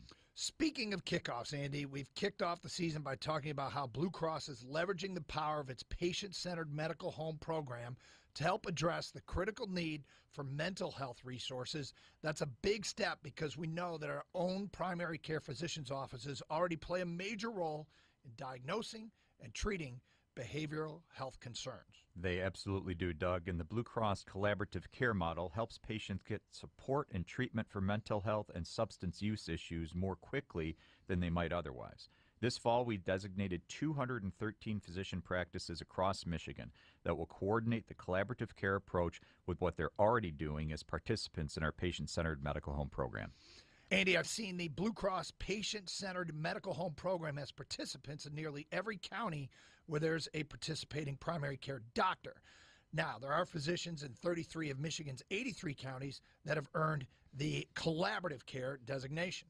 That's right, Doug. We're expanding the program pretty quickly, and it's a great first step toward reducing those gaps in care that we've talked about before for people who need help with their substance use or mental health concerns. It's a step that'll help avoid emergency room visits and the costs associated with untreated mental health conditions. That's because collaborative care designated practices will be able to identify and treat depression, anxiety, and other concerns before they become bigger problems. That's right, and it fits perfectly within our patient-centered medical home approach, which has been modeled nationally for nearly 15 years. It's designed to provide care completely focused on the specific needs of each patient. It's an approach that has delivered results in the form of lower rates in hospital stays and emergency visits because patients get the care they need at their doctor's office. That's right, and Michigan fans can find out much more online at mibluesperspectives.com. Thank you, Andy. Thanks, Doug. Go Blue. Heading it out to Michigan and Nebraska at 3:30. Rob Joyce back here in the Learfield Network studios to recap a busy day around college football, including a decisive day, perhaps in the Big Ten West Division over in Champaign. Division leader Illinois trailing Purdue 28-21, 2 minutes into the fourth quarter. Coming into the day, the West is still a mess. Illini begin the day 4-2 in the league. That's alone in first place. Boilermakers, along with Iowa, Wisconsin, and Minnesota, all 3-3, a game back. A couple of other games going on, both in the East. Ohio State about to win its 27th straight game over Indiana. It is 56-14 Buckeyes, 8:49 to go in the fourth in Columbus. C.J. Stroud, 5 touchdowns. Running back Mayan Williams left in the first half with a leg injury, has not returned, while Michigan State leads Rutgers 24-14 midway through the fourth quarter in East Lansing. Everything else, like our game, comes at 3:30. That includes that West Division elimination game at Kinnick Stadium between Iowa and Wisconsin. Again, both the Hawkeyes and Badgers start the day a game back of first place Illinois. Minnesota also in that grouping. Gophers have, in theory, the easiest game of the day at home against a Northwestern team that's dropped 8 straight. Also an East Division game at 3:30. Penn State welcomes in Maryland to round out the day in the Big Ten. Moving to the top 25 early slate of games, starting to wind down. We'll start in Knoxville off last week's loss. Tennessee drops outside the top 4 of the playoff rankings, now ranked 5th. The ball's all over Missouri, 49-24, early 4th in Knoxville. LSU vaulted up to 7th after its thriller against Alabama last week. Today, the Tigers in a dogfight, up 13-10 at Arkansas. 2 minutes to go in the fourth quarter. Tigers have the ball. Notre Dame newly ranked at 20th. The Irish beating Navy 35-24. A few minutes to go in Annapolis. And number 24, Kentucky, trailing Vanderbilt in the final seconds. 24-21. Wildcats have the ball, need to go 75 yards. Vandy hasn't won an SEC game in over 2 years, 18 seconds away from doing so. Everything else is still to come. We'll recap it all later on in the broadcast. Again, Michigan and Nebraska in a few minutes. Jim Harbaugh's pregame thoughts as he sits down. The Doug comes after this as you listen to Michigan football from Learfield. Vibrant colors and crisp fall breezes. Autumn in northern Michigan is more than savory harvest menus and scenic winery tours. More than the perfect drive on the golf course or finding peace of mind at the spa. More than ciders shared around a warm bonfire. It's having all of those at your fingertips. You won't believe it if you haven't seen it. Get up and go at GrandTraverseResort.com. Are you ready? Ready to find the right care that works for you? Care that connects you to what you need, anytime, anywhere, and fits best with your lifestyle? Whether it's in person or in your pajamas, online or over the phone, Blue Cross Blue Shield of Michigan connects you to the care you need when you need it most. With the largest network of doctors and hospitals, an easy-to-use mobile app, and a 24-hour nurse line. Because we're always ready to help. Learn more about Blue Cross Blue Shield of Michigan at bcbsm.com. Knockoffs and imitators share one thing. They pale in comparison next to an original. Like the stylish and versatile Lexus RX. It's still the best for one reason. Nothing beats the original. Experience amazing at your local Lexus dealer. Lexus is a proud partner of University of Michigan Athletics.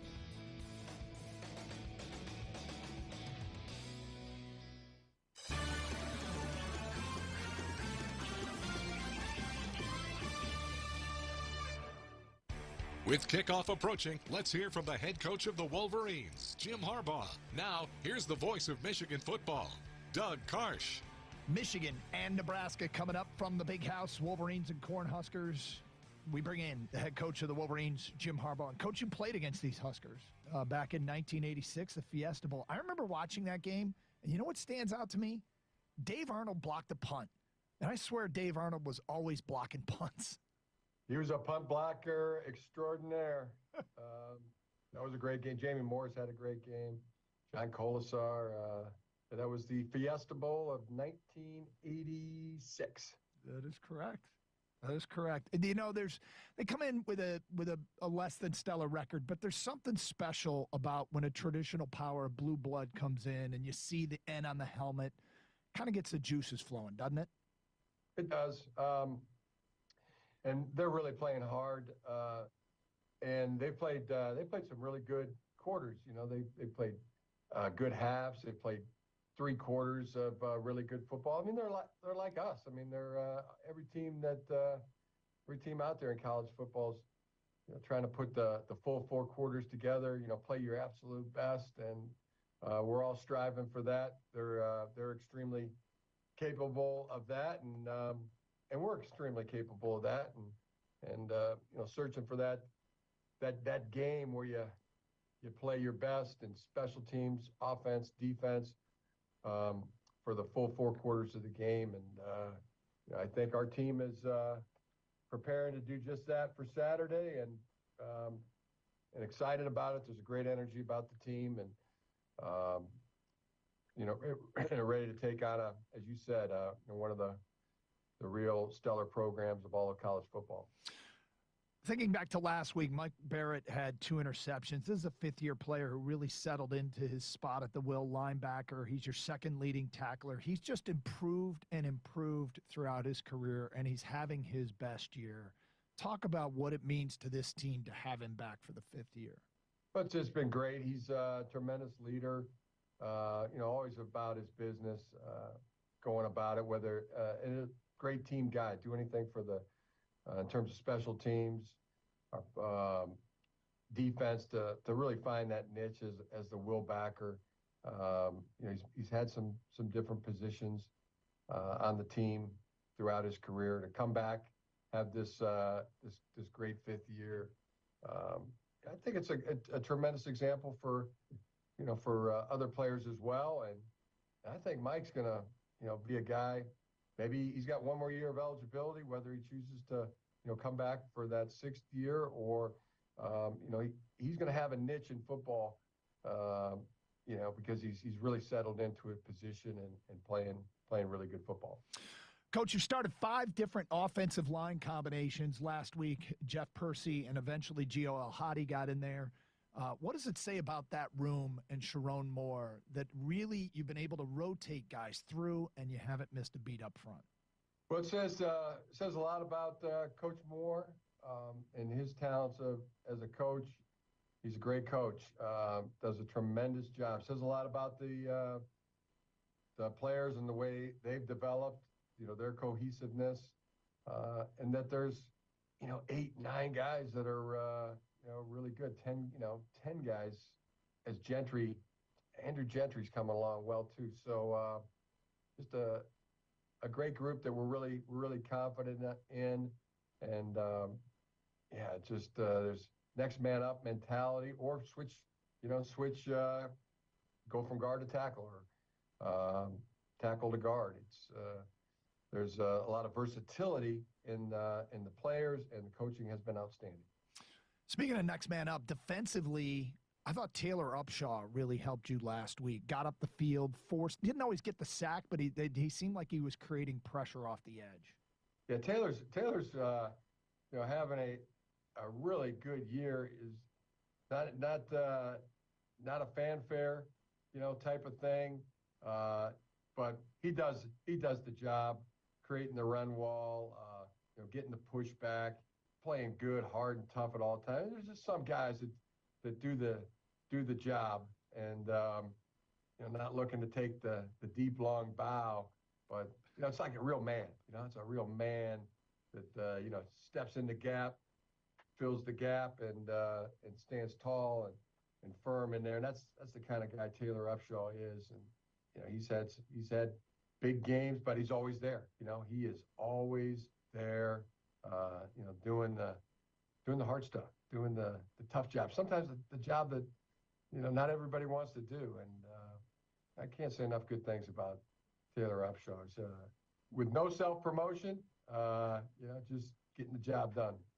Michigan head coach Jim Harbaugh is with us. Wolverines in Nebraska coming up. We'll talk more about the Cornhuskers and this game today. Straight ahead, you're listening to Michigan football from Learfield. What does it mean for you when University of Michigan Health was once again named the best hospital in Michigan by U.S. News & World Report? Or when they're recognized as the only Michigan hospital awarded straight A's for safety 10 years running? It means you can count on experts in every specialty, all in one place, working tirelessly to unlock a Michigan answer for you, U of M Health. One of only 8 hospitals in the nation to receive healthcare's top designations. Learn more at uofmhealth.org. From the biggest of big games to the littlest of the little. There you go! Run, James! No, first base! Go, run! Whenever you shop Meijer, you help support hundreds of local sports teams across the Midwest.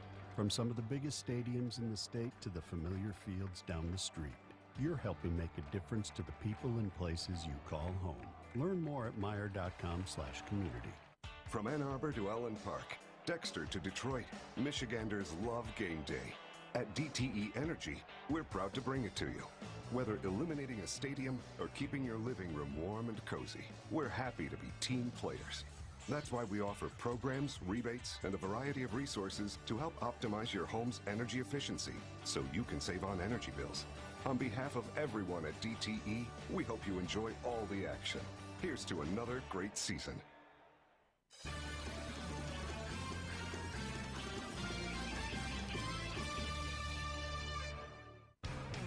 Let's continue our pregame conversation with head coach Jim Harbaugh. Once again, here's Doug Karsch.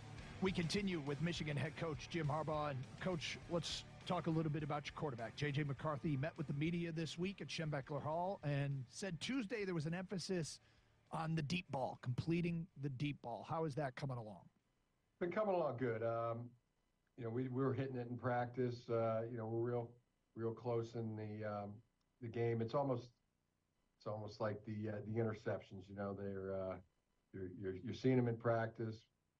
Then you see them get close in games, and all of a sudden you get 3 of them in the game, like our defense did this past week. So not like we haven't hit deep balls on the season, because we have.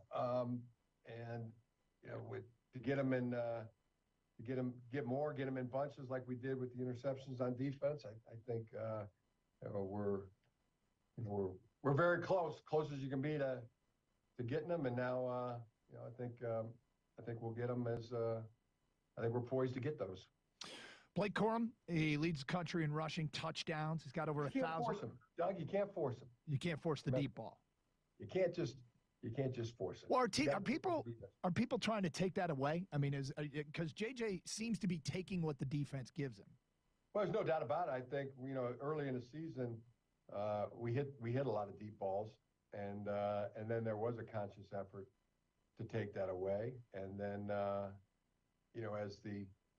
as the running game then emerged, then now there's some more deep shots that are coming available. So it's always a matter of taking what the defense gives you. Well, Blake Corum, over 1,000 yards rushing. Today he could go over 1,000 yards in just Big Ten games. He's been your bell cow. How's he holding up, and what can you say about Blake? Holding up great. Really almost gaining steam, too. He's so well trained. I mean, he trains every day, year-round. The way he fuels his body, nutrition, hydrates, trains, it's all A++. And, he's the kind of guy that, really looks like he could play 2 games back-to-back. He could suit up for the 12 noon game and then come right back and play again at the 3:30 game or the 8 o'clock game. Take your pick. But that's the kind of conditioning he's shown.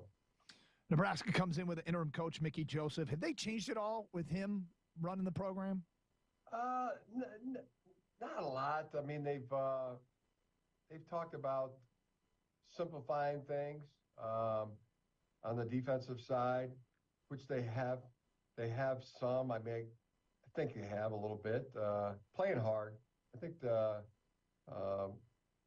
team is playing exceptionally hard, and you really notice it on defense, special teams, offense. They click at times, and sometimes they've stalled, but really capable in all 3 phases. So those are maybe the only thing I've really seen. Maybe some times where they've simplified some of the schemes on defense. Well, offensively, they have a good pair of wide receivers. We don't know who will start at quarterback yet. Anthony Grant's a very shifty running back. What challenges does that Husker offense present? Like I said, I mean, it can be dynamic. It can be explosive. It's like what everybody's trying to do. We're trying to do it. Everybody's trying to do it. I mean, you're trying to play your best football for 4 quarters. Coach, we appreciate your time as always, and we'll hear from you after the game. All right, thank you. That is Michigan head coach Jim Harbaugh. Wolverines and Huskers will kick it off next. You're listening to Michigan Football from Learfield. Football season is here, and that means it's time to kick off the excitement at the Pretzel Bell, an Ann Arbor institution featuring traditional American comfort food, including favorites like our Varsity Burger, Detroit-style pizza, hot wings, and our famous soft pretzel. Enjoy artisan cocktails, local craft beers, and an extensive wine collection. Ring the bell for your birthday, host a private event in our captain's room, or celebrate a Michigan win in our downstairs sports bar. Whatever the occasion, Pretzel Bell is Ann Arbor's hometown favorite. When you call on your local Root dealer for service, rest assured that our technicians are adhering to all health and safety protocols when they work in your home. Trust the experts at Root, keeping your home and family safe and comfortable for more than 100 years. We service all makes and models, and we meet or exceed all home air quality inspection standards. Find your local experts at Root.com and schedule an analysis to be sure your system can keep you cool and healthy. That's RUUD.com. Rely on Root. Another season of women's and men's college sports is underway. Follow your alma mater or favorite team in their pursuit of the prestigious Learfield Directors Cup at L Directors Cup on Twitter and online at thedirectorscup.com. Trophies will be awarded in June 2023 to the winning institutions in all competitive divisions. Learfield Directors Cup, the crowning achievement in college athletics.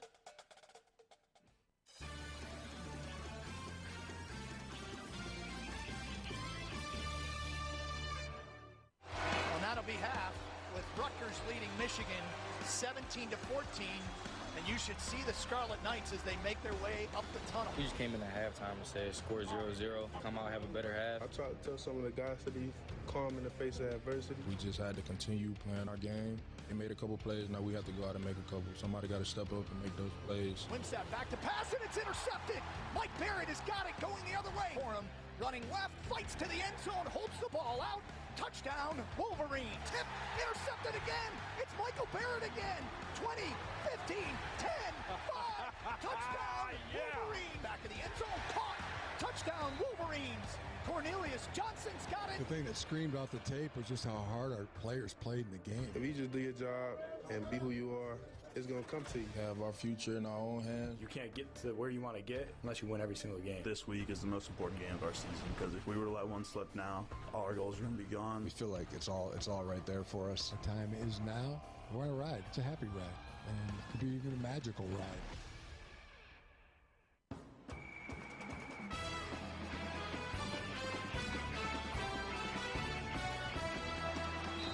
Michigan football is brought to you by your Southeast Michigan Ford dealers. Think Ford first. And by Coca-Cola.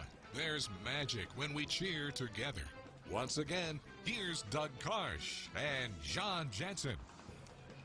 Well, the snow continues to fall here in Ann Arbor as we get you set for Michigan and Nebraska. The Wolverines looking to move to 10-0 for the first time since the 2006 season. Nebraska comes into Ann Arbor reeling at 3-6, 2-4 in the B1G West. And, of course, they've replaced their head coach, Scott Frost, with interim coach in Mickey Joseph, who is 2-4 since taking over for Coach Frost. This is the 12th meeting between these two, and Michigan leading 6 wins to 4 losses, and there was 1 tie. And John Jansen, still something about the Blue Bloods. I talked about this with Jim Harbaugh. Still like seeing these uniforms on the field together. Well, yeah, I mean, when you think about college football, you think Nebraska, you think Michigan, you think a lot of those programs, and to have them on the same field, it's a special feeling. It's a special moment now. The programs aren't necessarily where they were 3 decades ago, and Michigan is there right now. Nebraska not quite there. But if the Big Ten is going to have the respect, if they're going to have the opportunity to get 2 teams in the college football playoffs, you got to have the programs like Nebraska, like Wisconsin, Iowa on the west side of the Big Ten be a little bit better than they are this year. There had been a report out there that Mickey Joseph was getting this job on a full-time basis. Not true. I know it was talked about this morning that Deion Sanders might be a candidate. Matt Rule could be a candidate, a strong candidate for this job. We'd like to see the Big Ten West be good. Who do you think would be the best fit? Can you see Deion in Lincoln, Nebraska? No, I can't. But I go back to the same names of I know the success that he's had as Michigan takes the field right now. You can hear the crowd, come to their feet. But Lance Leopold, he's a name that's been talked about. I've got a lot of respect for him, what he did at Buffalo, now what he's doing at Kansas. And then obviously Matt Rule, not a lot of success in the NFL as we've seen those coaches, trying to go from the college ranks to the NFL, not have that success, but a lot of success at Baylor. I think he'd be a good fit there as well. Well, the Wolverines have got it up and running under Jim Harbaugh in his 8th season as the head coach of the Wolverines, 70-24, but 21-2 in their last 23, and as we mentioned, 9-0 this year. And John, this team has performed remarkably consistently throughout this year, regardless of opponent. And one thing they've done a great job of, and there'll be premium on this today, just 2 lost fumbles so far this year. Yeah, possessing the football. And you see it in J.J. McCarthy when he's scrambling around back there, his decisions down the field. Blake Corum has done a great job. Donovan Edwards has been good at it. And if you want to win championships, you want to compete for championships, the number one thing is possessing the football. As John mentioned, the Wolverines have poured out of the Lloyd Carr Tunnel and to their sidelines. Now the Nebraska Cornhuskers come walking out of the same tunnel as they are, of course, on the far sideline. Michigan with the all-blue uniforms today. The, of course, traditional winged helmets, and then the blue jerseys with maize numerals and the blue pants. Nebraska, they have their traditional road jerseys on, white helmets with the block end and the red pants. As Mickey Joseph gets set to lead his team onto the field, the captain's also getting ready to assemble in the middle for the coin toss. John, the weather's great. I know you love this stuff. We can barely see campus off in the distance, but the snow continues to fall. It should let up as the night goes on. And this all plays into Michigan's hands. It is a team that identity is being physical and dominating at the line of scrimmage on both sides, and that translates no matter what the weather. It could be hot. It could be the weather that we've had so far this year. It's been beautiful, and it could be nasty like this. It translates in any type of weather. I know that you guys have already touched on the injuries, but for people just joining us, the Wolverines will be without Trevor Keegan, starting left guard for this game tonight, and without tight end Luke Schoonmaker, who's become a reliable receiver for J.J. McCarthy. So the Wolverines are down to their 3rd, 4th, and 5th tight end, with Eric All already being out this year. Now Luke Schoonmaker is out. We don't know the extent of that injury.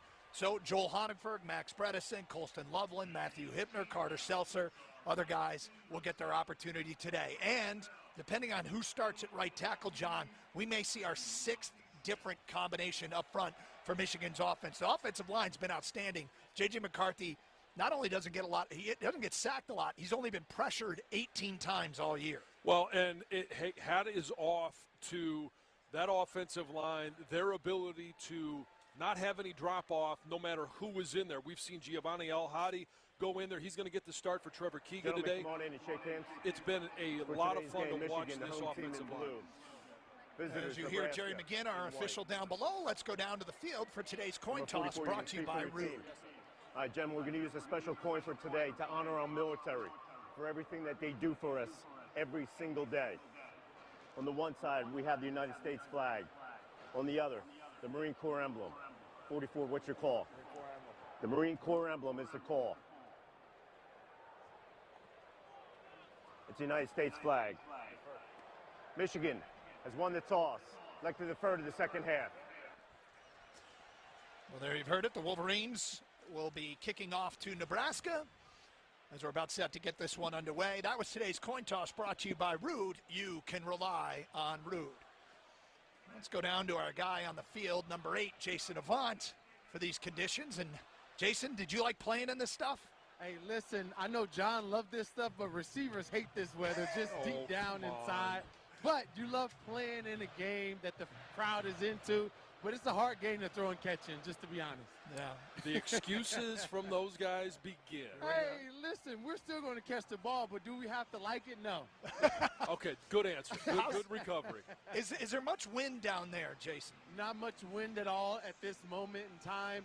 The rain or the snow flurries are starting to become rain, though, so I'm kind of worried about that. Jason, let me ask you this. In terms of, you don't like it, you're going to still be able to catch the ball. How often did you change gloves? Was there a certain type of glove that would perform better in this type of environment? Yeah, the leather gloves usually perform better. What you want to do as a receiver is to lock your forearms and keep your hands closer together than normal and make sure that you're not worrying about yards after the catch. Just get the catch.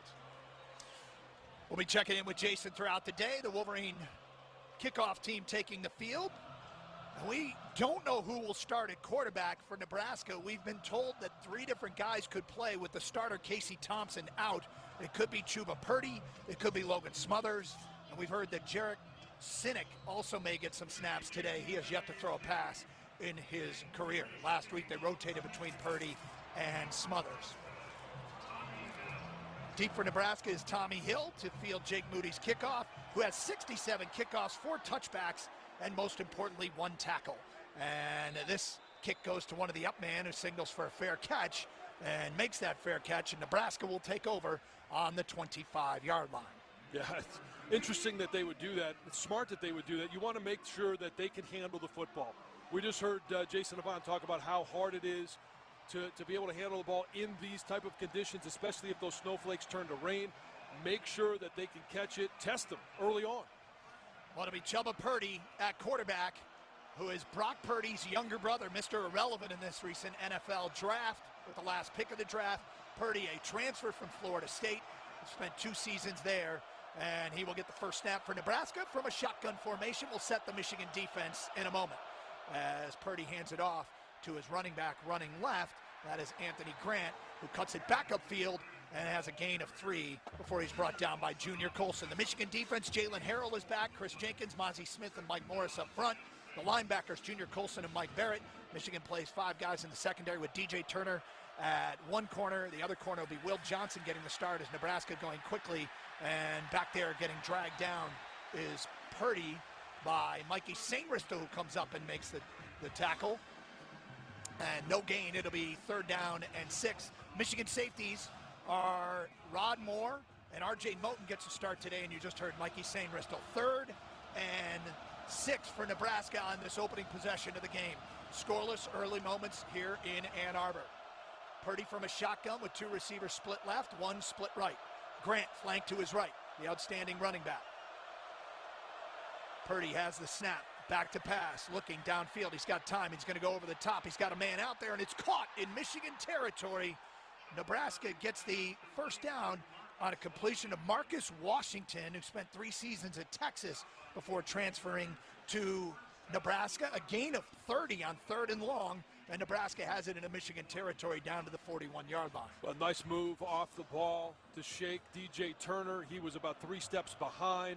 Not a place you want to be in as a corner, but Michigan has always been able to toughen up once the ball crosses that 50. Purdy goes wide receiver screen, fires it towards the Michigan sideline. He's got his receiver Trey Palmer, who is submarined as he gets across the 40 down to about the 37.5-yard line, where Mikey Sainristil credited with the tackle. Well, Mikey Sainristil has done such a good job of that transition to defense. We've seen him on blitzes. We've seen him in coverage, and being able to attack that quick pass to the receiver and making sure. We saw him struggle against Indiana. They've been able to solve that problem. Purdy from a shotgun, inside handoff, Grant running right. He's got a little bit of room, gets it down to about the 35-yard line. Mozzie Smith leading the Michigan tacklers, gain of 3 for Nebraska. Well, on the very first play of this drive, Mozzie Smith pushed the left guard, Ethan Piper, about 4 yards deep in the backfield. That's going to be a matchup that we're going to have to keep an eye on. Him and Mason Graham should dominate that interior offensive line there for Nebraska. 3rd down and 4 for Nebraska. They've got the ball on the Michigan 35-yard line. 3 receivers jammed in tight to the left side. Purdy in a shotgun with Grant flanked to his right. Ball's in the middle of the field on this key 3rd down play early on from a shotgun. And we get movement up front, and it's going to be a false start on Nebraska. Looked like either the tight end. False start. Offense, number 83. Yes, it was the tight end, Travis Vokolak. Tight ends had huge games against Michigan, huge game against Michigan last year. Vokolak, a transfer from Rutgers, was the man that jumped, and that'll make it 3rd and 9. Well, Michigan was lined up going to blitz on that 3rd and 4, and now I wouldn't be surprised to see them show blitz and back off a little bit. Jalen Harrell was coming off the edge right where Vokolak was. Ball on the Michigan 40-yard line. Nebraska's got to get it down to the 31. It's Purdy from a shotgun, rolling out to his right. Here comes heavy pressure. Now he looks to run, and Junior Colson will be there and corral him and throw him to the ground right in front of the Nebraska bench. Yabioki, the man providing pressure as well. No gain, and Nebraska looks like they will choose to punt. Well, Purdy had nowhere to go, and if he had escaped the pocket either direction, Mike Morris was coming off the defense's right side. Yabioki was right in his face, and just a nice job of being able to corral him and making sure that when he does escape, he's not able to gain yardage. All right, in the snow, ball security will be huge here. A.J. Henning is standing inside his own 10-yard line at the 8 to field Brian Buschini's punt. And Buschini has the snap. This punt will sail over Henning's head as the ball bounces and into the end zone for a touchback. And Michigan will start their first possession from their 20-yard line. 25-yard line, excuse me. Well, that 30-yard pass to Washington was obviously the only thing that Nebraska had going for them, and they were trying to go with that hurry-up style of offense. We've seen teams, even if they're not that up-tempo offensive style, do that against Michigan. That's been about the only thing that Michigan has struggled with, is they're not able to get personnel on and off the field. That transition and being able to get guys lined up and matched up has been a bit of a challenge. We'll see how that goes throughout the game today. It is El Hadi at left guard and Carson Barnhart at right tackle. Michigan 1st and 10, ball on the left hash from their own 20-yard line. Wolverines first possession here in a scoreless game. Shotgun, J.J. McCarthy back to pass. Looking, fires over the middle. He's got Blake Corum, who's got it for a short gain. He is met immediately. Gain of 4. Luke Reimer, I believe, is the tackler there. But he did exactly what Hausman. Jason Avant talked about. Hey, make sure you catch the ball before you turn and look downfield. He didn't even look. He was hit right away, but possession of that ball, that's a 4-yard gain. Just as good as a 4-yard run to start a drive off with. Hayes, El Hadi, Oluwatimi, Zinter, and Barnhart making up the offensive line. Ronnie Bell, Roman Wilson back today. Cornelius Johnson, the wide receivers. And Joel Honingford gets the start at tight end. Michigan looking at a 2nd and 6. J.J. McCarthy, of course, starting at quarterback. Hands it off to Blake Corum, who hesitates and now pushes forward with the scrum, fighting for a first down, and it looks like he's got it over the 30-yard line. Wow, the first contact was in the backfield, and Blake just kept pushing, so did the offensive line, moved the chains, gain of 7. He's such a fire plug. He's so tough, and when you can gain yards after contact like that, we know what it meant to Michigan last year with Hassan Haskins. Now, this year with Blake Corum, it is the exact same thing. It fires up this team, it fires up the crowd, and it turns into a first down. 2 receivers split left, Ronnie Bell and Cornelius Jansen. Now they shift back towards the line of scrimmage. Colston Loveland and Joel Honigford, the tight end, shift from left to right. Now JJ will take a snap from under center. He's got it, hands it off to Blake Corum, running right and breaks a tackle across the 35 out to the 36, maybe 37-yard line on first down as he's weaving amongst the Cornhusker tacklers. Gain of 5 on first down. Well, it'll be interesting to see how this affects Blake Corum in terms of the weather.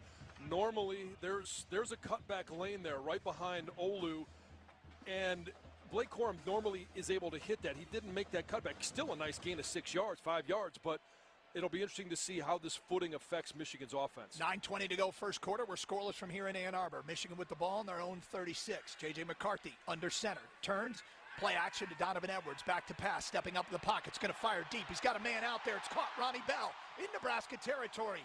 He's wrangled out of bounds inside the Nebraska 40. And Marcus Buford, the safety, comes over and makes the tackle. Good delivery to a wide-open Ronnie Bell. Well, it was a runoff by Cornelius Jansen. They're looking deep, and Ronnie Bell ran a terrific route, just a little post corner. As soon as he cut out, J.J. McCarthy saw him, put the ball right on him, and that's exactly what you're going to have to do in these conditions is, hey, put that ball right on his numbers. Michigan has scored on 7 of the 8 opening drives they had with J.J. McCarthy at the helm this year. The only one they didn't score on was the fumble by Cornelius Jansen against Michigan State. Here's Donovan Edwards running left. Had a little seam, but boy, did it close quickly. Ernest Hausman, the man that gets the tackle here. That's the one thing about Donovan's game is when he goes through the line of scrimmage, if there's not initial contact, when that happens, he's really good at powering through it, but he sometimes stands a little high, and he took a big hit on that one. He needs to lower his shoulders just a little bit more. Hausman, a native of Uganda, John. The only true freshman to play in every game this year for Nebraska. 2nd and 6 for Michigan. JJ from a shotgun, back to pass, going to fire deep down the far sideline, incomplete. As that ball sailed out of bounds. Andrell Anthony, the intended receiver out there. And he just overthrew him. I think JJ thought that might have been a free play, but no flag. Yeah, basically everybody up front for Nebraska jumped a little bit, flinched. They didn't cross the line, so, hey, you got to understand, if you don't see that flag, and that's where JJ, if he can glance to the side and see if there's a flag or not, he might be able to make a better decision. Assuming that there's a penalty is probably not something that's going to be smart for him. Well, they are in Jake Moody field goal range. In normal conditions. Yes, these aren't great conditions. Ball on the 35-yard line, 3rd and 6. JJ from a shotgun, handoff. Corum up the middle, cuts back towards the center of the field, and picks up about 4 yards, where he is shy of the first down, and an early decision for Jim Harbaugh. Well, I think normally they might just go for the points. This is one with, it's a 4th and 2. Under these conditions, might not want to test it early. They've been so good on 4th down, especially with Blake Corum in the backfield and his ability to far forward and gain yardage. We'll see what happens here. 4th and 2. The Wolverines have to get it to the Nebraska 29-yard line. They will go for it. Shotgun, J.J. McCarthy. They bring Joel Honigford in motion. Handoff up the middle. It is Blake Corum fighting forward, and he's got the first down inside the 29 and tripped up as he gets to the 27-yard line. A gain of 3.5, 4 there on 4th and 2. Move the chains for Michigan. Well, so far the field conditions, that answer that I had at the beginning of this drive is not affecting Blake Corum. He's still as elusive as he is on a bright sunny day. Nice cutback behind Olu to pick up the first down. McCarthy from a shotgun now. Ball 1st and 10 on the Nebraska 27. 3 receivers split right.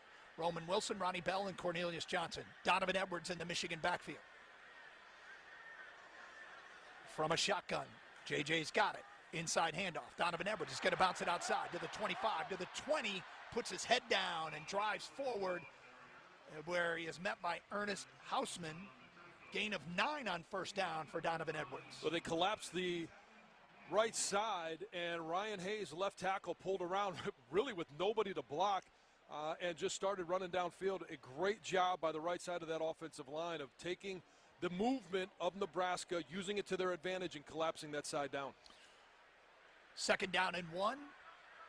Cornelius Johnson split right. Ronnie Bell split left. 2 tight ends to the right side. Lone setback, Blake Corum. And J.J. McCarthy will take this snap from under center and hand it off to Blake Corum. Running left, 1st down across the 15, puts his head down and drives a tackler backwards down to the 12-yard line. Move the chains again on a gain of 6 for Blake Corum. Well, I love it in these conditions. The offensive line, it's all gap schemes. Last time they pulled Ryan Hayes, this time they pull Zach Zinter, the right guard, and everybody else up front. Hey, you step one direction, everybody steps to the right. It's elephants on parade. You watch them. They're all doing the same thing, and you pick up anything that shows up in your gap, and you mow it down. Long drive, Michigan's first possession, 5:28 to go first quarter in a scoreless game. Wolverines have it 1st and 10 from the Nebraska 12-yard line. We'll see if Michigan can continue their red zone success that they had a week ago. Handoff up the middle, Blake Corum, not much there as he gets to the line of scrimmage. Well-defended play, and maybe give him a yard. Yeah, on the right side of the offensive line there, just a kind of a swing and miss by Carson Barnhart. Actually, it wasn't him. It was Joel Honigford coming out of the backfield. Normally a very reliable blocker, former offensive lineman, but just missed his guy on that one, and that's what happens. You still are able to pick up, 2 yards? It's not a bad play. Donovan Edwards back in the game. He can be a threat out of the backfield as a pass receiver. 3 receivers split left for Michigan. J.J. McCarthy in a shotgun. He's got Edwards off his right hip. Back to pass is J.J. looking left, fires far side, end zone, and it's overthrown, but there's a flag. Roman Wilson was the intended receiver, and he is pointing an accusatory finger at a defensive back out there, Isaac Gifford, and this may be pass interference on Nebraska. Yeah, a little bit too handsy in the cut, and it was able to draw that penalty. We await the call from Jerry McGinn. Pass interference. Defense, number 23. The ball will be placed at the 2-yard line. Automatic. 1st down. Well, there you go. So, John, this is the area last week where Michigan took all of their 4 downs to get it in. This is, and I fully expect that we're going to see Blake Corum right up the middle. That's the scouting report. It took them 4 tries in their first attempt last week, 5 tries because of a penalty by Rutgers, and I don't necessarily think there's any way to think that's not what they're going to do here. Well, Blake Corum entered the day as the nation's leading touchdown scorer on the ground. He had 16 rushing touchdowns, tied with Israel Abanikanda, who scored earlier today for Pittsburgh. So Blake trying to match it from the 2. JJ's got the snap. Blake Corum running right, leans forward, holds the ball out into the blue. Touchdown, Wolverines. Blake Corum, a 2-yard touchdown run, his 17th touchdown of the season. And Michigan again with an opening score drive. It's 6-0. Well, 3 weeks ago, it was field goals. Last week, Jim Harbaugh gave me a little bit of a hard time, said, hey, you don't like that we're not scoring touchdowns, and then you're going to complain about how we do score the touchdowns? He did give you a hard time. I said, yeah, and so their answer is, hey, let's put it in on 1st and goal from the 2. And nice job. It got right behind Carson Barnhart and put it right in the end zone. On for the extra point is Jake Moody. Brad Robbins will hold it. Greg Tarr with the snap. Snap is good. Kick is up. And the kick is also good. So Michigan, 12 plays, 80 yards, over 4 minutes and 26 seconds, 6 minutes and 48 seconds. Check that. It's 4:26 to go in the quarter. And the Wolverines lead it 7-0. Well, I mean, you want to talk about a business-like drive. That is exactly it. You got Blake Corum picking up a 1st down, churning things out. You go for it on 4th and 2. Just a great opening drive for Michigan. 7-0 Michigan from the Big House. This is Michigan football from Learfield. Experiencing a Wolverines game is a lot like life. We honor traditions. We shed tears for a loss, but also for a win. And every time we step on the field, it's a chance for greatness. Farm Bureau Insurance sees the connection and is a proud sponsor of University of Michigan athletics. From financial security to a helping hand, Farm Bureau understands the experience matters. Find an agent who can protect what matters to you. What does it mean for you when University of Michigan Health was once again named the best hospital in Michigan by U.S. News & World Report? Or when they're recognized as the only Michigan hospital awarded straight A's for safety 10 years running? It means you can count on experts in every specialty, all in one place, working tirelessly to unlock a Michigan answer for you. U of M Health, one of only 8 hospitals in the nation to receive healthcare's top designations. Learn more at uofmhealth.org. Wow Internet is good internet, and good internet is fast, reliable, and can even come with a $0 price tag. That's right. Under the Affordable Connectivity Program, you can get speeds of up to 1 gig at a reduced cost, or get ACP Internet 100 for free with no data caps and equipment rental fees included. If you don't qualify for ACP, no sweat. We've got plans starting as low as $9.99 per month. Check your eligibility today at wowway.com/ACP. Wow, good internet. Wow. Taxes and fees may apply. One benefit per household. See wowway.com/ACP for details. Another season of women's and men's college sports is underway. Follow your alma mater or favorite team in their pursuit of the prestigious Learfield Directors Cup at L Directors Cup on Twitter and online at thedirectorscup.com. Trophies will be awarded in June 2023 to the winning institutions in all competitive divisions. Learfield Directors Cup, the crowning achievement in college athletics.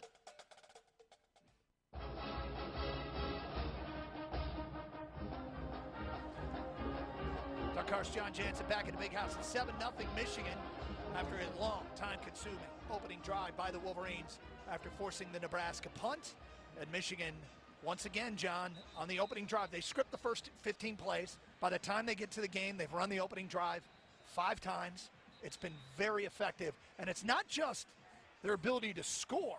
It's getting the defensive tells. When we line up in this formation, how does Nebraska counter it? And that's the type of thing that helps Sharon Moore, the offensive coordinator, and Matt Weiss, the co-offensive coordinator, helps them formulate a game plan. Yeah, and what you're looking for is, hey, what type of personnel, when we have this personnel on the field, what is Nebraska going to match it with? When we go motion with Ronnie Bell, how do they react to it? All of those different things will tell the coordinators, okay, this is how Nebraska is starting this game, and how we're going to continue to call this on the next drive. Blake Corum's 2-yard touchdown run brought to you by your Southeast Michigan Ford dealers. Think Ford first. All right, here we go as Jake Moody puts his foot into it, and again, it'll go to one of the up man who will actually bring this one back. It's Tommy Hill as he gets submarined as he crosses the 20, and there's a flag down upfield a little bit. We'll have to see what that call is.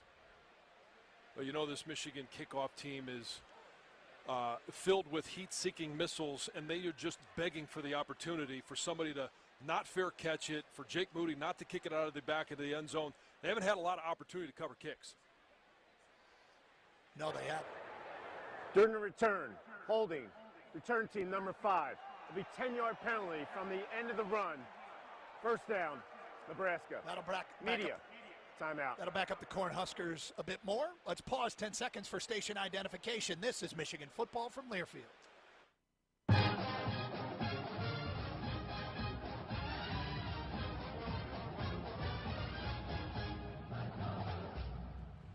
Wolverines on top 7-0 from here in Ann Arbor. This is Michigan football from Learfield. Are you ready? Ready to find the right care that works for you? Care that connects you to what you need, anytime, anywhere, and fits best with your lifestyle. Whether it's in person or in your pajamas, online or over the phone, Blue Cross Blue Shield of Michigan connects you to the care you need when you need it most. With the largest network of doctors and hospitals, an easy-to-use mobile app, and a 24-hour nurse line. Because we're always ready to help. Learn more about Blue Cross Blue Shield of Michigan at bcbsm.com. The excitement, the passion, the tradition. It's good! Rebby Hamilton has done it! This is Michigan football from Learfield.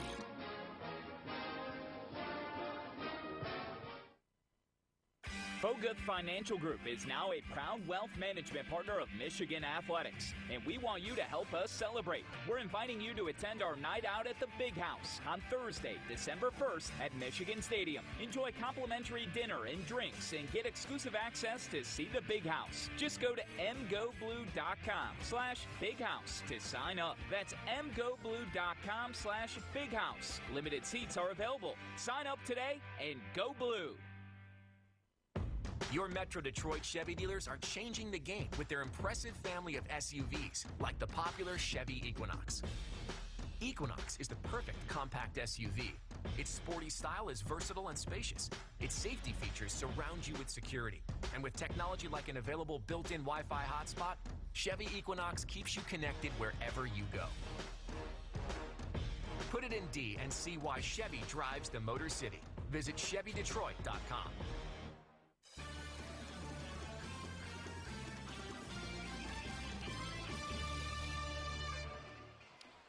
Doug Karsch, John Jansen back at the big house with Michigan on top of Nebraska 7-0. I want to introduce something that we are going to do on the broadcast moving forward, as we are going to bring in a rules expert. Dick Honig was a official in the Big Ten for 22 years and joins us here in the booth. How are you? I'm looking forward to it. Yeah. It's going to be fun. Yeah, it's going to be fun. How many flags did you throw on Jansen for holding? A lot. He held every play. I know. Some of them are still under review. You're calling him an expert. I'm not sold on that just yet. But, Dick, I want to ask you this. From the time that you were on the field, and you know all of these officials right now, how difficult is it? We know they want to be right every single time. How difficult is it to call a Big Ten football game, really any Power 5 conference right now? Well, I think, we're really trained to look at certain aspects of the game and make our decisions. So we see a lot of video, and there's a lot of times that we're working scrimmages and whatnot that we get a lot of looks. So that helps. We'll be checking in with Dick throughout the broadcast. So welcome aboard, my friend. Thank you. I think so. John still holding the grudge. All right, from the 12-yard line, Nebraska trails at 7-0. It's Purdy in a shotgun. Turns and hands it off to Grant, who's got some running room to the right side, but he's spun to the ground quickly. What a play by Chris Jenkins. Looked like that was going to go for a big gainer, but Jenkins got the big claw out there and spun Grant to the ground, held him to a 2-yard gain. And the nice thing about it, too, is he spun him to the ground by grabbing the arm that he's holding the ball. Great job by the running back for Nebraska. But that's something that Michigan has emphasized, being able to rip that ball out. We'll see if they're able to get some out in the first half here. Shotgun for Purdy. Low snap, picks it up, hands it off. Running right is Grant once again. Very little room there as he gains maybe another 2 yards. I think that's something interesting to keep an eye on. That's the third low snap that Nebraska has had. And when you've got a young quarterback, inexperienced quarterback, you don't want him to take his eyes off downfield or slow the operation down in the backfield. And right now, looking at a 2nd and long at that time, now 3rd and long, it's something for us to keep an eye on, the center for Nebraska. 3rd down and 5 for Nebraska. Jamon Green, the man on that last tackle, good to have him back. And it's Purdy from a shotgun with Grant behind him. Back to pass, looking downfield. Here comes some pressure, steps up in the pocket and fires it. Oh, it's almost intercepted. DJ Turner let that one go through his hands. And while he didn't pick it off, check that, it was R.J. Moten, 6, not 5. But R.J. gets a pass breakup, and that will force another Nebraska punt. Purdy under duress, you might say. That's probably the easiest way to put it. There were about 4 different Wolverines that could have put a hit on him. He's trying to escape any way he can, and not under duress, that's an easy throw. But you can see what happens when a quarterback has to move his feet. R.J. Moten almost with a big interception there. That defensive front under Mike Elston has done an outstanding job replacing Hutchinson and Ajabo. It's not an individual, it's the whole group. The punt from Buschini is going to back up A.J. Henning, who will field it and fumble it on his 30, but pick it up and get dragged down as he gets across the 32, call it the 34-yard line. Ball security, a little dicey there for a moment. Well, he had to back up, and anytime you back up, it throws your rhythm off. So I would look for him next time. Hey, if we know that he's got that in his repertoire, he can hit that with his foot. We're going to make sure that we give him a little bit extra. Make sure it's easier to catch the ball running forward than it is running back. 53-yard punt, 4-yard return. Michigan leads it 7-0. 2:53 to go first quarter. You're listening to Michigan football from Learfield. Buying a home? Rocket Mortgage will cover 1% of your rate for the first year at no cost to you with Inflation Buster. That's more road trips, more front row seats. Plus, if rates drop within 3 years of your home purchase, you'll get exclusive savings when you refinance at that new lower rate.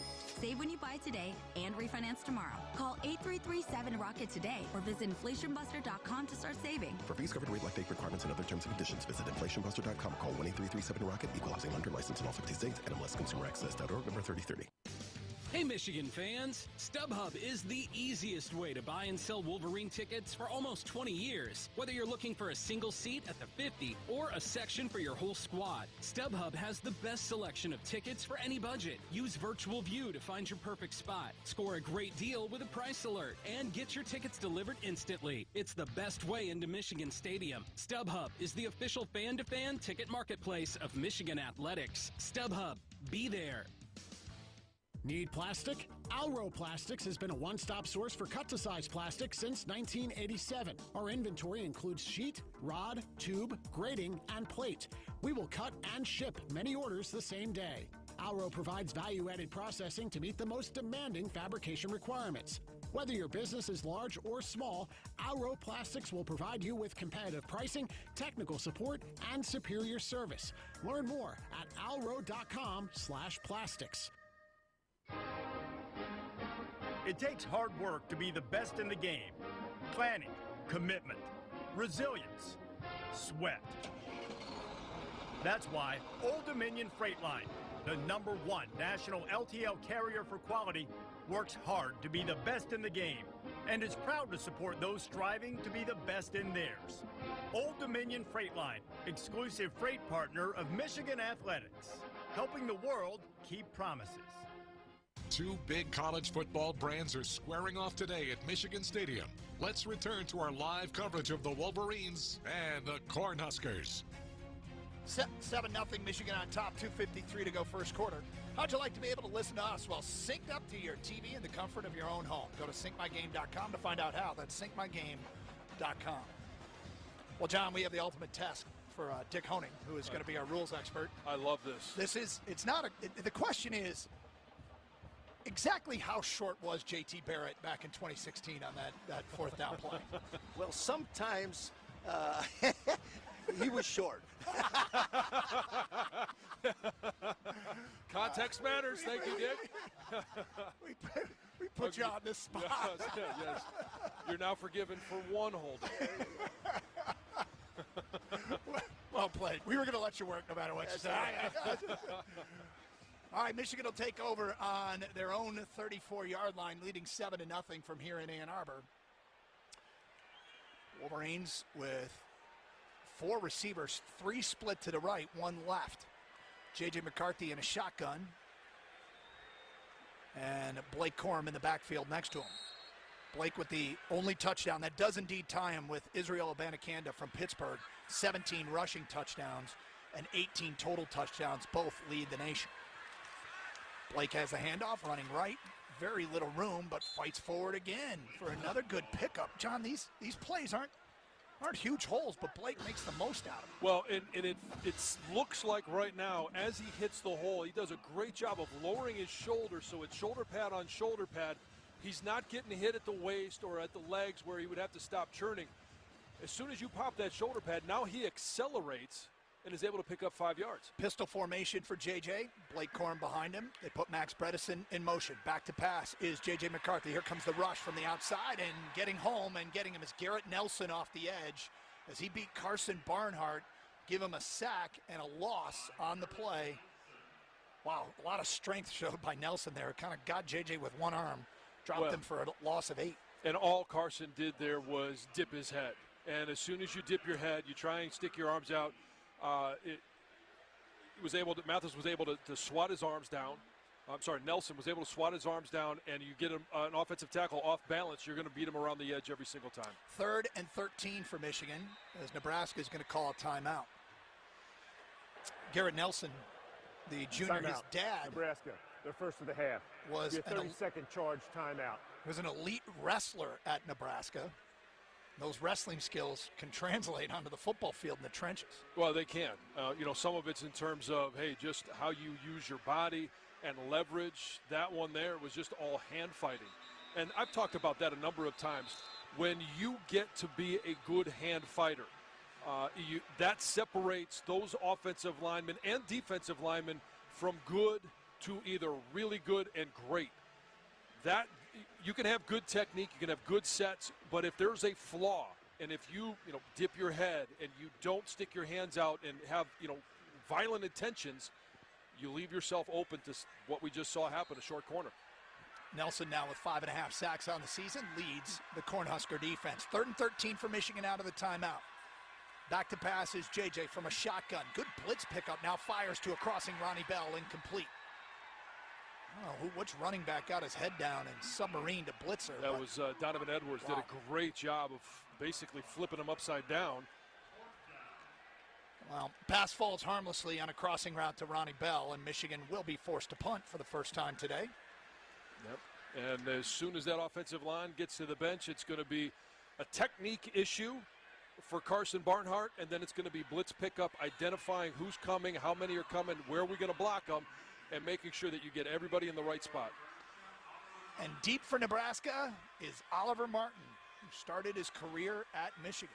He's made his way around the Big Ten, hasn't he?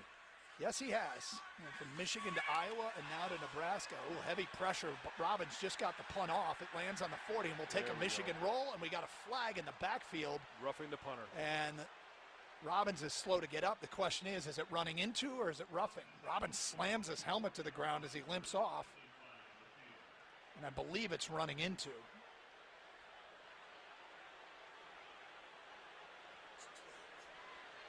We await the call. Well, the punter can hopefully sell the increased violation. Okay, you make top. The ball was downed on the 24-yard line of Nebraska. And Jim Harbaugh is. The question here is that did he hit the plant leg or did he hit the kick leg? If he hit the kick leg, it's only going to be 5 yards, and I think running in the kicker defense. That's penalties why they're to decline. The 5 yards First and deciding down. whether or not they want to go kick it again or take the decline the penalty.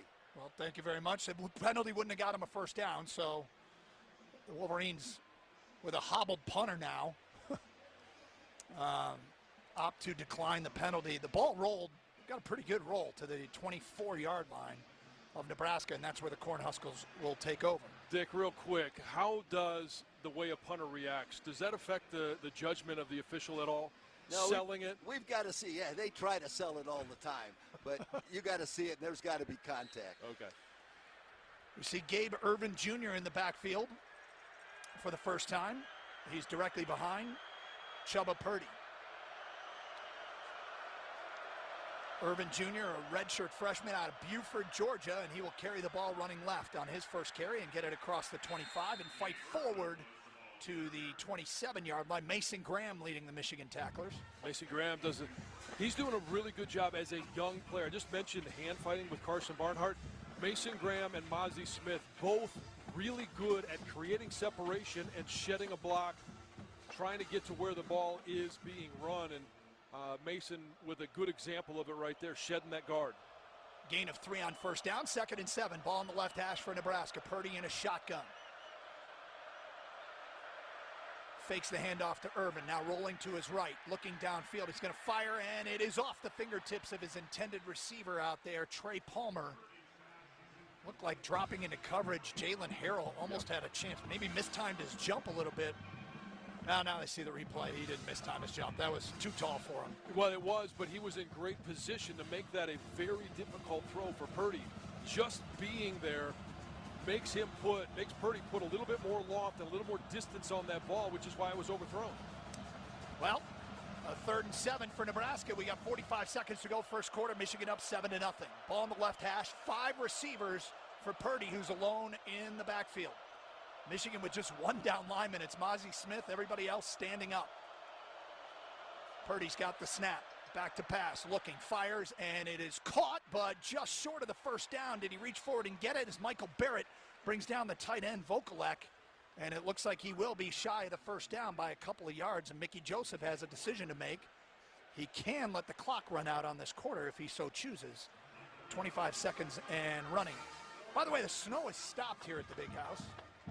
No, snow is stopped, but it does feel like there is a wind coming out of the south. So if they want to get a kickoff before, doesn't look like they're going to try to. Seems like it would be an advantage right now to kick, the direction that they're going. But we'll take it to the second quarter. Indeed, that's what Mickey Joseph will do, is let the clock expire on quarter number 1 from here in Ann Arbor as Nebraska, their second consecutive 3-and-out. Michigan will get the ball back when we continue. From Ann Arbor, Doug Karsch, John Jansen, you're listening to Michigan Football from Learfield. From the biggest of big games to the littlest of the little. There you go! Run, James! No, first base! Go, run! Whenever you shop Meijer, you help support hundreds of local sports teams across the Midwest. From some of the biggest stadiums in the state to the familiar fields down the street. You're helping make a difference to the people and places you call home. Learn more at Meijer.com/community. Your official home of the Maize and Blue, the Michigan Sports Network from Learfield.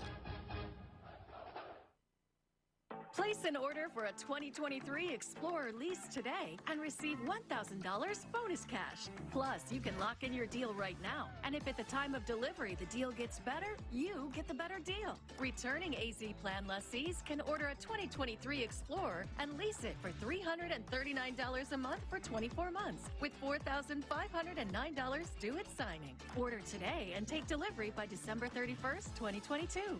Lease payment includes waived security deposit, excludes title, taxes, and license fees. Not all lessees will qualify for Ford Credit Red Carpet Low Mileage Lease. Payment includes $1,000 renewal and $1,000 retail order bonus cash. Offer ends November 30th. See dealer for qualifications and complete details. Some exclusions may apply. So lock in this $339 lease payment on the 2023 Ford Explorer today, only at your Southeast Michigan Ford dealers. Think Ford first.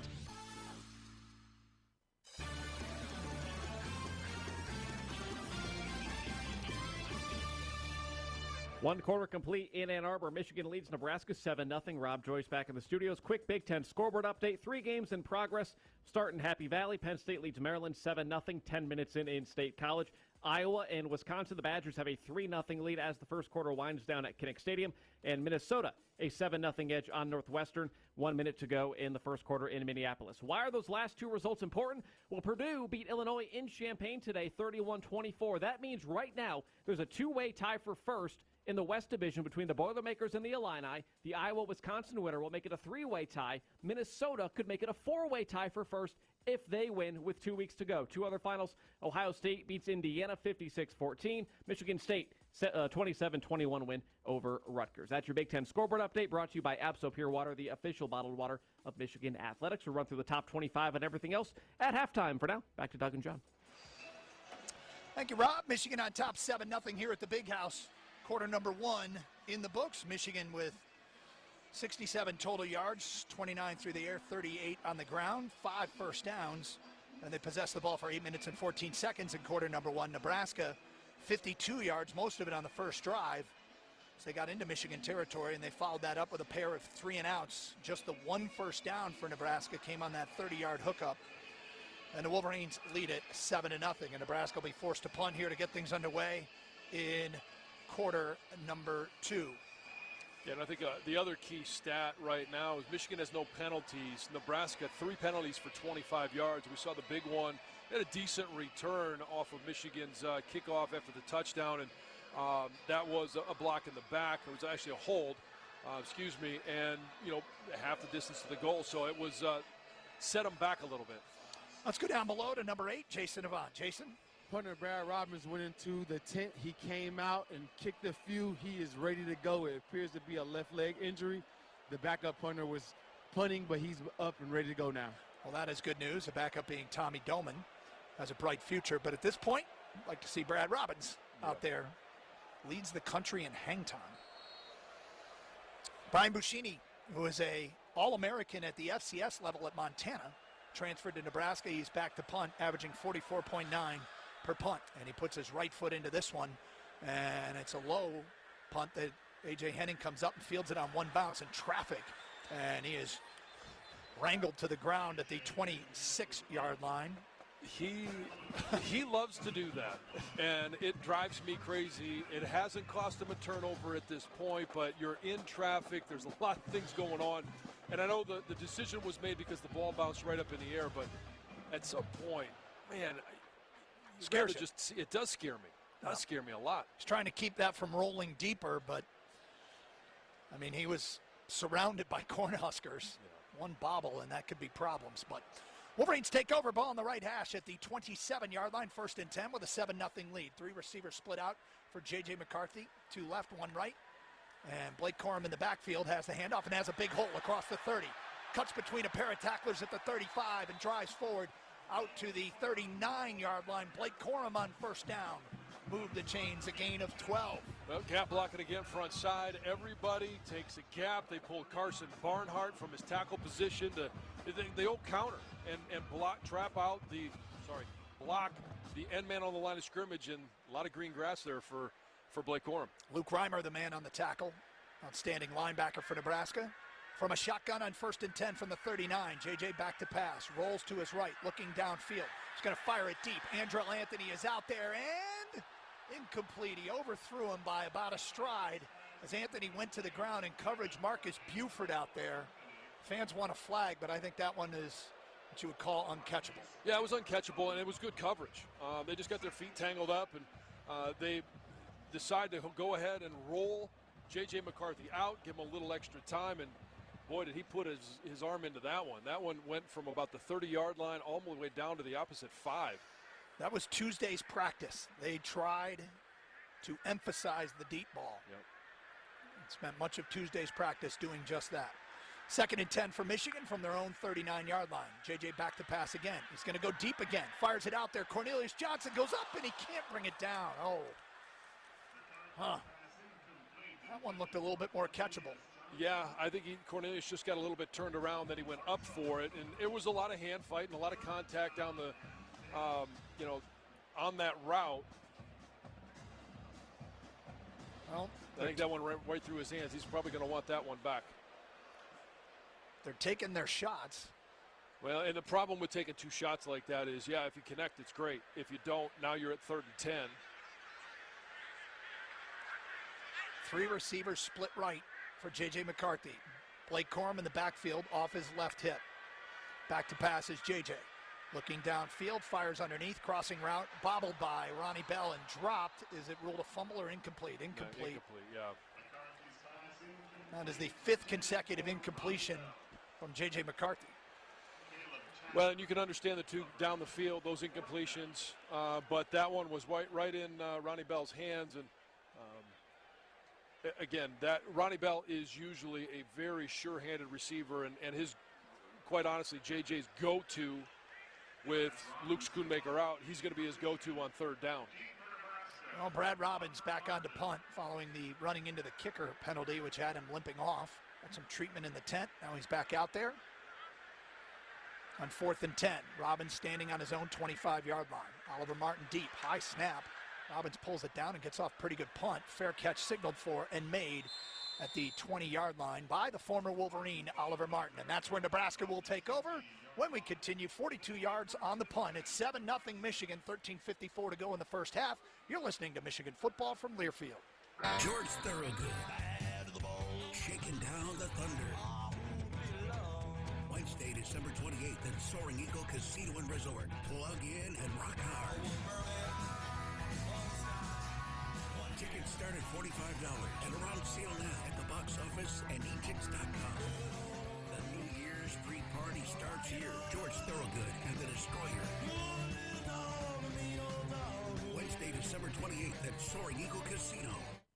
When you call on your local Root dealer for service, rest assured that our technicians are adhering to all health and safety protocols when they work in your home. Trust the experts at Root, keeping your home and family safe and comfortable for more than 100 years. We service all makes and models, and we meet or exceed all home air quality inspection standards. Find your local experts at Root.com and schedule an analysis to be sure your system can keep you cool and healthy. That's RUUD.com. Rely on Root. How are you the ultimate Michigan fan? Because I got this air horn installed in my throat. Pretty sick, right? Yes, you look really sick. What doctor would even do this? Doctor? I did this myself. I mean, I can't swallow whole food, but still. Wait, what? Just gotta plow through it. Hey, can I get a couple of soups up there? What about some chamomile tea? Don't be that guy. Get a fan card. The smart way to be the ultimate Wolverines fan. Just go to WolverineCards.com. John Jansen here, inviting you to check out the podcast home of Michigan Athletics, MGO Blue Podcasts with John Jansen. MGO Blue Podcast is the home of 3 different episodes. In the Trenches focuses on all things Michigan football. Defend the Block highlights both basketball programs here in Ann Arbor, and Conquering Heroes features interviews with players and coaches from all over Wolverines programs. Search MGO Blue Podcast with John Jansen wherever you get your podcasts. MGO Blue Podcast, subscribe today, and go Blue. Fresh off a classic last season in Lincoln, Michigan and Nebraska are back on the same field together, this time at the Big House. And the second quarter is presented by Lexus, proud partner of University of Michigan Athletics. Doug Karsch, John Jansen back at the Big House. 13:54 to go in the first half. Michigan on top 7-0. Myers, the presenting sponsor of the 2022 Michigan football season, and a proud supporter of hundreds of local sports teams across the Midwest. Well, John, a little bit lethargic following the opening drive for Michigan, which has kind of been their pattern in first halves of games. Well, they made a decision. Hey, we're going to try and force the ball downfield. We're going to take a shot to Andrew Anthony. That didn't happen. We're going to take another one down to Cornelius Johnson. That wasn't able to find a connection. And then you're left with a 3rd and 10 situation where Nebraska is backing everybody up. They're saying, hey, let everything happen in front of you. Just don't allow a first down catch in terms of yardage.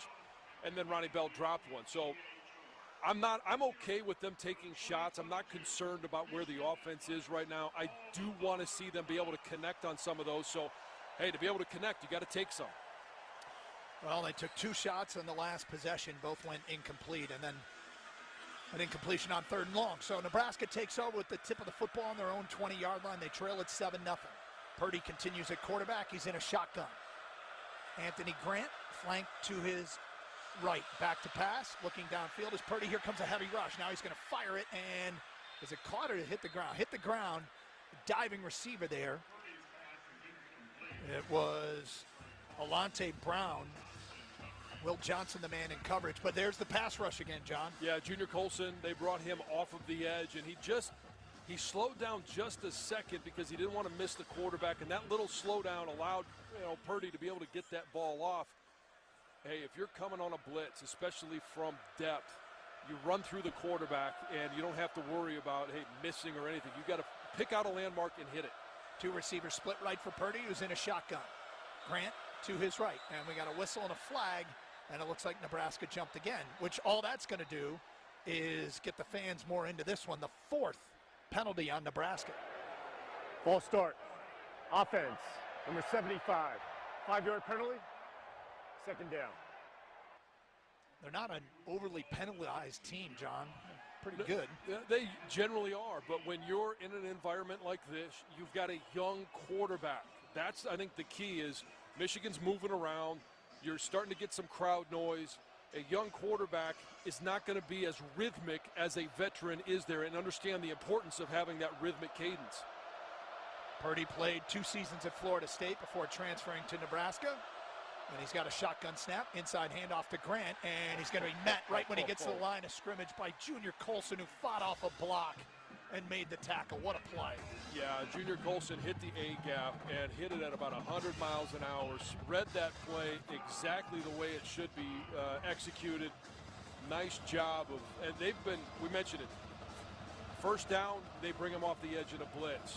This one, it's not necessarily a run blitz, but he identifies what's going on and hits the A-gap. Just a great play by Junior. Ball on the 15-yard line. Nebraska's got to get across the 30 here on 3rd and 15. 13-11 to go, first half, clock running. Michigan on top, 7-0. They might have some problems with the play clock if they don't hurry, and Purdy just gets the snap off. Back to pass, looking. Here comes the pass rush. He gets out of it. Now he's going to run 20, 25, dives forward to the 27-yard line, where Junior Colson is the man that finally caught up to him. And he's going to make it 4th and short, but again, Mickey Joseph will elect to punt. Well, Yabioki had a great shot at him, and it was a swing and a miss, but great pressure by Taylor Upshaw, and all that was an ET stunt. He lined him up right over the center. They brought Mike Morris down, wrapped him around, and had a great shot at Purdy. Buschini into punt, and A.J. Henning standing on his own 27-yard line. And this one will be returnable as Henning ranges over to his right, makes the first man miss, puts his hand on the ground, stays up. Now he's going to run to the near sideline, to the 30, dances inside, still on his feet to the 35 before he is tackled at the 35-yard line, and that's where Michigan will take over on their next possession. 12-10 to go here, 48-yard punt, 9-yard return. Michigan on top, 7-0. You're listening to Michigan football from Learfield. You can afford to go blue. The University of Michigan's generous Go Blue Guarantee financial aid offer provides free tuition for in-state families earning less than $65,000 with $50,000 or less in assets, and tuition support for some families earning more, keeping a world-class education affordable for Michigan residents. Learn more at goblueguarantee.umich.edu. Subscribe to the official podcast home of Michigan Athletics and Go Blue Podcasts on Apple Podcasts, Spotify, or wherever you get your podcasts. This is the Michigan Sports Network from Learfield. Bank like a victor with the University of Michigan Credit Union. When life calls an audible, we are here to help you stay on top of your game with local low-rate loans to meet all your financial needs. Access your account with our conveniently located branches and ATMs, 24/7 online banking, and our mobile app. To learn more about our services or find a branch near you, visit umcu.org. UMCU is a proud partner of Michigan Athletics. The University of Michigan Credit Union is federally insured by NCUA.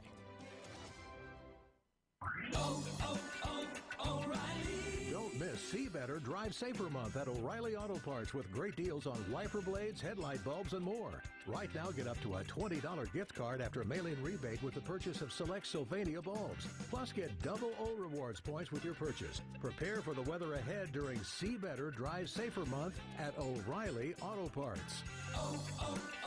O'Reilly Auto Parts.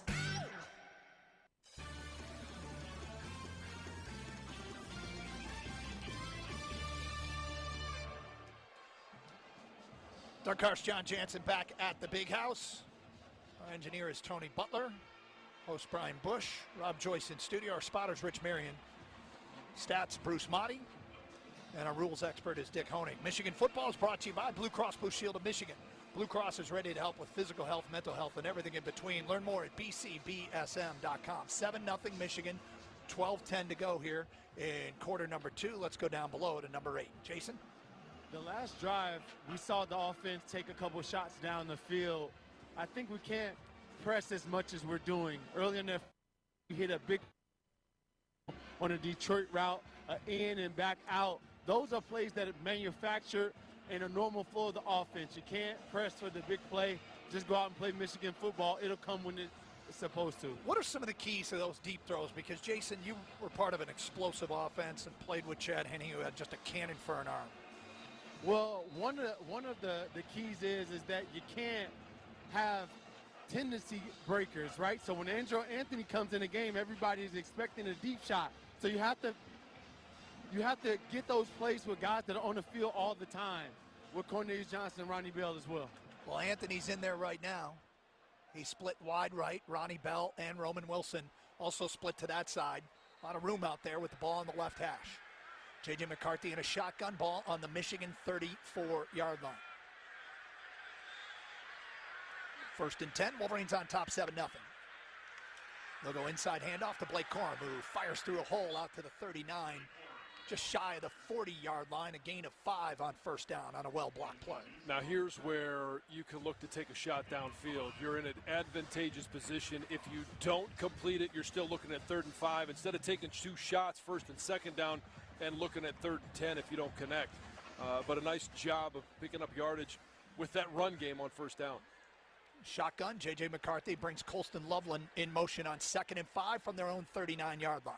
J.J.'s got the snap. Handoff to Corum, hesitates, fires through a hole across the 45 and out to the 46-yard line where Luke Reimer brings him down as Blake Corum patiently waited for that hole to open up and then shot through it. Well, and everybody talks about, hey, to stop the run game, you're going to bring 8, 9 guys in the box. I talked about that gap blocking, that counter scheme. That's exactly what Michigan did there. They pulled Ryan Hayes, and that gap blocking picks up all of that trash front side. They can bring as many as they want. Rules take care of all of those gap run-throughs. 11 carries, 56 yards for Corum so far. 1st and 10 from the Michigan 46. Handoff to Corum, running right. Lots of room. Now he tries to bounce outside, and before he can get there, he's chopped down by Malcolm Hartzog, the freshman corner. But another good gain on 1st down, John. I really like how this offense is operating the run game. It was Ryan Hayes. We've talked about Carson Barnhart, Giovanni Al-Hadi, and this time it was Gio again, being able to pull from his guard spot and then get up in the hole and be able to identify that linebacker. Sometimes that can be hard to do, but they're doing a good job of keeping their shoulders square so they can see the linebacker and get up on him when they get through the hole. 5 yards on 1st down, 2nd and 5, ball in Nebraska territory. Tavi Dunlop in the game, deep for Michigan as J.J. takes the snap from under center. Play action, back to pass. J.J. looking downfield, going to fire, and he's got his man, Colston Loveland, to the 30, to the 25, and he's spun down on the 20-yard line, stays up. Put his hand on the ground, stays up, and dives forward to the 13. Caleb Tanner, the man credited with the tackle, and there he is, the co-offensive MVP of the Sawtooth Central Conference in Idaho. Every time he kicks a catch, you're going to say the Sawtooth Conference, and I love it. Colston Loveland is a mismatch nightmare for Caleb Tanner. And you could talk about height, you could talk about weight in terms of being able to make that tackle, but it's just a matter of athletic ability. Colston Loveland is as good an athlete. After review, replay, it was determined that the runner was down at the 21-yard line. 1st and 10. So a gain of 35. They call down from the booth and say he was down initially. That makes it closer to 26, and they just showed the replay in-house, and the people didn't like it. When it is obvious they don't stop the game anymore, and they just go to right to the referee and say he's down.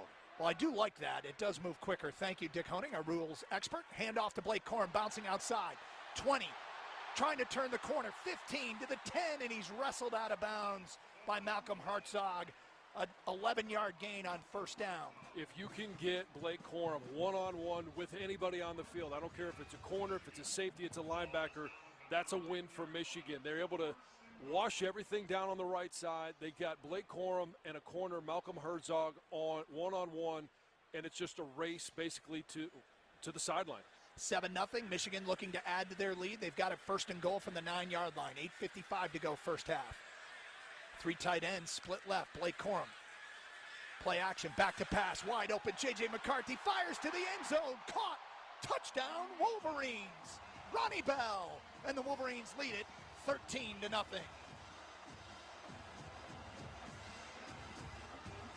Well, when you run Blake Corum up the middle so many different times in the red zone, inside the 10-yard line, defense is going to bite on it. They did that, and they sold out to stop Blake Corum, and Ronnie Bell was as alone as you're going to find a receiver in the end zone.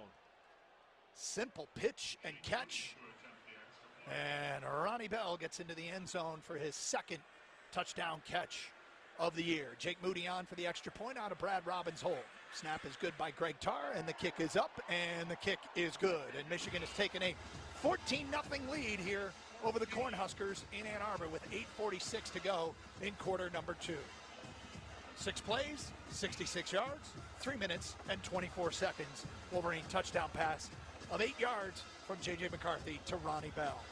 14-0, this is Michigan football from Learfield. Are you ready?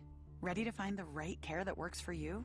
Care that connects you to what you need, anytime, anywhere, and fits best with your lifestyle? Whether it's in person or in your pajamas, online or over the phone, Blue Cross Blue Shield of Michigan connects you to the care you need when you need it most.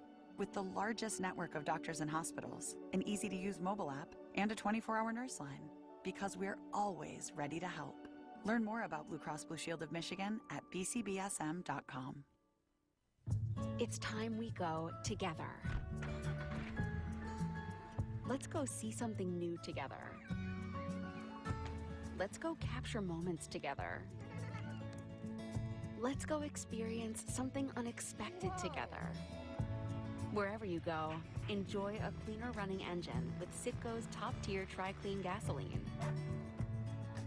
Citgo. Let's go together. U of M football at the Big House is brought to you in part by AbsoPure, the official bottled water of the Michigan Wolverines. Stay refreshed and hydrated all season long, in the stands or on the go, with AbsoPure natural spring water. Find AbsoPure in retailers across Michigan, including Meijer, or have water delivered direct to your home or office with AbsoPure's convenient delivery services. Hydrate like a Wolverine with AbsoPure, the official bottled water of Michigan Athletics. Visit absopure.com/go blue or call 800-4-ABSOPURE to learn more. Woo! Got my nachos, got my big TV, and my favorite chair. It's game time. But you know, the only thing that would make it a little better is if I could listen to my local broadcasters while watching the game. Hello. You must have wished for your game to be synced with TV and radio. I sure did. Do you have a DVR? You bet. Do you have a streaming device? Yeah. Blammo! Your game is now synced. It's that easy. Oh, boy. To see if you can get synced, head to syncmygame.com from Learfield. Syncmygame.com? Syncmygame.com.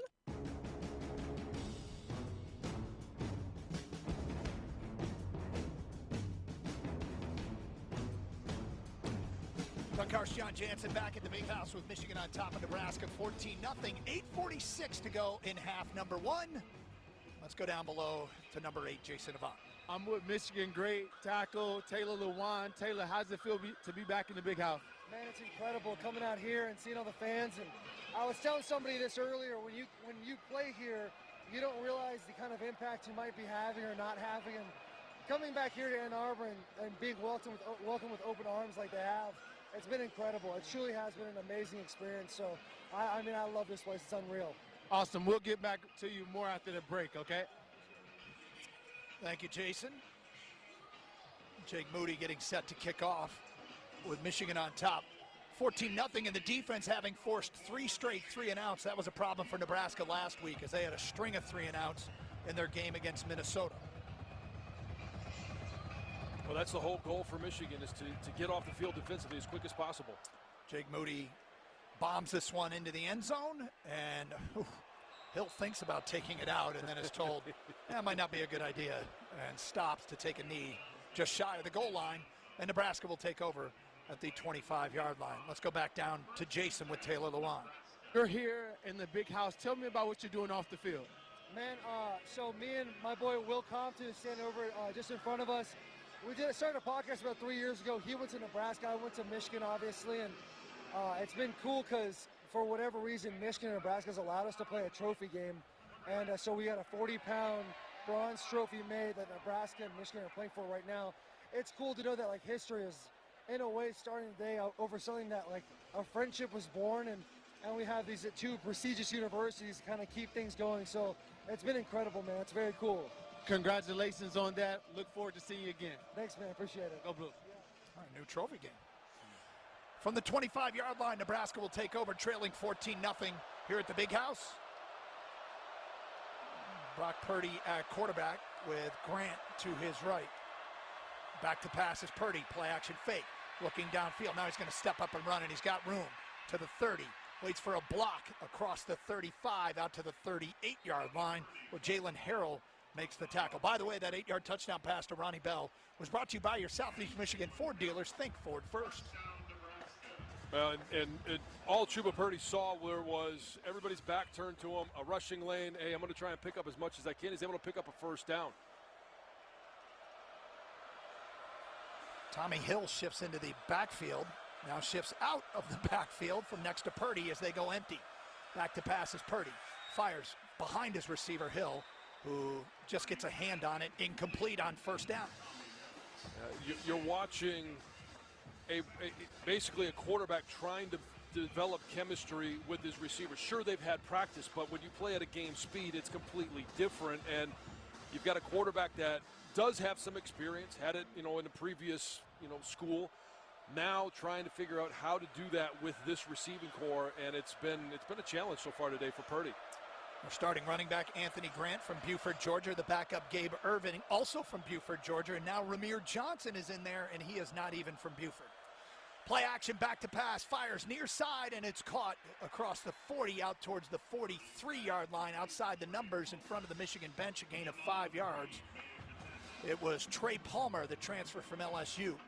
You may remember Ramir Johnson, John, because he had a touchdown catch against Michigan a year ago. Versatile weapon. coming out of the Nebraska backfield. Yeah, and nice to see Jamon Green in there making a play, see him back on the field. We weren't able to have him available last week. Nebraska hasn't had a first down since their opening drive of the game. Oh, they've had one more. I'm sorry. They did on the first play of this drive, which ends the spell of 3 straight 3-and-outs. From the 42, it's 3rd and 6. Back to pass is Purdy. Looking. He's going to fire, and he's got his receiver far side. And a crossing route, and he gets upended as he gets submarined by Mikey Sainristil. Alante Brown was the receiver, and he tried to hurdle Sainristil, who just fired up, and then DJ Turner finished him off. Yeah, and you got to know who you're playing against. Mikey Sainristil is not a guy that's going to go at your ankles, and that's exactly what Brown, the receiver for Nebraska, thought was going to happen. And wow, ooh, he got a hit right between the legs. That one's going to sting for a little bit. That was violent. Well, Brown, to his credit, popped up, but first down for Nebraska in Michigan territory, their second time into Wolverine territory, and it looks like Mickey Joseph is going to take a timeout. I don't think Alante Brown disagrees with the timeout. I think he's good with it. He might need a breath. Timeout. Wolverines on top, 14-0, but Nebraska on the move, 6:38 to go, quarter number 2. You're listening to Michigan football from Learfield. Over 100 years ago, Pioneer State Mutual Insurance Company started with the simple idea to help our neighbors. That attitude shaped who we are and drives how we do business today. Our employees and independent insurance agents are Michiganders just like you. We know the state and your insurance needs. Insurance can be confusing, but with Pioneer State Mutual, it doesn't have to be, because you're buying our promise to put you first. Visit psmic.com and give one of our 230-plus agents a call. Pioneer State Mutual, insuring Michigan since 1908. The excitement, the passion, the tradition. Haskins scores untouched from the 4-yard line.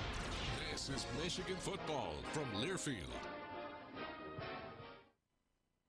Basketball season is underway, but it's not too late to experience the excitement of Michigan men's hoops. Fresh off a 5th consecutive trip to the Sweet 16, the Wolverines are in the midst of another challenging schedule packed with marquee opponents. Don't miss your chance to experience the action at Chrysler Center. Tickets are available now, but they are going fast. So head to mgoblue.com/tickets to learn more or to secure yours. That's mgoblue.com/tickets to get your seats for Michigan men's basketball. Your Metro Detroit Chevy dealers are changing the game with the bold design and amazing strength of the Chevy Silverado. With 9 models to choose from, Silverado is the perfect tool for all your jobs. If life takes you off-road, there's the first ever ZR2 Silverado. Add in features like the available multi-flex tailgate or 8 available cameras, and you'll be Silverado strong whatever road you travel. Put it in D and see why Chevy drives the Motor City. Visit ChevyDetroit.com.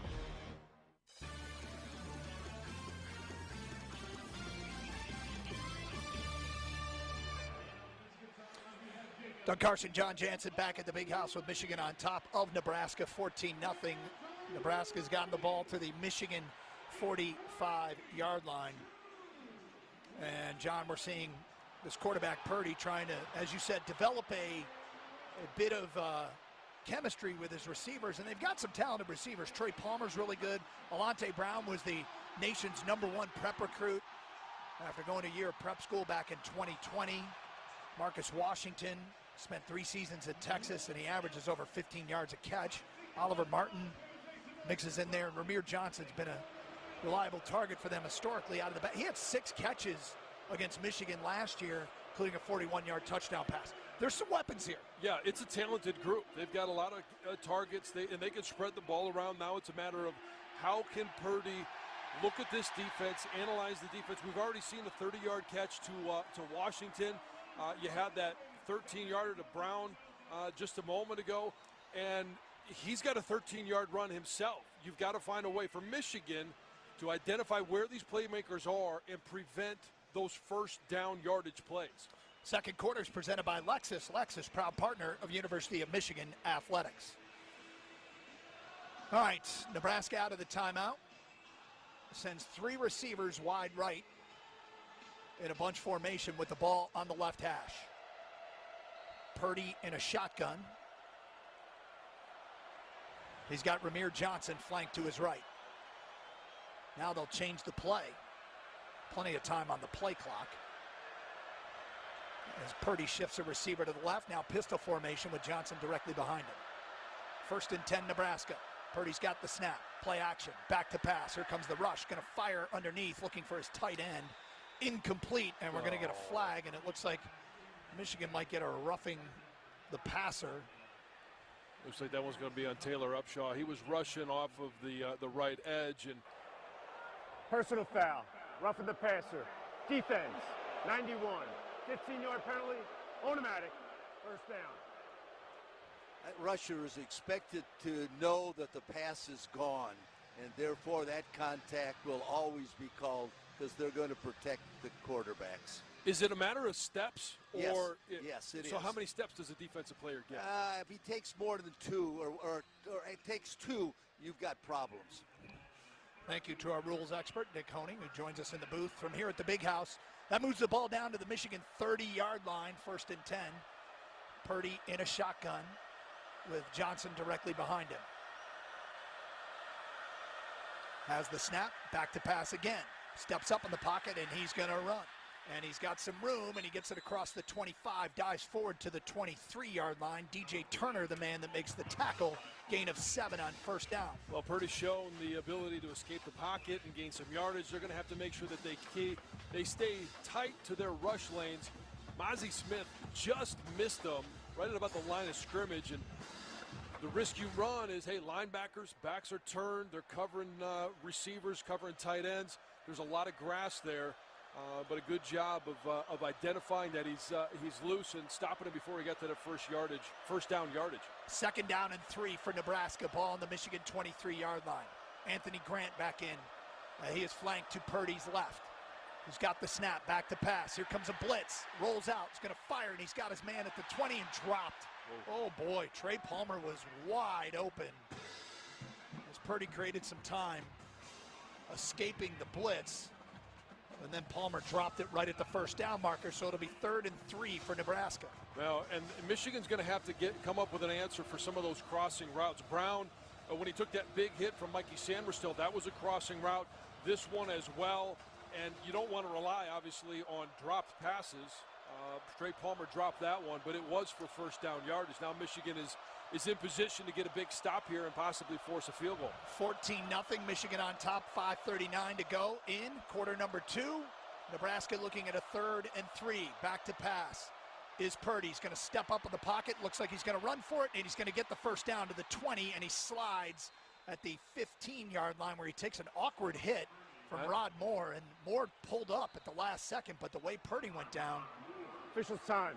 I don't think it was the hit. I think it was the slide, and it was an awkward slide. He's grabbing his leg right now, and so I think when he went to slide, he was stuck in that decision between, do I slide, do I keep going, do I try and pick up more yardage, can I possibly get to the sideline, and kind of in the middle of it, he decided to slide. His leg got caught underneath him.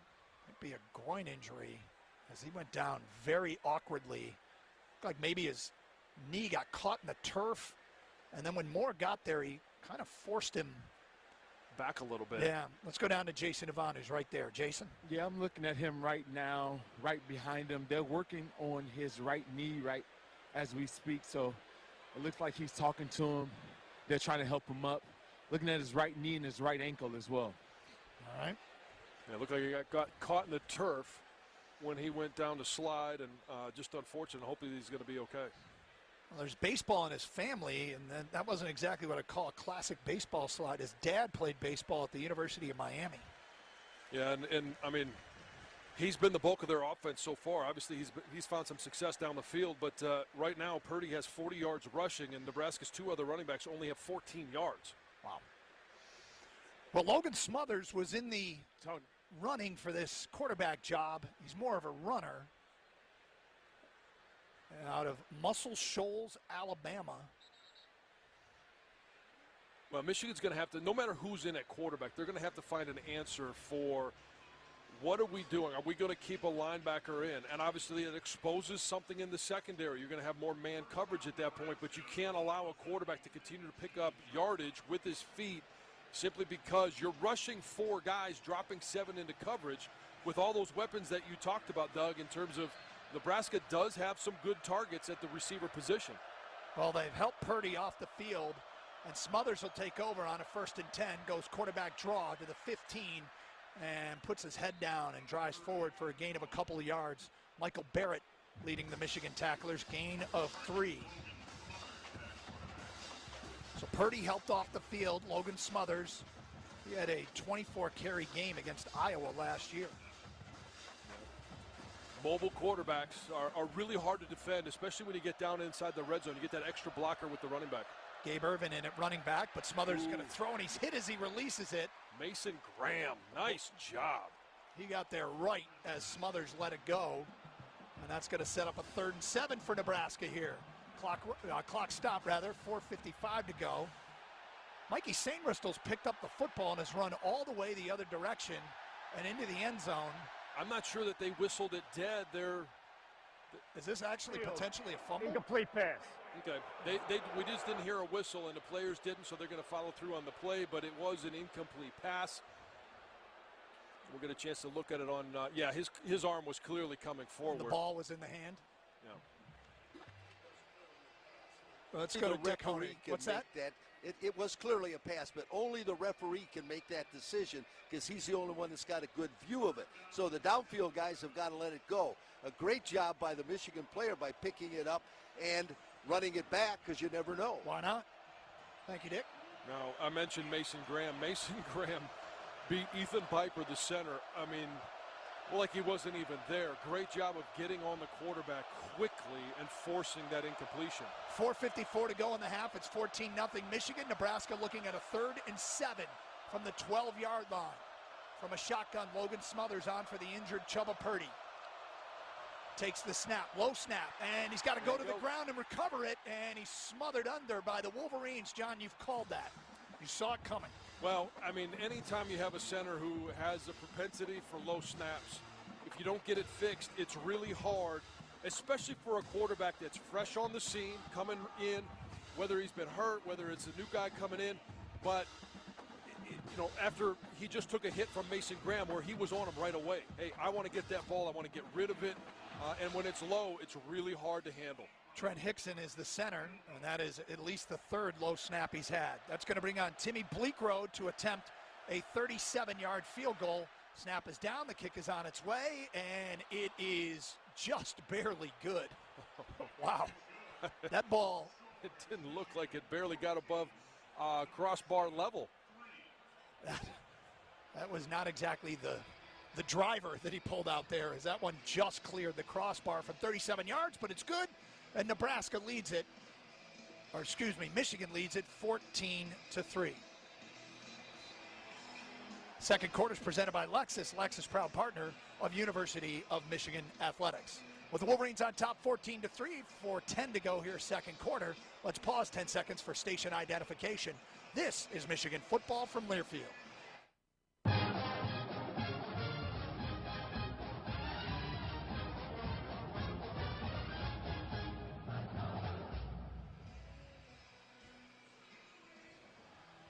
Wolverines get the football back. And Michigan will also get the football to start quarter number 3. Well, the nice thing about that defensive possession, obviously you don't want to give up 3 points, but Taylor Upshaw getting pressure. You want to make sure you're disciplined. You don't hit him too long after he throws the ball, but then Mason Graham being able to put pressure so quickly. Got to get some hits on the quarterback. Deep to field it is A.J. Henning, and he'll come forward to the 10-yard line where he'll catch it and head towards the far sideline. He's got the corner to the 30 to the 35 where he is run out of bounds there. A.J. Henning with a good return of 25 yards, and Michigan will take over from the 35-yard line with 4:05 to go in the first half and a 14-3 lead. Well, another opportunity for Michigan to put some points on the board here. 35-yard line. It's good. It's not bad field position. You obviously want to be able to start on the other side of the 50, but this is a good place for Michigan to be able to start. And I would like to see them, because there is no snow falling right now. It doesn't look like there's any rain falling. The wind is minimal. Hey, get some good yardage with Blake Corum on first down, and then take another shot down the field. They're going to say that Henning stepped out at the 33-yard line. They have some problems with the chains on the far side. Well, John, 2 trips to the red zone, 2 touchdowns for Michigan's offense. And efficiently scoring. Once from the 9-yard line on that pass to Ronnie Bell. The other one, hey, you get the ball at the 2-yard line, and it's immediately punched in over the right side by Blake Corum. You love to see them be able to score on first down.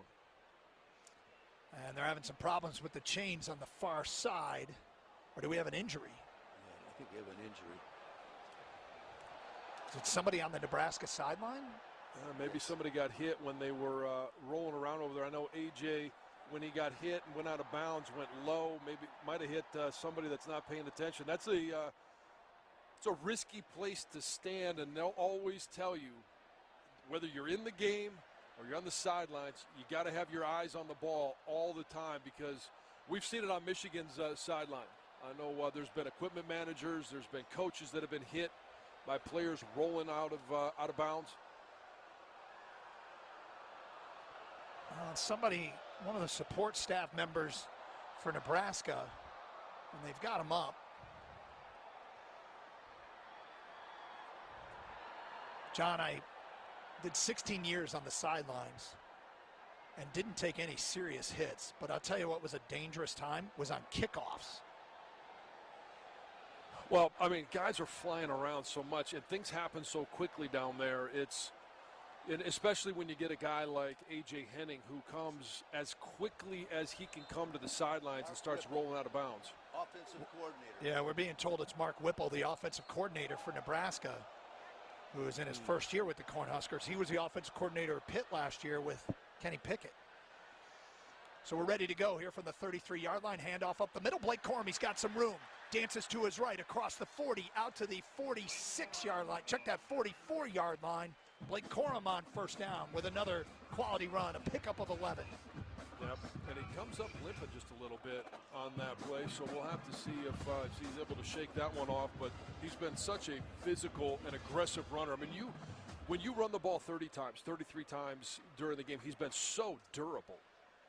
Tommy Dunlap in again. We'll have to get an update, see if there's something up with Donovan Edwards. Handoff to Dunlap running left, bounces it outside, puts his head down. Checked out, it was C.J. Stokes. And Stokes gets it to the 45-yard line, gain of a yard. Maybe Jason can see if he can get an eye on Donovan Edwards. Well, here comes Blake Corum, so he's obviously able to shake off whatever happened on that last play. But you could tell that there's, and nothing against C.J. Stokes. He's going to be a really good back, but there's a drop-off between where Donovan is and where Blake is compared to CJ or Isaiah Gash. Clock running, 3 minutes to go. First half, Michigan on top, 14-3. Looking at a 2nd and 9 from their own 45-yard line. McCarthy's got the snap. He's going to fire deep down the near sideline. Ronnie Bell is out there, and he goes for a one-handed catch and can't bring it down. Malcolm Hartzog in coverage, incomplete. Looking for Ronnie Bell. That's 3 deep shots they've taken, all incomplete. It is, and Jason, how much of that, I don't know if you saw the end of that play, is on the ball placement by JJ, or it's the contact and Ronnie Bell being able to create separation down the sideline? There's more separation by the receiver, 100%. Got to look more down the field. You look up and not back. That was a good ball by J.J. McCarthy. 3 receivers split right. 3rd and 9 for Michigan, 2:48 to go in the first half. JJ back to pass, looking, fires over the middle. He's got his man. It's Roman Wilson who makes one man miss and fights forward across the 45-yard line where he's tripped up for the first down. That first man that missed, that Roman Wilson missed, allowed him to get the first down. Yeah, and Marcus Buford was the one that was able to come in and just trip him up. Marcus Buford's the one that bit hard on the play-action pass from the Ronnie Bell touchdown, and quite honestly, if Roman Wilson doesn't slip there, I think he was expecting more contact. Gain of 13 on 3rd and 9 from the 42-yard line. 2:17 to go in the first half. They'll hand it off to Corum, running left. Gets through a hole and fights forward down to the 36-yard line where Garrett Nelson brings him down. Let's go down to number 8 again. I'm down on the sideline. You're asking about Donovan Edwards. He is fine and ready to go. I asked. He's doing fine. Okay, good. Thank you very much. We've seen Tavi Dunlap. We've seen C.J. Stokes in the ball game. Minute 50 to go. Clock running. 2nd and 5 from the Nebraska 37. Michigan looking to add to their 14-3 lead.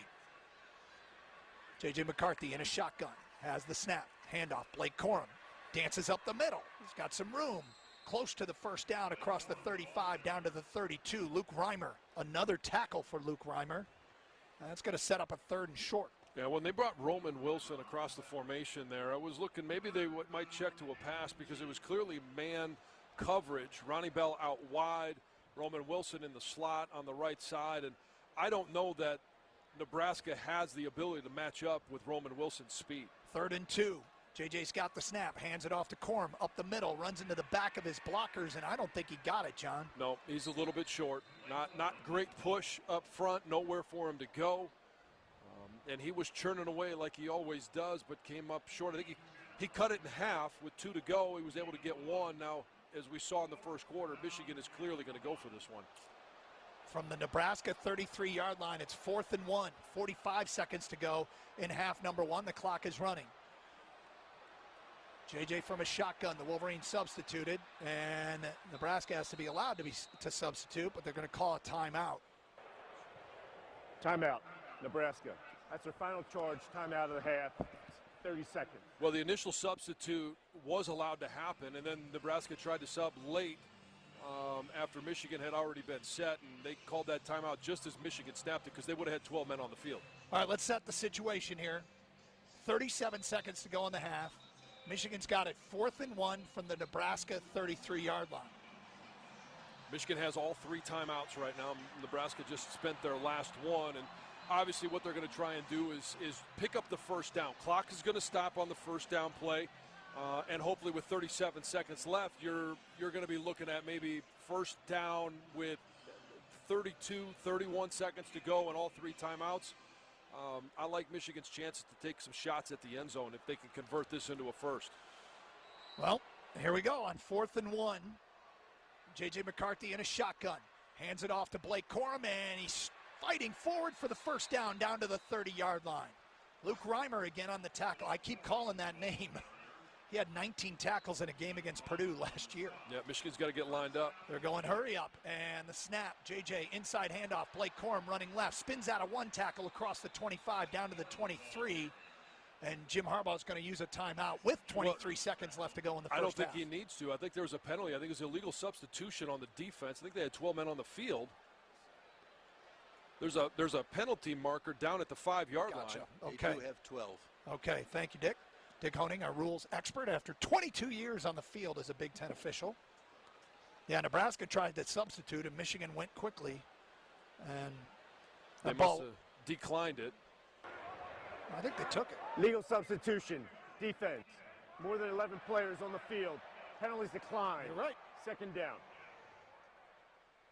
So do they have to use a timeout? No, it allows them to get set up so that the clock should start as soon as the ball is set, but Michigan needs to have hand on the ball ready to go. Corum now 103 yards rushing. Clock running, 15 seconds to go. JJ back to pass, looking, going to fire deep to the end zone and incomplete. Looking for his man Roman Wilson out there.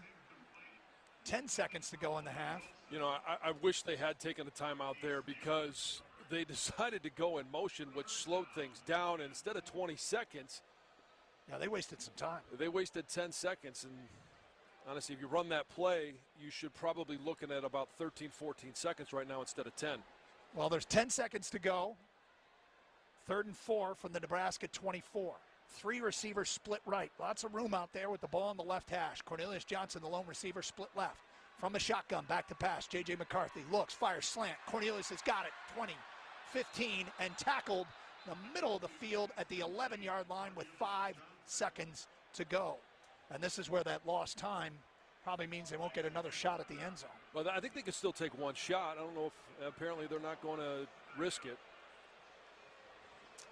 Well, 2 timeouts left. They either should have accepted the penalty or taken that timeout. Yeah. If you get 7 seconds here, then you feel very comfortable with the fact that from the 12-yard line, you can run a route. And if it's incomplete, obviously the clock would stop right away. You can call timeout if it's complete, but it would have been a shot at the end zone.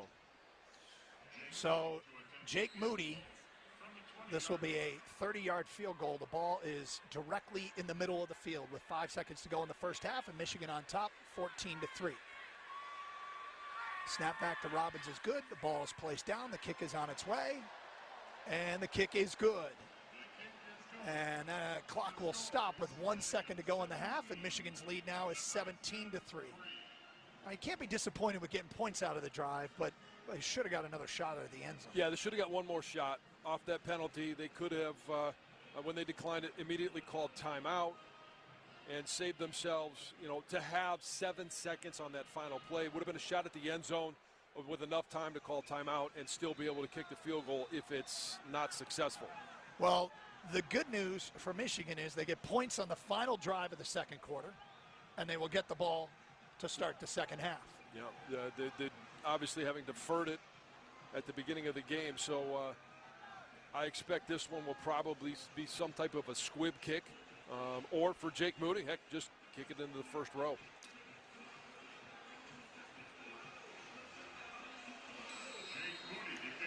Jake Moody, who had a string of 9 consecutive field goals over 2 games, broken last week with the 2 50-yarders that he missed, one right, one left.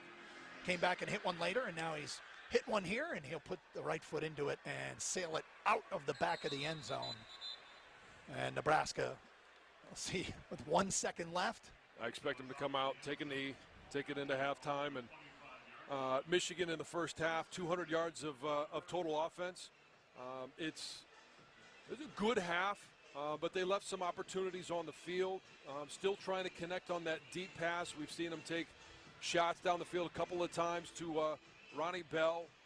Cornelius Jansen had an opportunity to make a nice catch. It went right through his hands, and then obviously the Andrew Anthony pass that was just a little bit overthrown. And Nebraska looks like, indeed, they will take a knee. Looking over at their sideline, John, Mark Whipple, the offensive coordinator, remains on the bench as he did not get up, and he's the one that took the hit on the sideline on that A.J. Henning punt return. Mm-hmm. And the Cornhuskers will head up the tunnel, trailing 17-3 here in Ann Arbor, following a first half that saw Nebraska get a decent drive to open the game, decent drive to end the half, and 3 3-and-outs in between. Yeah, and so for Michigan, it's all a matter of trying to develop that consistency. Don't lose that consistency on offense simply because you don't connect down the field. You still got to be able to churn out first downs. Those are the times that Michigan has struggled to possess the football and stalled some drives. But when you have that big play capability, you got wide receivers that can win one-on-one battles. You got a quarterback that can make that throw. They're still trying to find a way to make that connection. Blake Corum with 103 yards rushing on 19 carries, the 1 touchdown. J.J. McCarthy, 6 of 13 for 91 yards and a score. Michigan with 13 first downs to 5 for Nebraska, 200 total yards to 103 for Nebraska. Michigan possessed it for 16 minutes and 43 seconds to Nebraska's 13-17. It's 17-3, Michigan on top. We're at the half. We'll have scores from out of town, analysis from our guys, Brian Bush, hear from Jack Miller, Jason Avant as well, and have the third quarter. When we continue, 17-3, Michigan on top. You're listening to Michigan football from Learfield. Knockoffs and imitators share one thing. They pale in comparison next to an original. Like the stylish and versatile Lexus RX. It's still the best for one reason. Nothing beats the original. Experience amazing at your local Lexus dealer. Lexus is a proud partner of University of Michigan Athletics.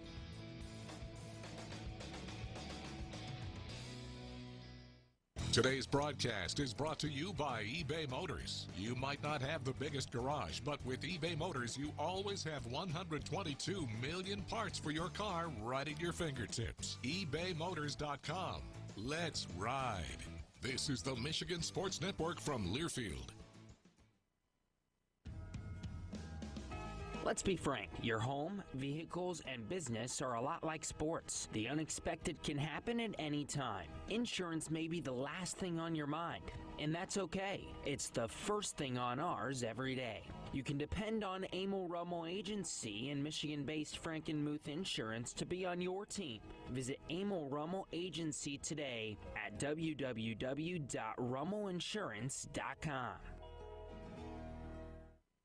Step up your entertainment game this holiday season with a live show at Motor City Casino's Soundboard.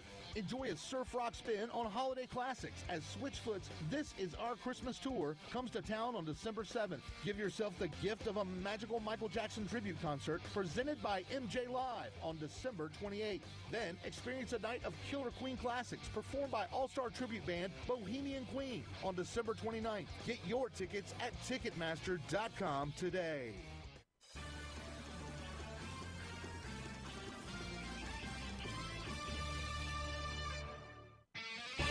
Let's break down the first half. Welcome to the Lexus Halftime Show. Lexus, proud partner of University of Michigan Athletics. Analysis, highlights, and stats are on the way. Now, here's your host, Rob Joyce.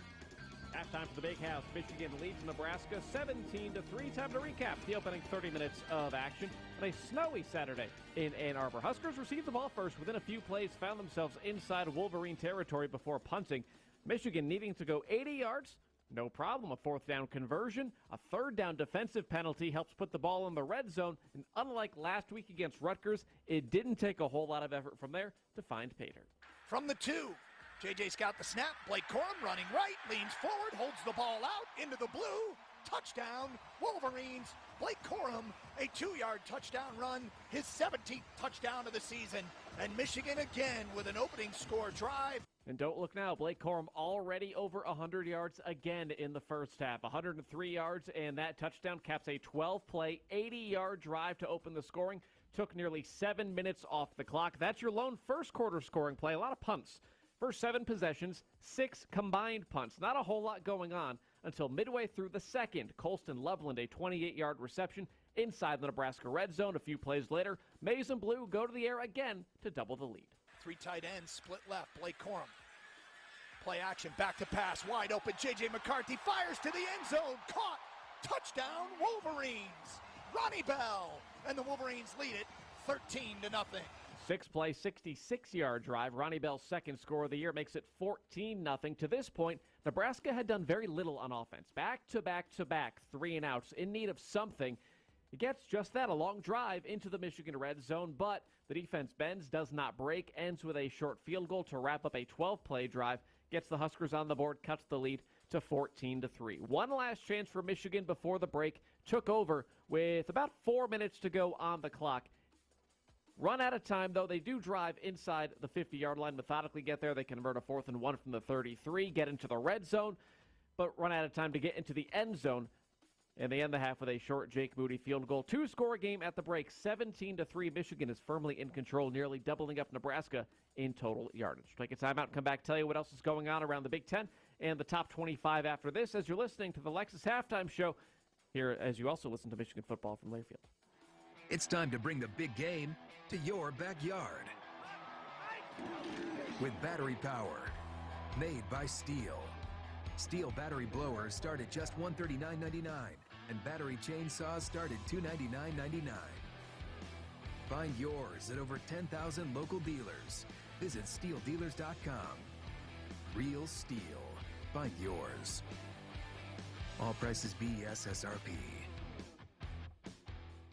More Wolverines football is a minute away. Over the left side and into the end zone for a Michigan touchdown. This is the Michigan Sports Network from Learfield.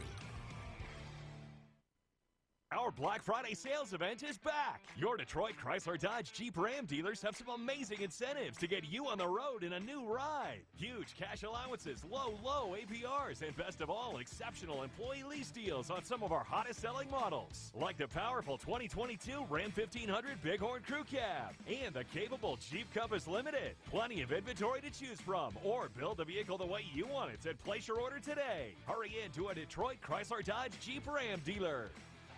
College football season is here at Hollywood Casino Toledo. So get ready for big hits and even bigger games. That's That's right. It's time to turn pick sixes into lucky sevens and 3 and outs into 3 of a kind. No matter your team, we've got what you need to stay in the game. Like cold beers, delicious food, over 40 TVs, live weekend entertainment, and an all-star team ready to serve you.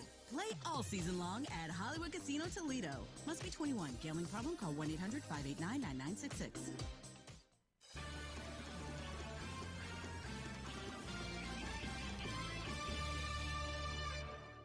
This copyrighted broadcast is an exclusive presentation of Learfield under the broadcasting rights granted by the University of Michigan. Reuse of this presentation is prohibited without the express written consent of the University of Michigan and Learfield. Announcers are provided by Learfield and approved by the University of Michigan. At the half, Michigan leads Nebraska 17-3. Time to run through the out-of-town scoreboard. There are 3 games in progress right now in the Big Ten, all at or approaching halftime. We'll start in State College. Number 14, Penn State up handily on Maryland. It's 24-0 Nittany Lions with just 30 seconds to go before halftime, and a big pass play from Sean Clifford has the Nittany Lions threatening for more before the break. Big day for Nick Singleton so far. 8 carries, 113 yards, and 2 touchdowns already for the Nittany Lions freshman. The other 2 games are in the West, and both are very, very important. At the half, Iowa leads Wisconsin 14-10. Offensive touchdown plus a pick 6 for the Hawkeyes late in the half, so they have the lead. Minnesota leads Northwestern 14-3. That one also at the half. Mo Ibrahim, 116 yards and 2 touchdowns on the ground for the Gophers. And those are 2 very consequential results, the Iowa-Wisconsin game and the Minnesota-Northwestern game, because Purdue went to Illinois today and took down what was the league leaders in the West. Sawinski in motion. O'Connell, they bring a blitz. There's a pass caught. Payne Durham dragging a tackler close to the goal line. What's the call? Is he in? Yes! Touchdown, Boilermakers! Payne Durham with the touchdown reception as Purdue beat the all-out blitz. Aiden O'Connell took a hit and got the throw away anyway. Tim Newton from Learfield. That Payne Durham 12-yard touchdown proved to be the difference. Purdue 31, Illinois 24. That means right now Purdue and Illinois are both 4-3 in Big Ten play. That's a 2-way tie for first right now. The Iowa-Wisconsin winner will make it a 3-way tie. If Minnesota holds on against Northwestern, you're going to have a 4-way tie for first place in the West with 2 weeks to go if the current results hold. 2 other finals to tell you about, both in the East Division. Ohio State beats Indiana for the 27th straight year. Buckeyes cruise 56-14 behind 5 C.J. Stroud touchdown passes, although the Buckeyes did lose running back Mayan Williams in the first half to an injury, did not return. And Michigan State back to 500 on the year after a 27-21 victory over Rutgers. Time to look nationally now at the top 25, brought to you by Pioneer State Mutual Insurance. Bunch of games in progress, including a good one in the SEC. Number 9, Alabama, trailing at halftime at number 11, Ole Miss, 17-14. The Tide already with 2 losses out of the playoff conversation. The Rebels, 8-1 on the year, knock off the top 10 Crimson Tide. Suddenly will find themselves vaulting into the top 10 in next week's playoff rankings. Big one with Group of 5 implications for the New York Six Bowl. Number 22, UCF, leads at 17th ranked Tulane, 24-14. They're about to approach halftime in New Orleans. And notable finals from earlier, 5th-ranked Tennessee blasts Missouri 59-24. Vols put up a program record 724 yards of total offense. Number 7, LSU outlasts Arkansas 13-10, a little less offense in that one. Notre Dame ranked once again. The 20th-ranked Irish hold off Navy 35-32. The Mids put up 16 fourth-quarter points to try to mount a furious comeback, but the Irish hold on late. And how about Vanderbilt goes to Lexington and knocks off 24th-ranked Kentucky 24-21. The Commodores snap a 26-game conference losing streak, nab the first SEC win since 2019. That top 25 scoreboard brought to you by Pioneer State Mutual Insurance, a Michigan tradition since 1908. Everything else is still to come in college football. 7 o'clock, the top-ranked Georgia Bulldogs travel to Mississippi State. Border war out west at 7 o'clock. 6th-ranked Oregon looks to make it 9 in a row when they take on number 25 Washington. Big one at 7:30. 18th-ranked Texas hosts undefeated and 4th-ranked TCU. And then number 13, Utah, still hanging around in the Pac-12, hosting Stanford at 10. And number 12, UCLA, 8-1 on the year, trying to stay alive in the playoff picture, hosting Arizona at 10:30. Again, 30 minutes complete in our game. Michigan 17, Nebraska 3. Brian, Jason, and Jack break down the first half when we return as you listen to Michigan football from Learfield. Go with the flow. Sometime. Lowrider. Tuesday, December 27th at Soaring Eagle Casino. Flowrider. Tickets start at $56. On sale now at the box office or etix.com. Party and play with Florida, December 27th at Soaring Eagle Casino and Resorts. Welcome to It's my house. SoaringEagleCasino.com. The excitement, the passion, the tradition. This is Michigan football from Learfield.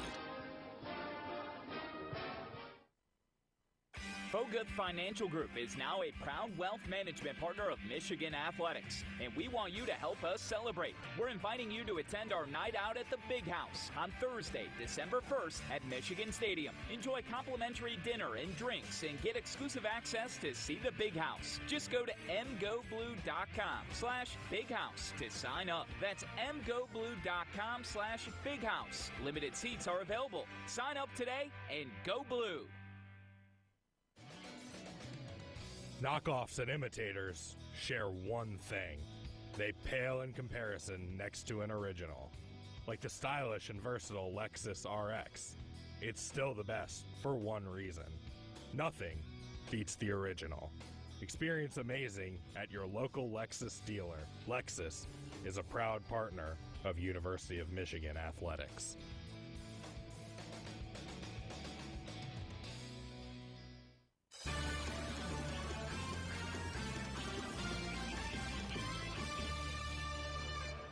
Back here on the Lexus Halftime Show, Michigan a 17-3 lead on Nebraska. Brian Bush, Jason Avant, Jack Miller with you.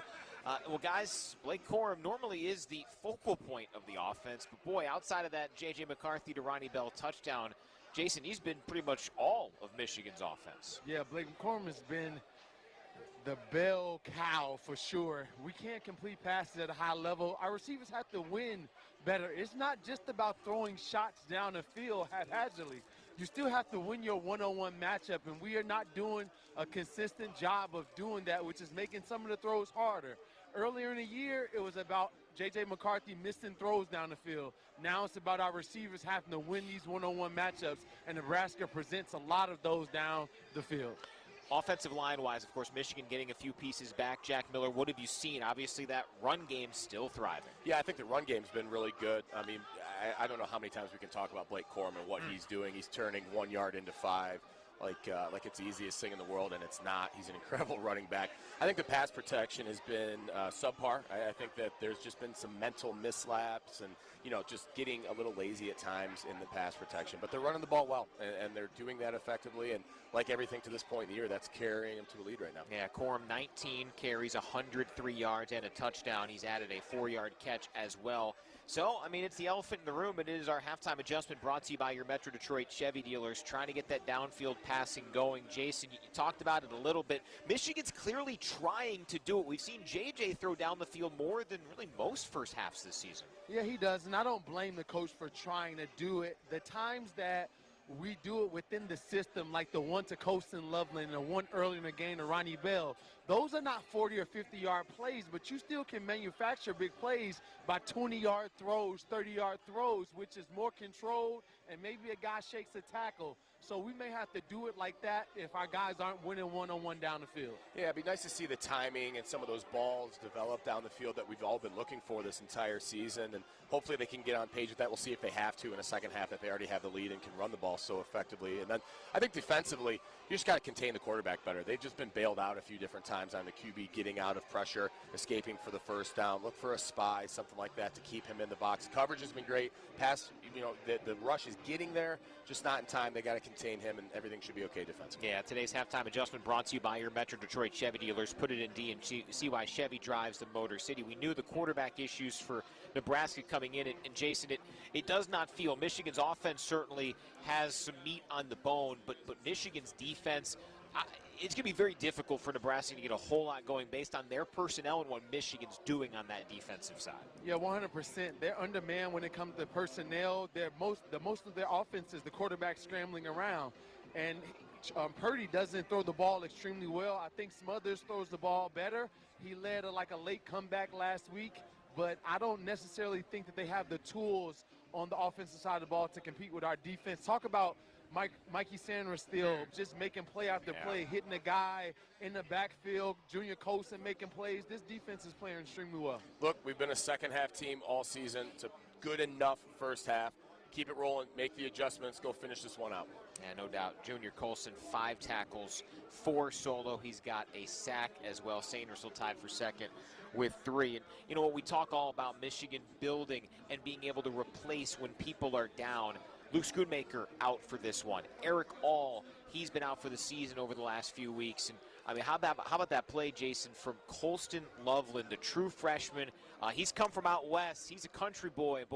I mean, he's a really good player as a true freshman. Yeah, he's a really good athlete, and I like the play call. It was a tight end throwback, roll everyone to the right, quarterback goes to the right, and the tight end leaks out the backside to the left. It was just a great play call for a young player, and that's the way you have to manufacture deep balls down the field with this team, because we haven't been able to see that 40-yard play completed. Yeah, Brian, to your point, just really good to see next man step up all the time. And it doesn't matter what position it is. We see them building this roster, the development of these guys. Great to see them step up in a time where Scooney's out. And, hey, next man, go get it done. And no doubt, guys, there's chances for more. Michigan could inflate this lead more, but this is their largest first-half lead in a while. They're up by 14. And remember what they've done in the second half, outscoring teams 100-3 since the Indiana game 4 games ago. All right, we'll get Jason's thoughts throughout the second half. Jack will be back in postgame. Coming up, Doug Karsch, John Jansen, and number 8. We'll talk through everything in the second half with the Wolverines leading it by a count of 17-3. That's the Lexus halftime report. Stay tuned. Doug, John, and Jason bring you the second half call right after this. Wolverines up 17-3, halfway home to a 10-0 start. You're listening to Michigan football from Learfield. Experiencing a Wolverines game is a lot like life. We honor traditions. We shed tears for a loss, but also for a win. And every time we step on the field, it's a chance for greatness. Farm Bureau Insurance sees the connection and is a proud sponsor of University of Michigan athletics. From financial security to a helping hand, Farm Bureau understands the experience matters. Find an agent who can protect what matters to you. Subscribe to the official podcast home of Michigan Athletics and Go Blue Podcasts on Apple Podcasts, Spotify, or wherever you get your podcasts. This is the Michigan Sports Network from Learfield. Place an order for a 2023 F-150 lease today and receive $1,000 bonus cash. Plus, you can lock in your deal right now. And if at the time of delivery, the deal gets better, you get the better deal. Returning AZ Plan lessees can order a 2023 F-150 and lease it for $299 a month for 24 months with $4,819 due at signing. Order today and take delivery by December 31st, 2022. Lease payment includes waived security deposit, excludes title, taxes, and license fees. Not all lessees will qualify for Ford Credit Red Carpet Low Mileage Lease. Payment includes $2,000 renewal and $1,000 retail order bonus cash. Take new retail delivery from dealer stock by November 30th. See dealer for qualifications and complete details. Some exclusions may apply. So lock in this $299 F-150 lease payment today. Only at your Southeast Michigan Ford dealers. Think Ford first.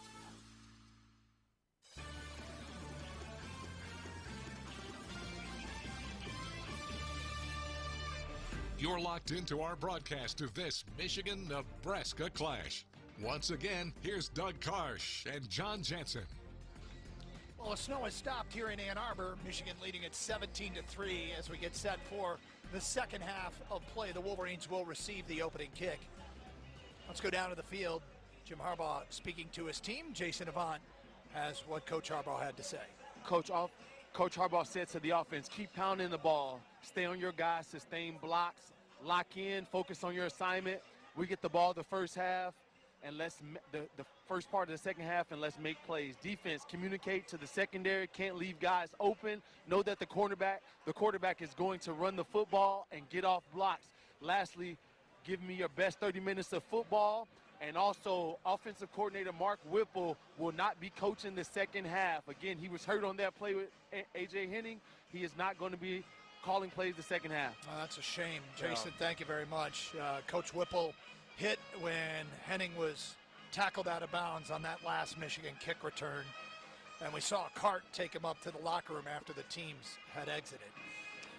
Well, John, the first half, The most consistent thing that Michigan had was Blake Corum in the run game, 19 carries, 103 yards, and a touchdown. Yeah, welcome to 2022.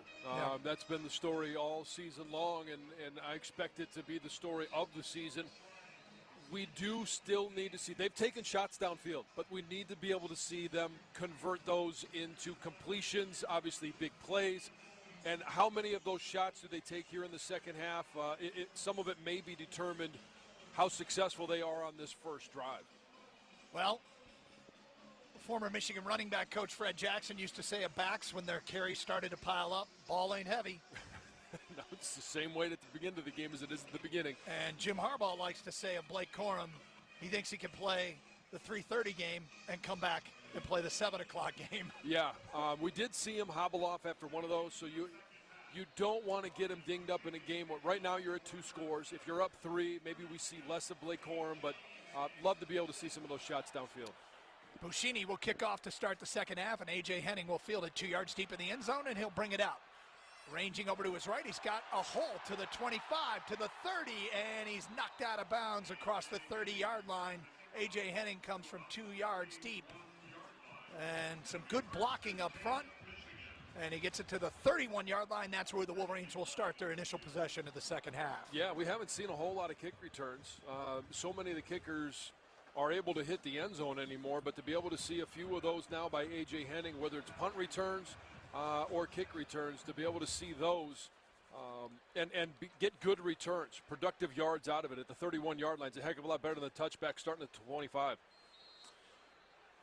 Wolverines with J.J. McCarthy in a shotgun and Blake Corum off his right hip. Now he shifts back into a pistol formation. Ronnie Bell and Roman Wilson split left. Cornelius Jansen split right.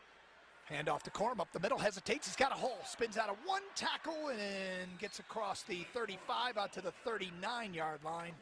Gain of 8 yards on first down. Well, that's a great way to start the second half. And when you can keep guys and be able to win one-on-one blocks. Guards are uncovered. They're up on the linebackers. Both tackles and obviously Olu at center, being able to handle their guys up front allows those to happen. 2nd and 2 from a shotgun. J.J. McCarthy's got it. Hand off to Corum, running right. And can he turn the corner? Cuts back, and he's going to get snowed under behind the line of scrimmage for a short loss on 2nd and short. You know, it's kind of funny that Blake has not found a lot of success on the edge. You would think with as quick as he is, and this one wasn't intended to go out there, but he was very patient, waiting for Ryan Hayes to pull around. Just a good job of Nebraska going into halftime saying, hey, they're pulling guards and tackles. We've got to find a way to stop that, and on that play, they were able to get some penetration. They got Corum split wide right. Now he'll shift back towards the center of the field and set up to the left of J.J. McCarthy. And he'll take the handoff on 3rd and 2 up the middle, and he's got the first down. Still churning out to the 45-yard line. Blake Corum moved the chains, a 7-yard gain. So much success that the success of Blake Corum's game has been right in between the guards. And Olu came here because he wanted to be able to showcase what he can do as a center, whether it's pulling, but especially against Big Ten defensive lines, being able to handle a bigger nose tackle, and he's doing that today. Now Tavi Dunlop back in the game for Michigan. Pistol formation. J.J. back to pass. Looking, fires. Over the middle, it's tipped and incomplete. Andrell Anthony was the intended receiver. Malcolm Hartzog was right there and hit Anthony when the ball arrived. That's probably another one that should have been caught. Yeah, and sometimes it feels like Andrell, when he runs some of those hook routes, that the ball seems to surprise him a little bit when it gets there. He's got to be ready for those, and whether it's a little bit high, a little bit low, those are catchable balls. Blake Corum back in the game. Everybody jammed in tight on 2nd and 10. J.J. McCarthy turns, hands it to Corum, who will try to bounce outside, cut back the other direction to the 50, into Nebraska territory, down to the 46-yard line. Wow, what a cut from Blake Corum. Great vision, 9 yards on the play. Yeah, and I tell you what, obviously everything going to the right, nothing there.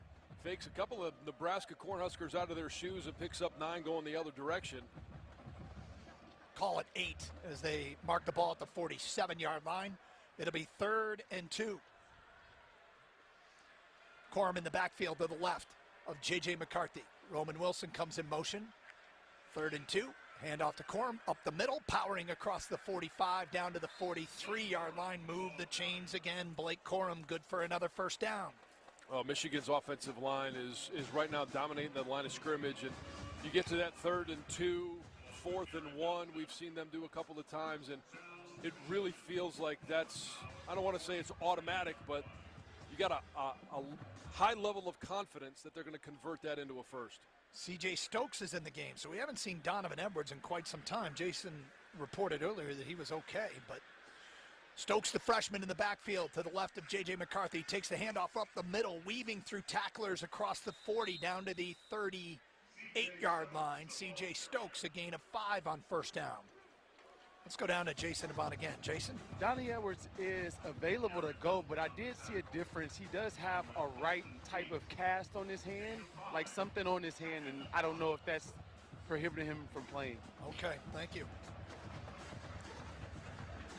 Tommy Dunlop back in the Michigan backfield. Well, I mean, this is Big Ten football, right? Depth chart matters. Yep. 2nd down and 5 for Michigan from the Nebraska 38-yard line. JJ in a shotgun, back to pass, fires and bounces it shy of Ronnie Bell right in front of the Michigan bench. Incomplete. You know, talking to Mike Hart and the depth of that running back room, obviously Blake Corum and Donovan Edwards are the two that you're going to see the most, but he's got a lot of confidence in C.J. Stokes. He's got a lot of confidence, and he mentioned last time, hey, Tommy's just looking for a chance. It's just the reps just haven't been there, and tonight might be his opportunity. Corum back in on 3rd and 5 from the Nebraska 38. 11:07 to go, 3rd quarter. Michigan on top, 17-3. JJ's got it. Back to pass. Looking. He's going to roll out to his left. Still looking. Tries to outrun a defender, and he won't, as he'll get spun to the ground and take a sack back on the 42-yard line. It was Ernest Hausman, who's having a good game, who gets the tackle, and Michigan's looking at a 4th and 8 after a loss of 4. Well, and a good decision by J.J. McCarthy. Nothing was open. Everybody was covered downfield. And for him to be able to make that decision, hey, you know, great play by Hausman, an open field tackle. We know that J.J.'s got some wheels, but took a good angle and just nowhere for J.J. to go at that point. So Brad Robbins on to punt as he is standing on his own 45-yard line. Oliver Martin with his heels on his own 5. As Robbins pops one up, Martin ranging over towards the Nebraska sideline and signals for a fair catch and makes it at the 7-yard line. He wanted a interference on Rod Moore, but the officials say no, and Rod Moore jogs off the field, a 34-yard punt, and that's where Nebraska will take over from their own 8-yard line. With Michigan on top, 17-3, 10-11 to go in the 3rd quarter. This is Michigan football from Learfield. Some people freeze up when they have a choice. But when the choice is between internet from the other guys or good internet from WOW, suddenly choices rule. Because who wouldn't choose good internet? Especially when it's super fast, extra reliable, and starts at just $9.99 a month. Plus, learn how to get up to $300 on us when you sign up at Wowway.com. Wow, good internet. Wow. Limited to new customers with autopay and paperless billing. Offer subject to change. Terms apply. Are you ready? Ready to find the right care that works for you? Care that connects you to what you need, anytime, anywhere, and fits best with your lifestyle? Whether it's in person or in your pajamas, online or over the phone, Blue Cross Blue Shield of Michigan connects you to the care you need when you need it most. With the largest network of doctors and hospitals, an easy-to-use mobile app, and a 24-hour nurse line. Because we're always ready to help. Learn more about Blue Cross Blue Shield of Michigan at bcbsm.com. Woo! Got my nachos, got my big TV, and my favorite chair. It's game time. But you know, the only thing that would make it a little better is if I could listen to my local broadcasters while watching the game. Hello. You must have wished for your game to be synced with TV and radio. I sure did. Do you have a DVR? You bet. Do you have a streaming device? Yeah. Blammo! Your game is now synced. It's that easy. Oh, boy. To see if you can get synced, head to syncmygame.com from Learfield. Syncmygame.com? Syncmygame.com. From the biggest of big games to the littlest of the little. There you go! Run, James! No, first base! Go, run! Whenever you shop Meijer, you help support hundreds of local sports teams across the Midwest. From some of the biggest stadiums in the state to the familiar fields down the street. You're helping make a difference to the people and places you call home. Learn more at Meijer.com/community.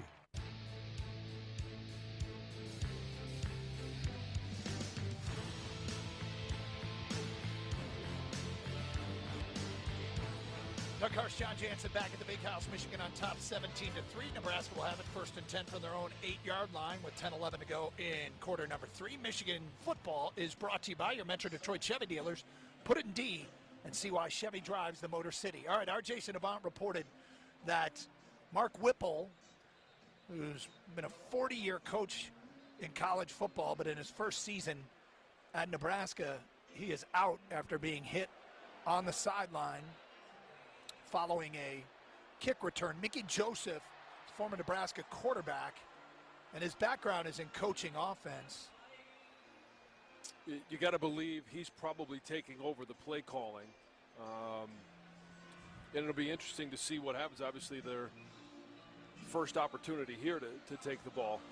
Mickey Joseph telling the Husker Radio Network that Logan Smothers is going to go at quarterback here in the second half, and Mark Whipple's getting x-rays right now, and they'll call it as a staff.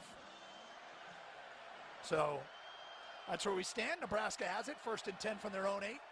And again, it's Logan Smothers at quarterback in a shotgun.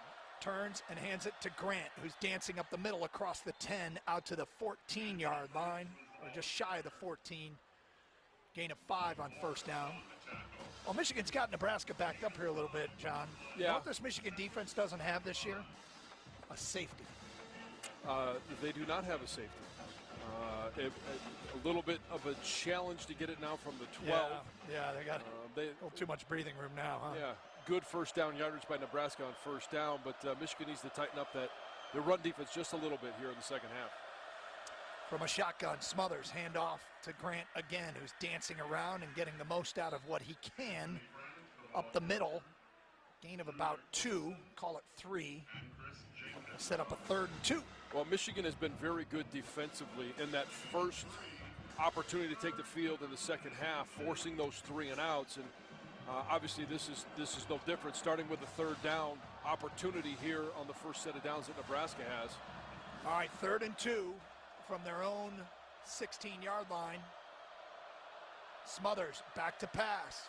Here comes the rush, dumps it off to Grant.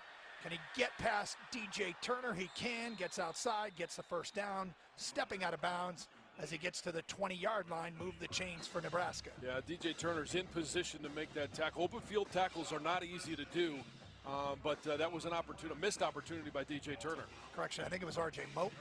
Was it Moten or Turner? Yeah, no, you're correct. 5 It was R.J. 6, Moten coming down from his safety position. All right, so Nebraska's got it first and 10. From their own 20-yard line. 8:37 to go here in the third quarter. Michigan up 17-3. Smothers, Logan Smothers, the sophomore quarterback. Inside handoff to Grant, who's met in the backfield and dropped as he gets to the line of scrimmage. Wolverines. Will Johnson came from his corner spot and combined with Chris Jenkins to make that tackle for no gain. Yeah, nice high-low. Will Johnson got another start today. Last week was his first start at Rutgers, got the interception, earned himself another starting spot against Nebraska today, playing well. We see Quentin Johnson checking in at a safety spot. Low snap, Smothers picks it off the turf, hands it to Grant, running left, not much room. There's Mikey Sainristil trying to rip the ball out. Does he do it? I think he did. The Wolverines are signaling it's their ball. You can see Sainristil attack the ball, and he's got the ball, and he's standing with the ball, and the refs don't see him. I think the officials are saying the running back was down. Wolverines defense. The rule in the field is the runner was down. 3rd down. Well, John? I don't know. Dick, what does it take to get a review on this? Quick in the booth? Yeah, absolutely. They'll go right to the booth right now, and if he's got any kind of shot, he will stop this play. Dick Honing, our official, on the spot, and we see one of the officials signaling a timeout taken by Jim Harbaugh. So this is Harbaugh's effort to give them more time to take another look. Well, this could be a big play in this game. Michigan's up 17-3, 7:06 to go third quarter.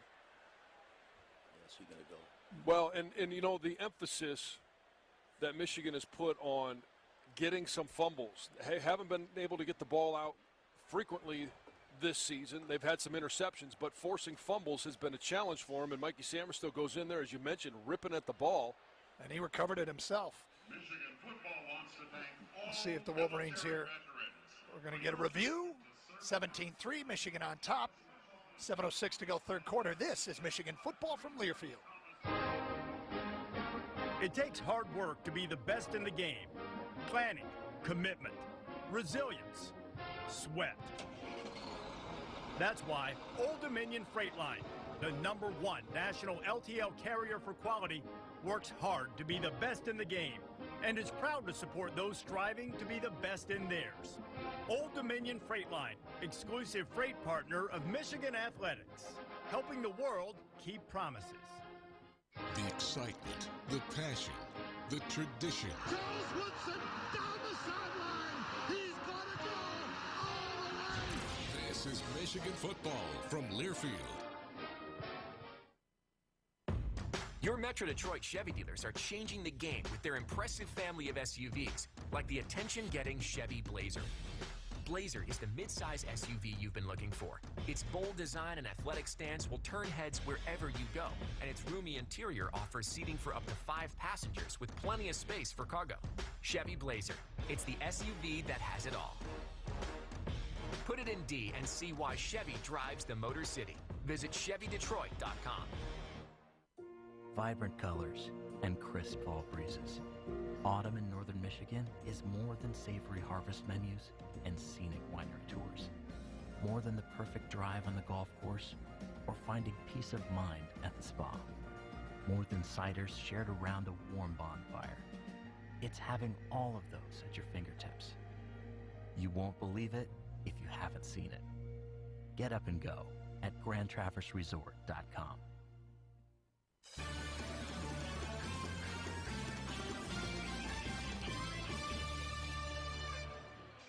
Let's go down to Jerry McGinn for the call. To further review, the runner was down before losing possession. Michigan is charged a timeout, and they may not challenge for the remainder of the game. That Close Shave Instant Replay was brought to you by Barbasol. Choose Barbasol shaving cream for a thick lather and close, comfortable shave. Barbasol, the American original for over 100 years. Better buy Barbasol. Well, I mean, if they're getting the same look that we are, it's kind of hard to tell because Mikey Samerstill, his body, and Rod Moore are kind of shielding what happened, but looked like his butt maybe was down before that ball came out. Wow, it's an awfully close play. Yeah. So Nebraska will retain possession, but they're looking at a 3rd and 8 from their own 22-yard line. They have to get it across the 30. 7:06 to go third quarter. Michigan on top, 17-6. Big play here for the Michigan defense, trying to get off the field.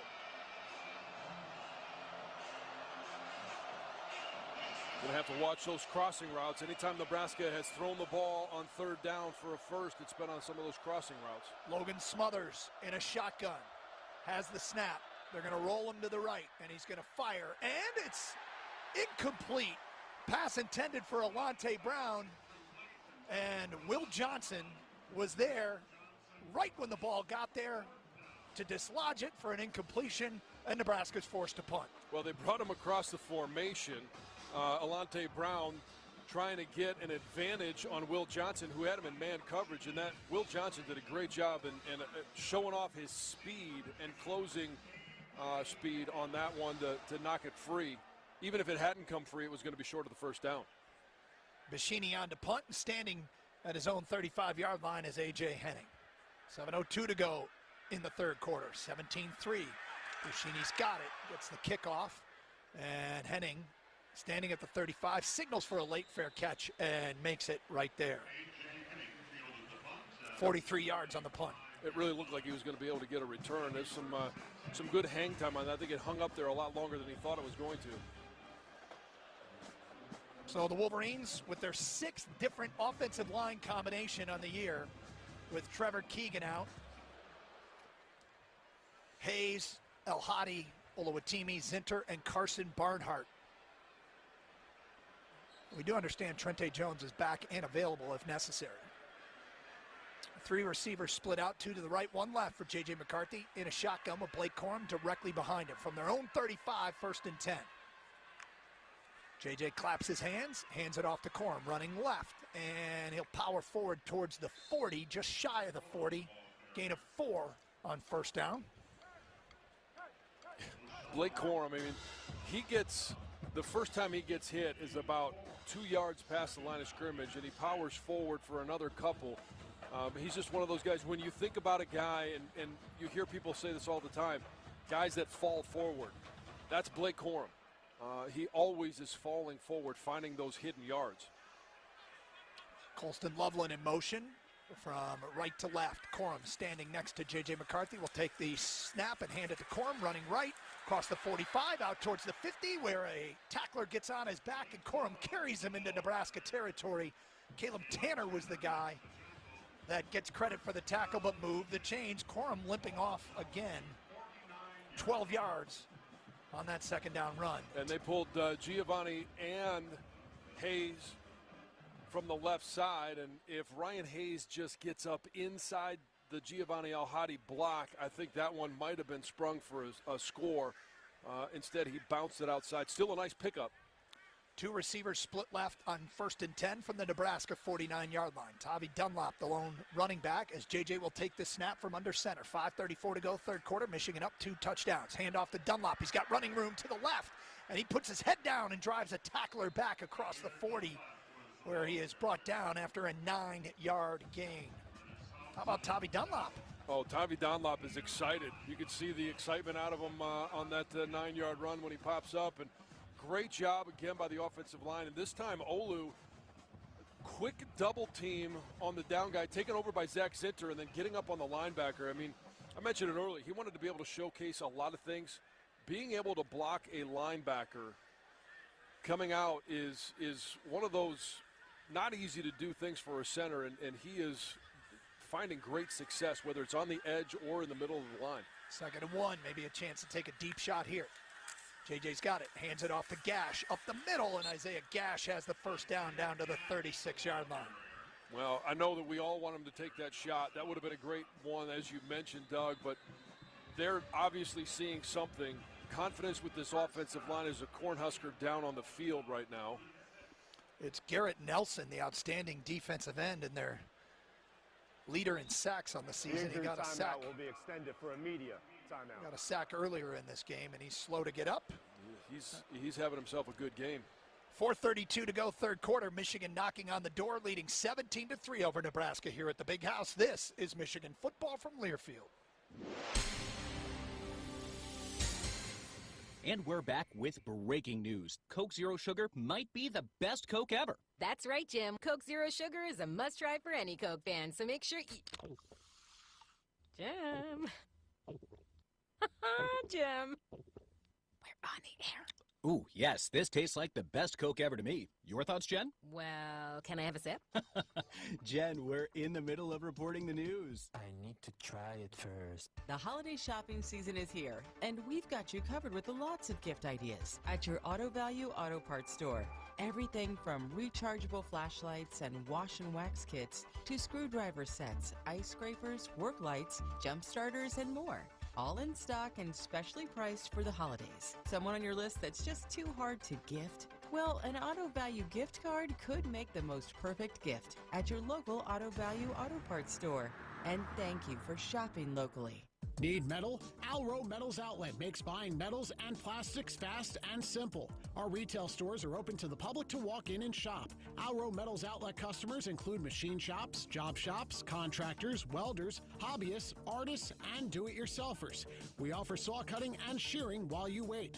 Michigan locations include Ann Arbor, Livonia, Troy, Warren, Jackson, Lansing, and Kalamazoo.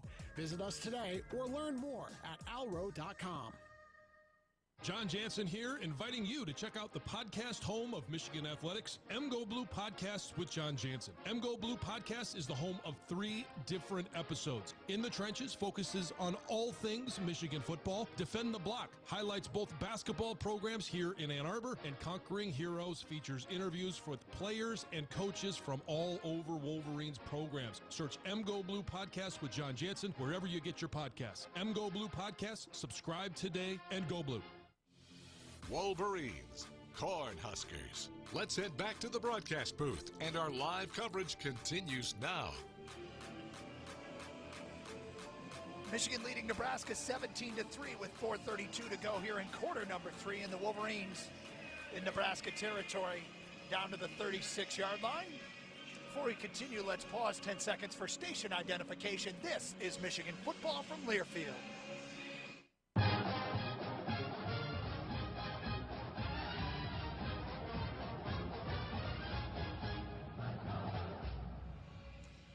John, one of the developing stories in this game is Donovan Edwards hasn't been used since, I believe, late first quarter. We've seen Tavi Dunlap, we've seen Isaiah Gash, we've seen C.J. Stokes. And Edwards, according to our Jason Avant, has a wrap on one of his hands. Meanwhile, Blake Corum limped off a couple of plays ago. And the Wolverines, the best thing they got going is the ground game with Blake Corum. Well, yeah, and if you're going to have injuries, you don't want to have any of them. Eric Hall goes down, Luke Schoonmaker goes down, tight ends, you've got a deep position, offensive line. You mentioned 6 different combinations. There's been no drop-off in play because of the depth that they've been able to develop and the great job that Jerome Moore has done coaching. And now we're looking at the depth that they have at the running back position, and obviously all coached up by Mike Hart. With all these young backs, the key is ball security. Yeah.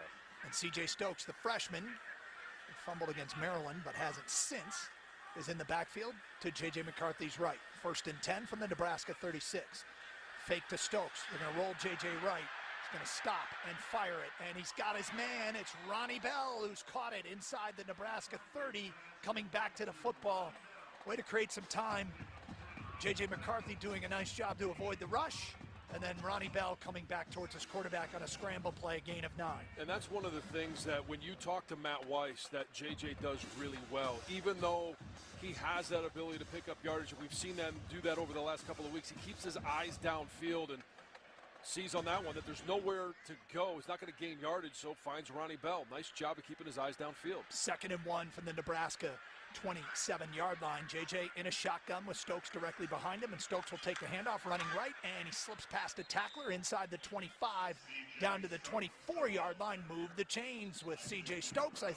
Isaac Gifford on the tackle. Well, you mentioned that C.J. hasn't laid the ball on the ground since Maryland. We really haven't seen him much since Maryland. I think there might be some extra motivation that if you want to earn more opportunity, you better hold on to that ball. And that was a nice run, big hit, and he was able to hold on. 1st and 10 from the Nebraska 24-yard line. 3:06 to go in the third quarter. 17-3, Michigan on top. Handoff to Stokes, running left, cuts back against the grain and upfield down to the 20-yard line. Gain of 4 on 1st down, and here comes Blake Corum back into the game. Yeah, nice to see him. There was a big hole there. C.J. Stokes just a little bit late. Normally we see Blake Corum hit that one a split second earlier because Zach Zinter pulling around from that right guard spot put a lick on a Nebraska linebacker, and that was a really big hole. Just a little bit slow by C.J. hitting the hole. 2 receivers split left. And now Colston Loveland comes in motion back to the right. JJ has the snap. Inside handoff to Blake Corum up the middle and follows his blockers across the 15. Down inside the 15. Looks like he's got another 1st down to the 13-yard line as Blake Corum continues to pile up the yardage. 7 yards there. Well, and they pull both right guard and tackle. So Carson Barnhart and Zach Zinter are pulling around, and the tough block that's left when you make a void that big, obviously Olu has to be able to come back and pick off that 3 technique, but you got to get a good block from your tight end, and right now they're doing a good job of getting their heads across, not allowing any penetration backside, which is allowing that play to be successful on the front side. 1st and 10 from the Nebraska 13-yard line. JJ's got a shotgun snap and hands it off to Corum up the middle. He breaks 1 tackle inside the 5, and he's thrown to the ground close to the 1st down at the 3-yard line. O'Shawn Mathis the man that gets the tackle. And they're going to say it looks like just shy of the first down. No, this is a statement drive. I know we said that one pass by J.J. who hit Ronnie Bell, but this, for the most part, has been yardage on the ground. It's been an attitude drive here in the second half saying, I don't care what happens, we've got to come away with a touchdown. Now they're sitting at the 3-yard line, first and goal from there. Yep, they have given him the yardage for the first down. So Michigan first and goal from the 3-yard line. Blake Corum in the backfield. They bring Colston Loveland in motion. And they're going to run J.J. left, a quarterback sweep. Can he get the edge? He can! J.J. McCarthy, touchdown Wolverines, and Michigan has extended its lead to 23-3.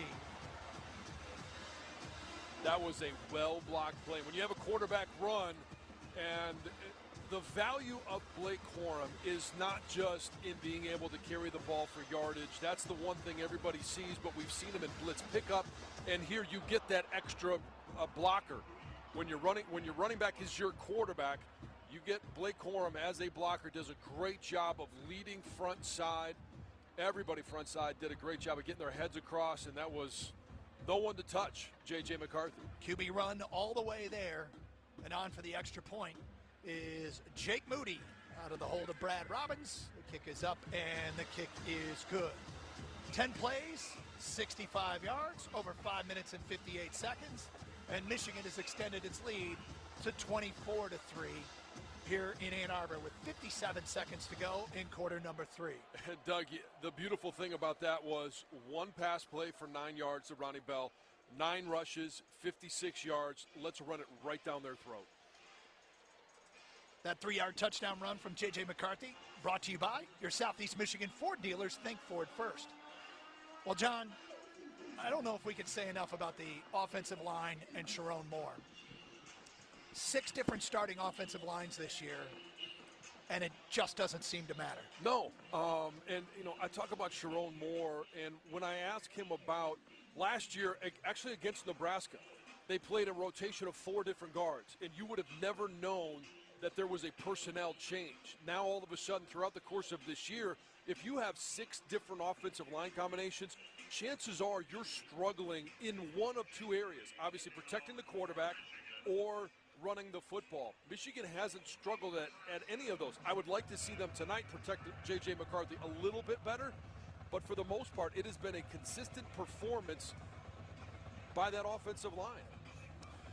Jake Moody to kick off, and Hill is deep for Nebraska. He will come up and field it at the 9-yard line and head upfield to the 20, and he is wrangled down as he gets to the 24-yard line. Tommy Hill brought down, and it was Christian Boyven on the tackle. I remember talking to Jim Harbaugh when he basically went down the depth chart right before the season started, and he was talking about the quarterback. That was the big news that came out of it, how they were going to handle the quarterback situation. But when he was going through the offensive line, he talked about Jeff Percy, who we saw last week, Giovanni, Greg Crippen, Raheem Anderson, Trente Jones, Carson Barnhart. All of those guys have seen time. Smothers continues at quarterback. Play action. Now will roll out to the right. Derek Moore trying to chase him down. Smothers will fire it out of bounds as he had nobody open downfield. Incomplete. We do get word that Mark Whipple, the offensive coordinator for Nebraska, has been brought up here to the press box, and he is calling plays now from actually in the booth next to us to our left, John. Yeah, I'm glad that he is well enough to be able to do that as a coach. This is something you want to be there for your guys. He obviously is comfortable calling them from the field, but good view from up here. 2nd down and 10, inside handoff to Raheem Johnson, who gets it out to the 30. Ramir Johnson, gets it out to the 30-yard line, running to his right, where he is brought down by Jalen Harrell, gain of 5. On that first down play, Derek Moore was in pursuit of the quarterback and did a great job of breaking down on him, not allowing him to get to the side. And that clearly was just I'm going to throw the ball out of bounds, throw it away, and allowing them to get out of this quarter, obviously with Nebraska not getting any points. Nebraska will head over to the sidelines and let the clock expire here in quarter number 3 as Michigan, as they do, outscore the opponent 7-0 in the third quarter and have extended their lead to 24-3. We'll have the fourth quarter when we continue. Michigan on top. This is Michigan football from Learfield. Experiencing a Wolverines game is a lot like life. We honor traditions. We shed tears for a loss, but also for a win. And every time we step on the field, it's a chance for greatness. Farm Bureau Insurance sees the connection and is a proud sponsor of University of Michigan athletics. From financial security to a helping hand, Farm Bureau understands the experience matters. Find an agent who can protect what matters to you. Today's broadcast is brought to you by Progressive Insurance. Looking for a career path with flexibility and great pay and benefits? Go to progressive.com/careers and apply online today. Bundle today at progressive.com. This is the Michigan Sports Network from Learfield. Michigan women's basketball season is underway, so don't miss your chance to see head coach Kim Barnes-Arico and the Wolverines in action at Chrysler Center. The program has soared to new heights in recent seasons, and the Wolverines are pushing for their first ever Final Four this time around. Head over to mgoblue.com/tickets to secure your seats. That's mgoblue.com/tickets to experience Michigan women's basketball this season at Chrysler Center.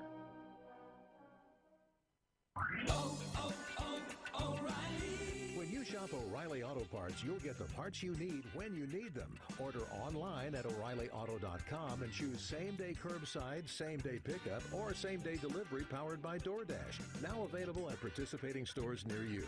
Trust the professional parts people to get you the parts you need today. Visit O'ReillyAuto.com.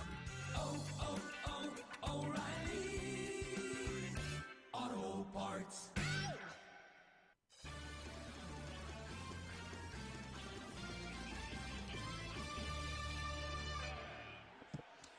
Doug Karsch, John Jansen back at the Big House, Michigan on top of Nebraska. 24-3, about set to get things underway in the fourth quarter with Nebraska looking at a 3rd and 5.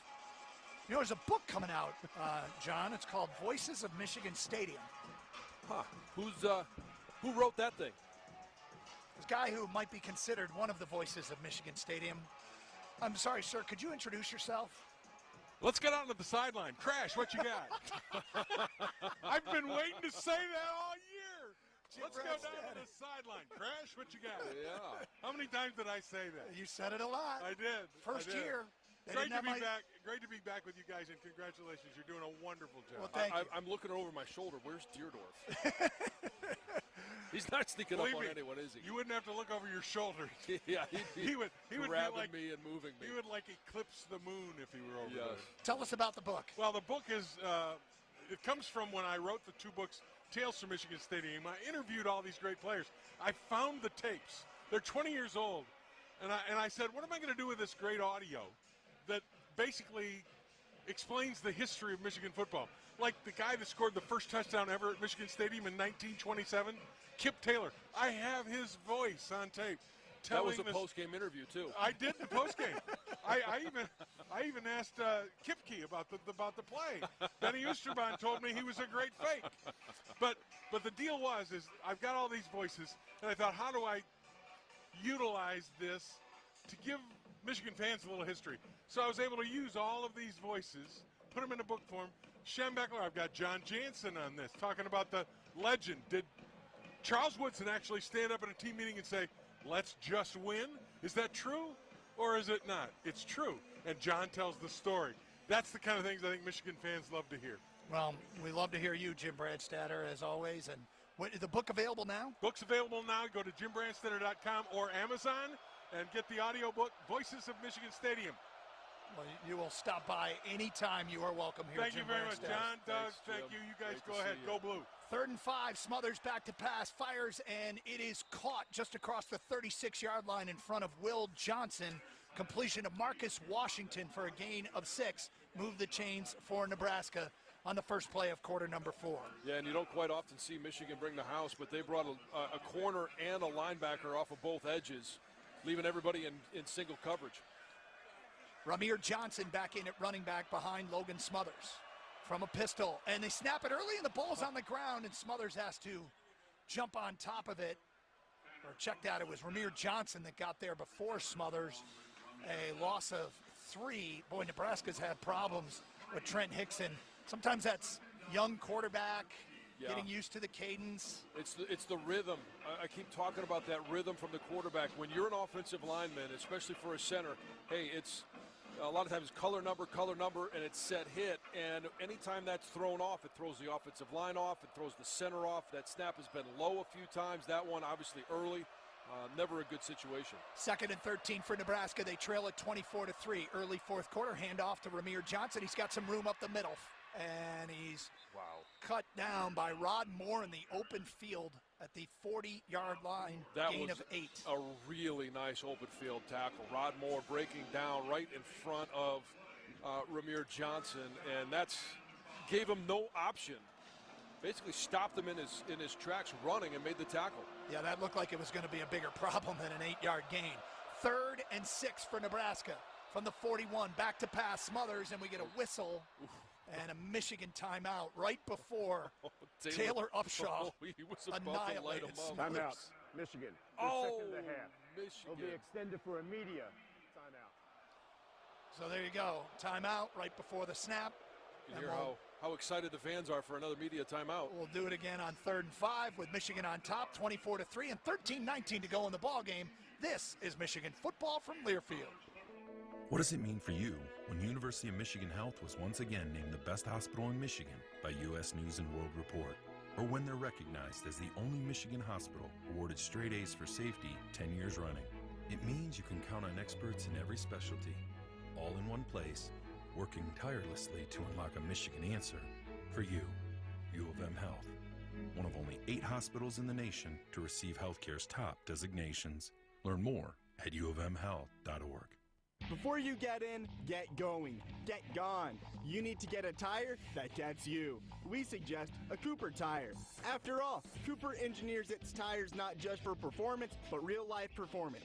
Cooper tires, go with the Coopers. Buy 4 qualifying Cooper tires and get a $50 gift card to the M-Den, the official retailer of Michigan Athletics. During the Buy 4 and Score event this fall, visit Schneider Tire in Marne and other participating Cooper Tire retailers for more information. This season, Sharifa Halal Beef Jerky is making its debut at Michigan Stadium. Exciting news for fans looking for a delicious protein snack. It is a native to Michigan brand for over 45 years now. With a reputation for quality products, Sharifa Halal Beef Jerky will be available as a halal concession option at the Big House, Chrysler Center, and Yost Ice Arena. For more information, check us out on Instagram and Facebook and at saadmeats.com. That's SAADmeats.com. College football season is here at Hollywood Casino Toledo.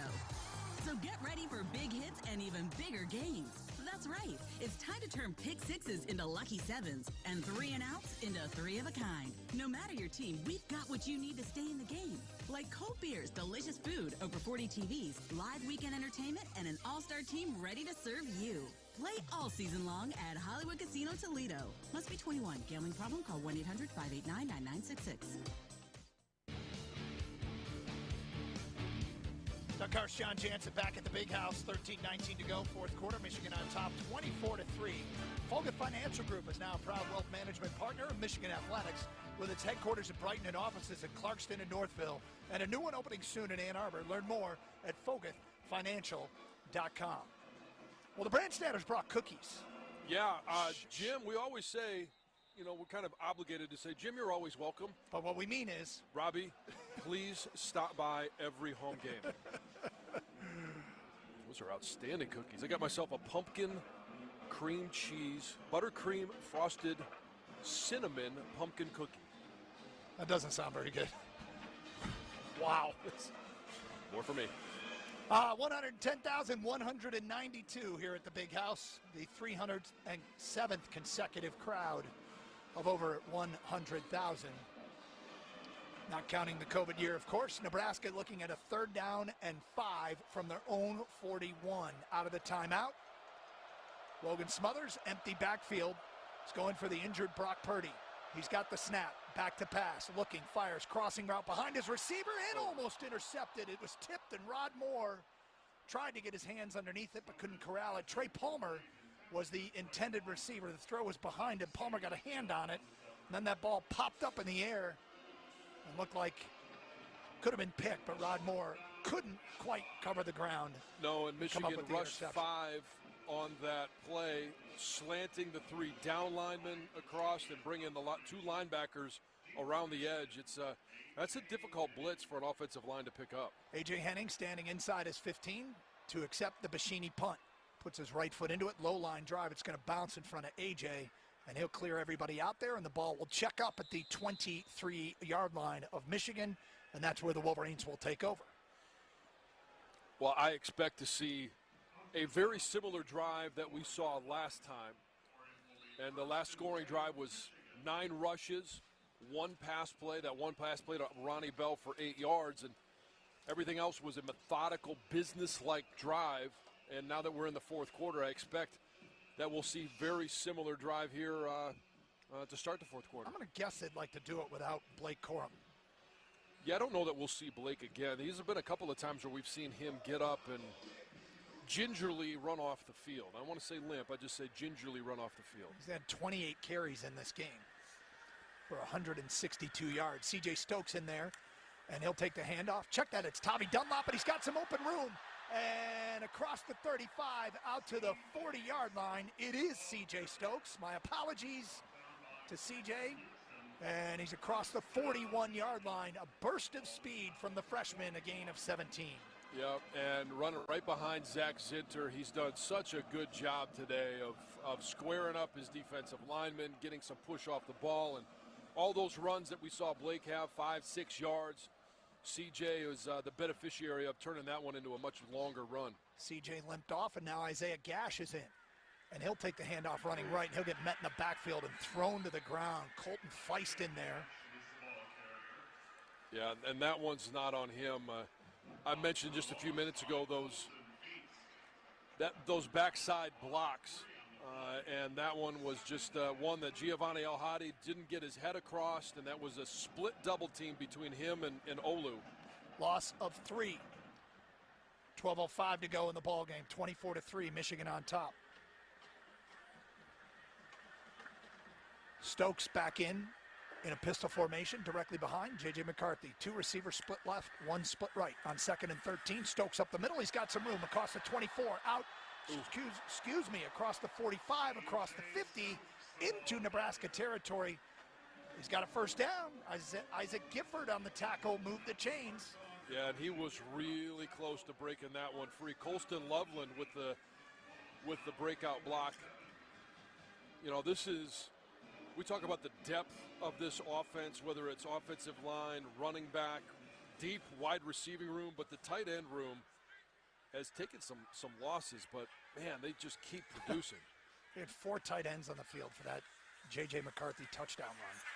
Now it's Stokes running left. He's got some room to the 40, to the 35. Another run for a first down. C.J. Stokes marked down at the Nebraska 33-yard line.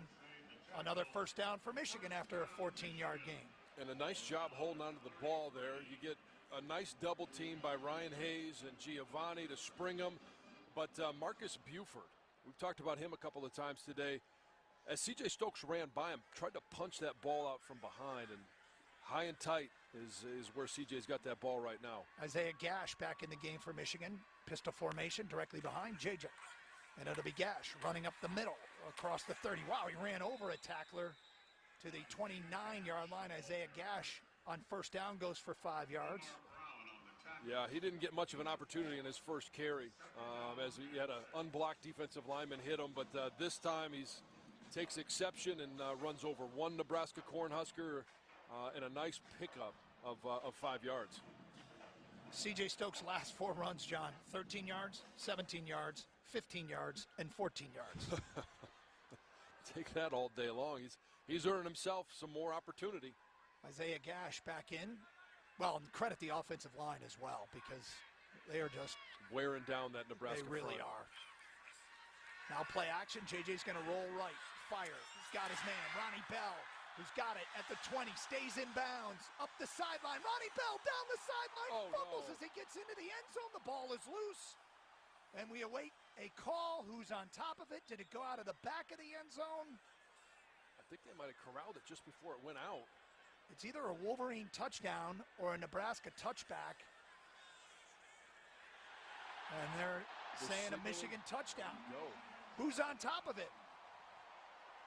Andrell Anthony. The ruling on the field is a touchdown.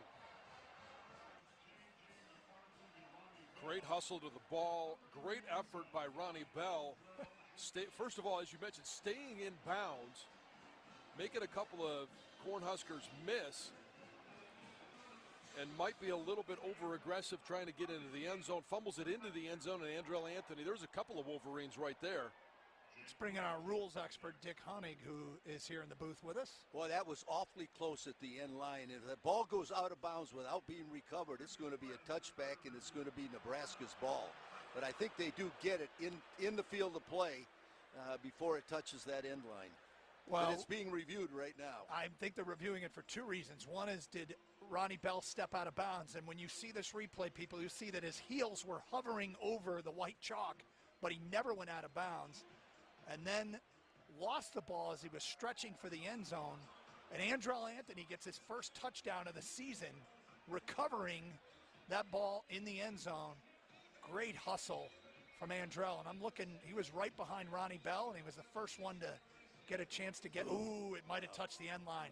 Now that we see the replay, as he pulled it back, was that ball on the white of the back of the end zone? Was it touching or was it hovering? This is being reviewed. We'll have the call when we continue. Michigan on top, 30-3, but will it stand? This is Michigan football from Learfield. Are you ready? Ready to find the right care that works for you? Care that connects you to what you need, anytime, anywhere, and fits best with your lifestyle? Whether it's in person or in your pajamas, online or over the phone, Blue Cross Blue Shield of Michigan connects you to the care you need when you need it most. With the largest network of doctors and hospitals, an easy-to-use mobile app, and a 24-hour nurse line. Because we're always ready to help. Learn more about Blue Cross Blue Shield of Michigan at bcbsm.com. Today's broadcast is brought to you by O'Reilly Auto Parts. Think O'Reilly Auto Parts for all your car care needs. Get guaranteed low prices and excellent customer service from the professional parts people at O'Reilly Auto Parts. This is the Michigan Sports Network from Learfield.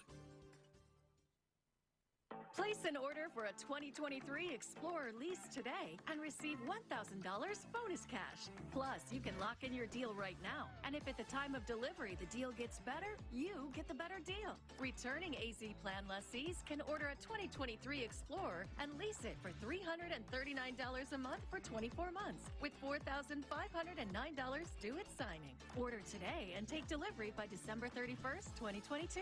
Lease payment includes waived security deposit, excludes title, taxes, and license fees. Not all lessees will qualify for Ford Credit Red Carpet Low Mileage Lease. Payment includes $1,000 renewal and $1,000 retail order bonus cash. Offer ends November 30th. See dealer for qualifications and complete details. Some exclusions may apply. So lock in this $339 lease payment on the 2023 Ford Explorer today, only at your Southeast Michigan Ford dealers. Think Ford first.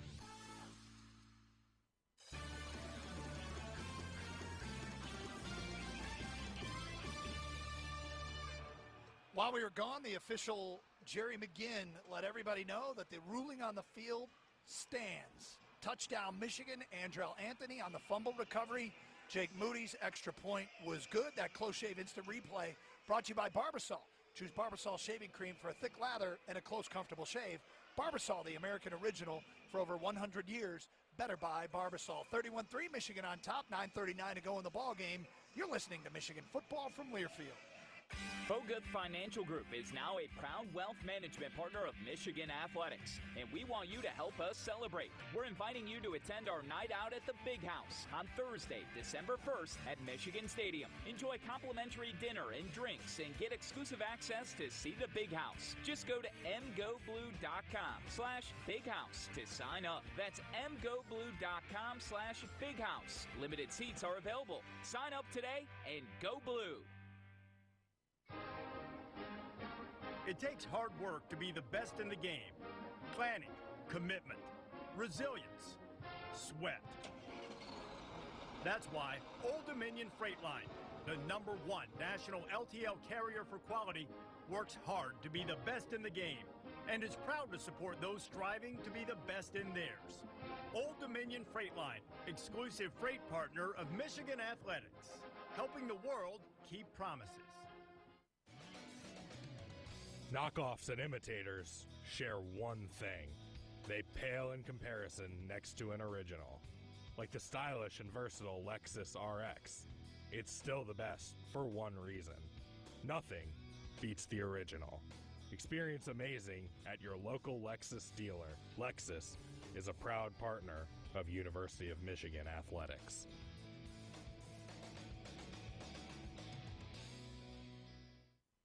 Vibrant colors and crisp fall breezes.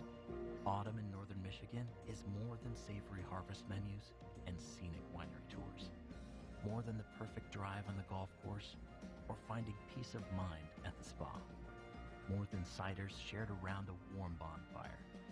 It's having all of those at your fingertips. You won't believe it if you haven't seen it. Get up and go at GrandTraverseResort.com. It's a November Saturday in Ann Arbor, and you're locked into our broadcast of this Michigan-Nebraska clash. That Wolverine touchdown, the fumble recovery by Andrell Anthony in the end zone, was brought to you by your Southeast Michigan Ford dealers. Think Ford first. 31-3, Michigan on top of Nebraska, 9:39 to go in the ballgame. I'd like to say hello to those of you that have opted to leave Michigan Stadium, and several fans have made that choice in the last few minutes, making their way back to their cars. Thanks for tuning in And catch the rest of the game. Drive safely. Don't forget, you'll hear from Jim Harbaugh, and go into the Wolverine locker room after the game. And the thoughts of Jack Miller, Jason Avant, Brian Bush, as Jake Moody's kickoff is fielded by Hill back at his own goal line, and he gets drilled as he gets across the 20-yard line. The Wolverines' Joey Velasquez, or was it Joe Taylor? Nonetheless, that's going to leave a mark.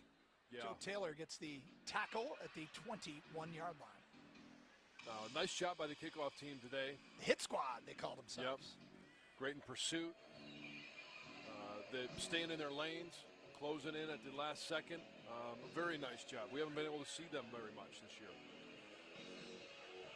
31-3, Michigan on top, 9:33 to go. Nebraska has it from their own 21-yard line. Shotgun, back to pass, firing, and we got a change at quarterback for Nebraska. It looks like Jarrett Sinek is in, and his pass is complete to Trey Palmer. Or is that still Smothers? It's still Smothers, okay. We were told we might see Sinek, and I thought that was 9, but it's still 8. And we're starting to see some more defensive linemen as well. We're getting our first look at Kenneth Grant for Michigan's defensive front. Also, Jimmy Rolder, the freshman linebacker, is in. 2nd and 3 for Nebraska, and up the middle is Grant. And Rolder's the man there to greet him, just shy of the first down. Mason Graham also in on the tackle. Yeah, Mason Graham, it's not often that you see a freshman defensive lineman come in and have an impact, and to watch the way that he has improved throughout the year. Talking to Coach Elston, Mike Elston, the new defensive line coach, being able to shed blocks is something that we're just now seeing Mozzie Smith do, and Mason Graham has been able to do that really over the last few weeks at a much higher level. 3rd and 1 for Nebraska. Smothers hands it off to Grant, and he fights. Does he get the first down? Kenneth Grant was there for Michigan. And it looks like he is short of the first down. It'll be 4th and maybe inches here. Yeah, Chris Jenkins had really good penetration, just missed him, tripped him up a little bit, and then Kenneth Grant was there to finish him off. And why not at this point? Nebraska down 31-3 with 8:15 to go. They'll go for it from their own 30.5-yard line. Everybody jammed in tight now for Nebraska. And they'll go Smothers, quarterback sneak. And I think he's got it. Yeah. So hard to stop him from getting, about 6 inches is all they needed. Yeah. That's about all they got. Based upon where they're spotting this, I think he did just get the first down, but they haven't made a ruling yet. Now they do. First down for the Cornhuskers. Fans didn't like the spot, John. Imagine that. Ball at the 31-yard line, 1st and 10. Smothers, shotgun, back to pass, looking downfield. Here comes the heavy rush, and down he goes. Mason Graham, the true freshman that you just talked about, gets the sack for a loss of 4 back to the 27. Well, Mason Graham out of Servite High School in Southern California. He's done a terrific job of being able to get to the edge, discard an offensive lineman as he gets to the quarterback depth and fold back in and make that sack. Just his instincts are terrific. Quick throw from Smothers out to his wide receiver, Taylor, who's got it, but his knee was on the ground when he caught it. Check that, Trey Palmer, and that'll be another loss of 3 yards. Palmer had to go to a knee to catch it, but once he caught it, he was down immediately. Yeah, on those, I guess you'd like to have the awareness of just drop the ball. 3rd and 17 for Nebraska. Opportunity for some of those young fellas up front to be able to pin their ears back and just get after the quarterback. Smothers from a shotgun, back to pass. Steps up in the pocket, nowhere to go, and down he goes again. This time back to the line of scrimmage.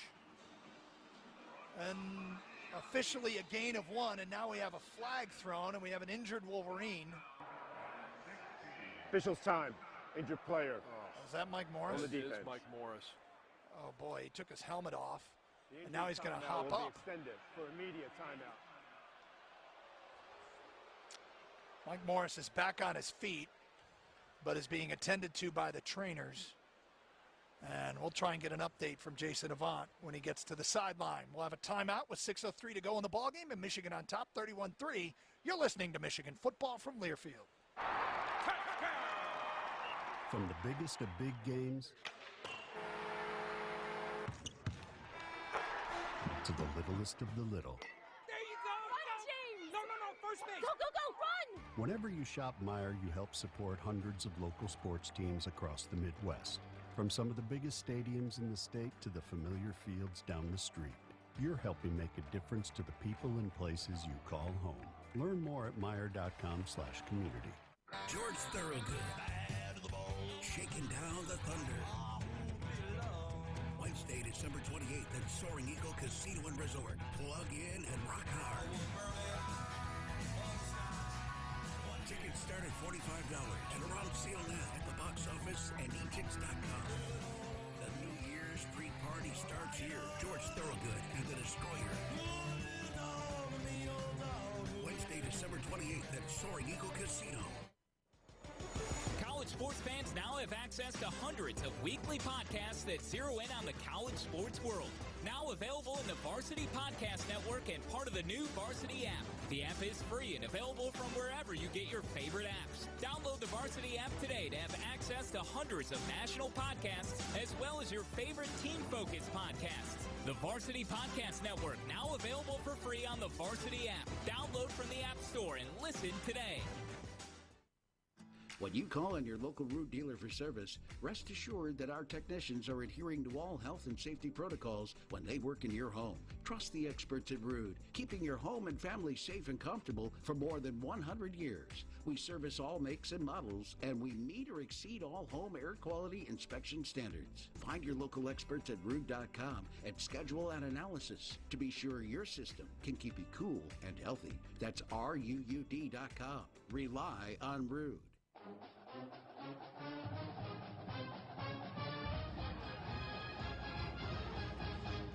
Well, John's guy, Mike Morris, ran off the field. John, I'm surprised. I think your favorite players on this team are defensive linemen. Well, I mean, Mozzie Smith, I've loved talking to him, and he's got that infectious smile, and he's gone out there and played well.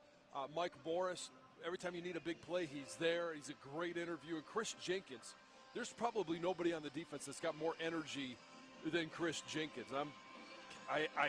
It's very hard to say as a former offensive lineman, but my favorite guys might be on the defensive line. It's not like you at all. No. But I don't even know who you are anymore. I know. I'm throwing you a curveball. Well, Jenkins got credited with the tackle along with Yabioki. And again, Morris jogged off the field. You could tell he limping a bit, but that's good news. And Nebraska's forced to punt on 4th and 16, just inside 6 minutes to go. A.J. Henning will field the punt over in front of the Nebraska sideline, and he gets drilled as soon as he caught it. But most importantly, John, he caught it, and he hung on to it, and Michigan will take over at the 32-yard line. It's time to spotlight today's best in the game, brought to you by Old Dominion Freight Line. John, the best in the game today? The offensive line. When you look at what they've been able to do, so far today, rushing for 240 yards. It doesn't matter what back is back there. Blake Corum. Early on in the game, it was Donovan Edwards. We've seen Isaiah Gash, C.J. Stokes, Tavi Dunlap. All have been able to get yardage. And you mentioned it earlier. It is the 6 combination. Ryan Hayes, Gio have all done a great job pulling. Same with Zach Zinter, Carson Barnhart. And I can't talk enough about Olu at center. Davis Warren in at quarterback for Michigan, and he hands it off to C.J. Stokes running right. He's got some room, and he's tripped up as he gets across the 40-yard line right in front of the Nebraska bench, a gain of 9 on first down. Old Dominion Freight Line works hard to be the best in the game and is proud to support those striving to be the best in theirs. John's just trying to make up to the offensive lineman after admitting his favorite players were defensive linemen. Well, I mean, especially when you see Mike Morris, right? He's down, and they go out to help him off the field, and he says, no, I'm going to go off under my own power, and runs off. It's just awesome. Trente Jones back in the game, and the Wolverines run behind him with Isaiah Gash, and he's got a first down across the 45 out to the 46-yard line. Raheem Anderson also in up front. Let's go down to number 8, Jason Avant, with an update on Mike Morris. Yeah, Mike Morris went into the tent. He's currently out of the tent. I was told that he's going to be down for the rest of the game. It looks like he has some type of right lower leg injury, probably an ankle. All right. Hopefully nothing serious. No, but being up 31-3, no need to have him back in the game. 4:50 to go, clock running. Michigan 1st and 10 from the Nebraska. Checked at their own 46-yard line. Davis Warren's going to throw. Back to pass. Fires in the flat. Tyler Morris, the freshman, has it into Nebraska territory, and he's wrangled down out of bounds right in front of the Michigan bench at the Nebraska 47-yard line. A gain of 7 on first down. You know, when J.J. was named the starter, and then we saw Cade McNamara get hurt, and we know he had surgery this week. We wish him the best in his recovery. We always wondered who that second quarterback was going to be, and through the course of the season, we've seen Davis Warren go out there and perform well. Last week again now. Nice to see him do that. Hands it off to Tommy Dunlap running right, and he's got a huge lane to the 45 down to the 43-yard line. First down yardage for Tavi Dunlap, gain of 4. Never want to see a starter go down, but if JJ were, I'm gaining more confidence that Davis Warren could go in there and either get you out of a game, or if he's got to start one, could perform well. Leon Franklin in the backfield for the first time today. Matthew Hibner out there. Amarion Walker, Darius Clemens as well. Play action rolling to his right as Davis Warren's going to fire, and he's got his tight end Colston Loveland at the 40, the 35, inside the 30 where he's chopped down. Move the chains for another first down. Colston Loveland. What's Colston Loveland, about 6'5"? Yeah. And had to go all the way down to his shoelaces to catch that one. Gain of 12 for Colston Loveland. Nice to be able to see that body control from a young player. Boy, does Michigan have some tight ends, John? My goodness. I mean, you're going in going, Eric Hall, all right, we got a stud at tight end, and then he goes down. Luke Schoonmaker has really shown a lot this year, especially on third down. Been a great target for JJ. He's down today, and now you got Max Bredesen, Colston Loveland, Joel Honigford. I mean, it's a deep room. Matthew Hibner in there now. Hand off to Leon Franklin up the middle across the 30 down to about the 27-yard line, where he's met by several Nebraska tacklers. Here's the other thing. It feels like Michigan's getting minimum 4 yards every rush all game.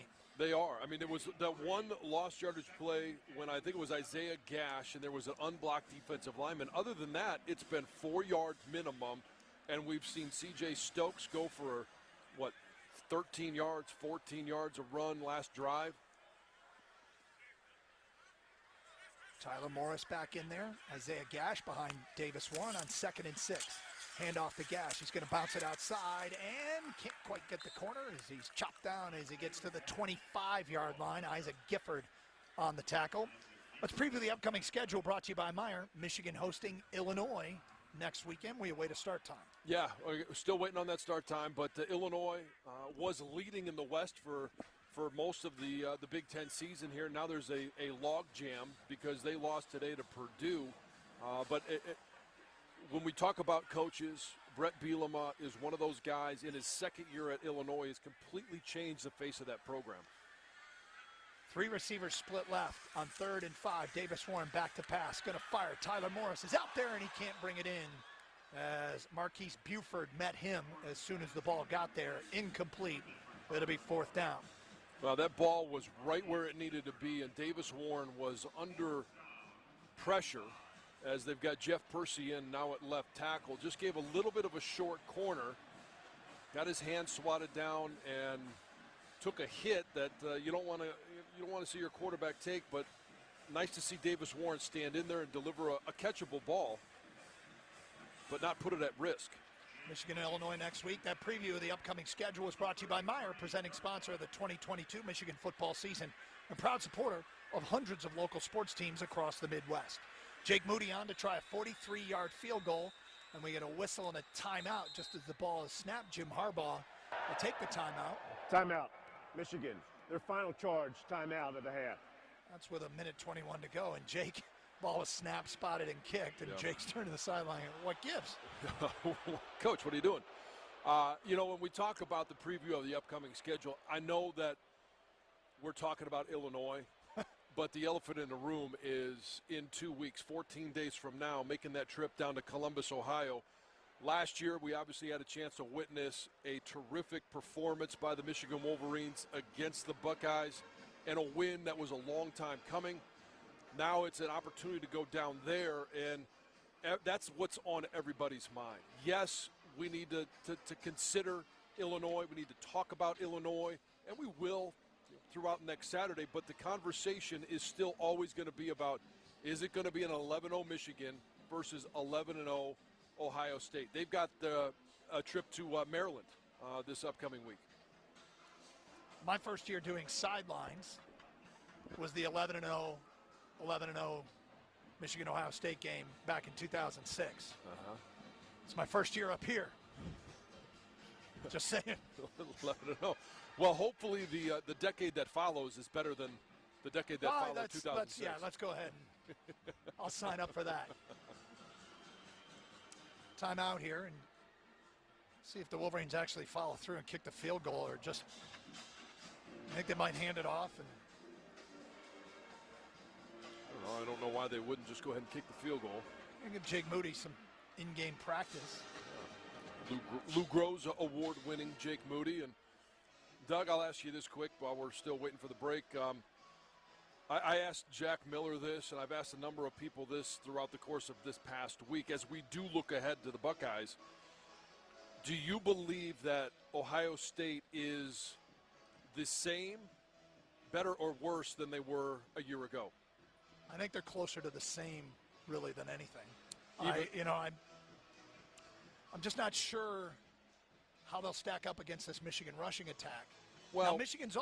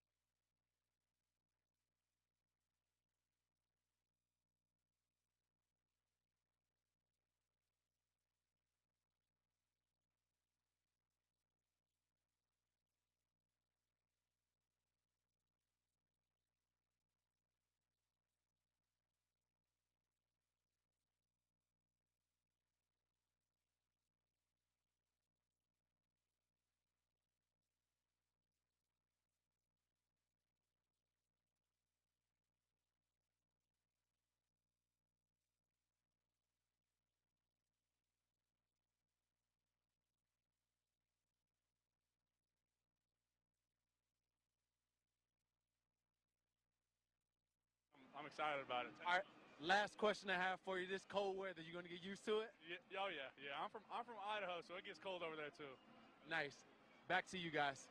Appreciate you, man. I can tell you that Jason Avant hates the cold weather. You survived out there? Barely.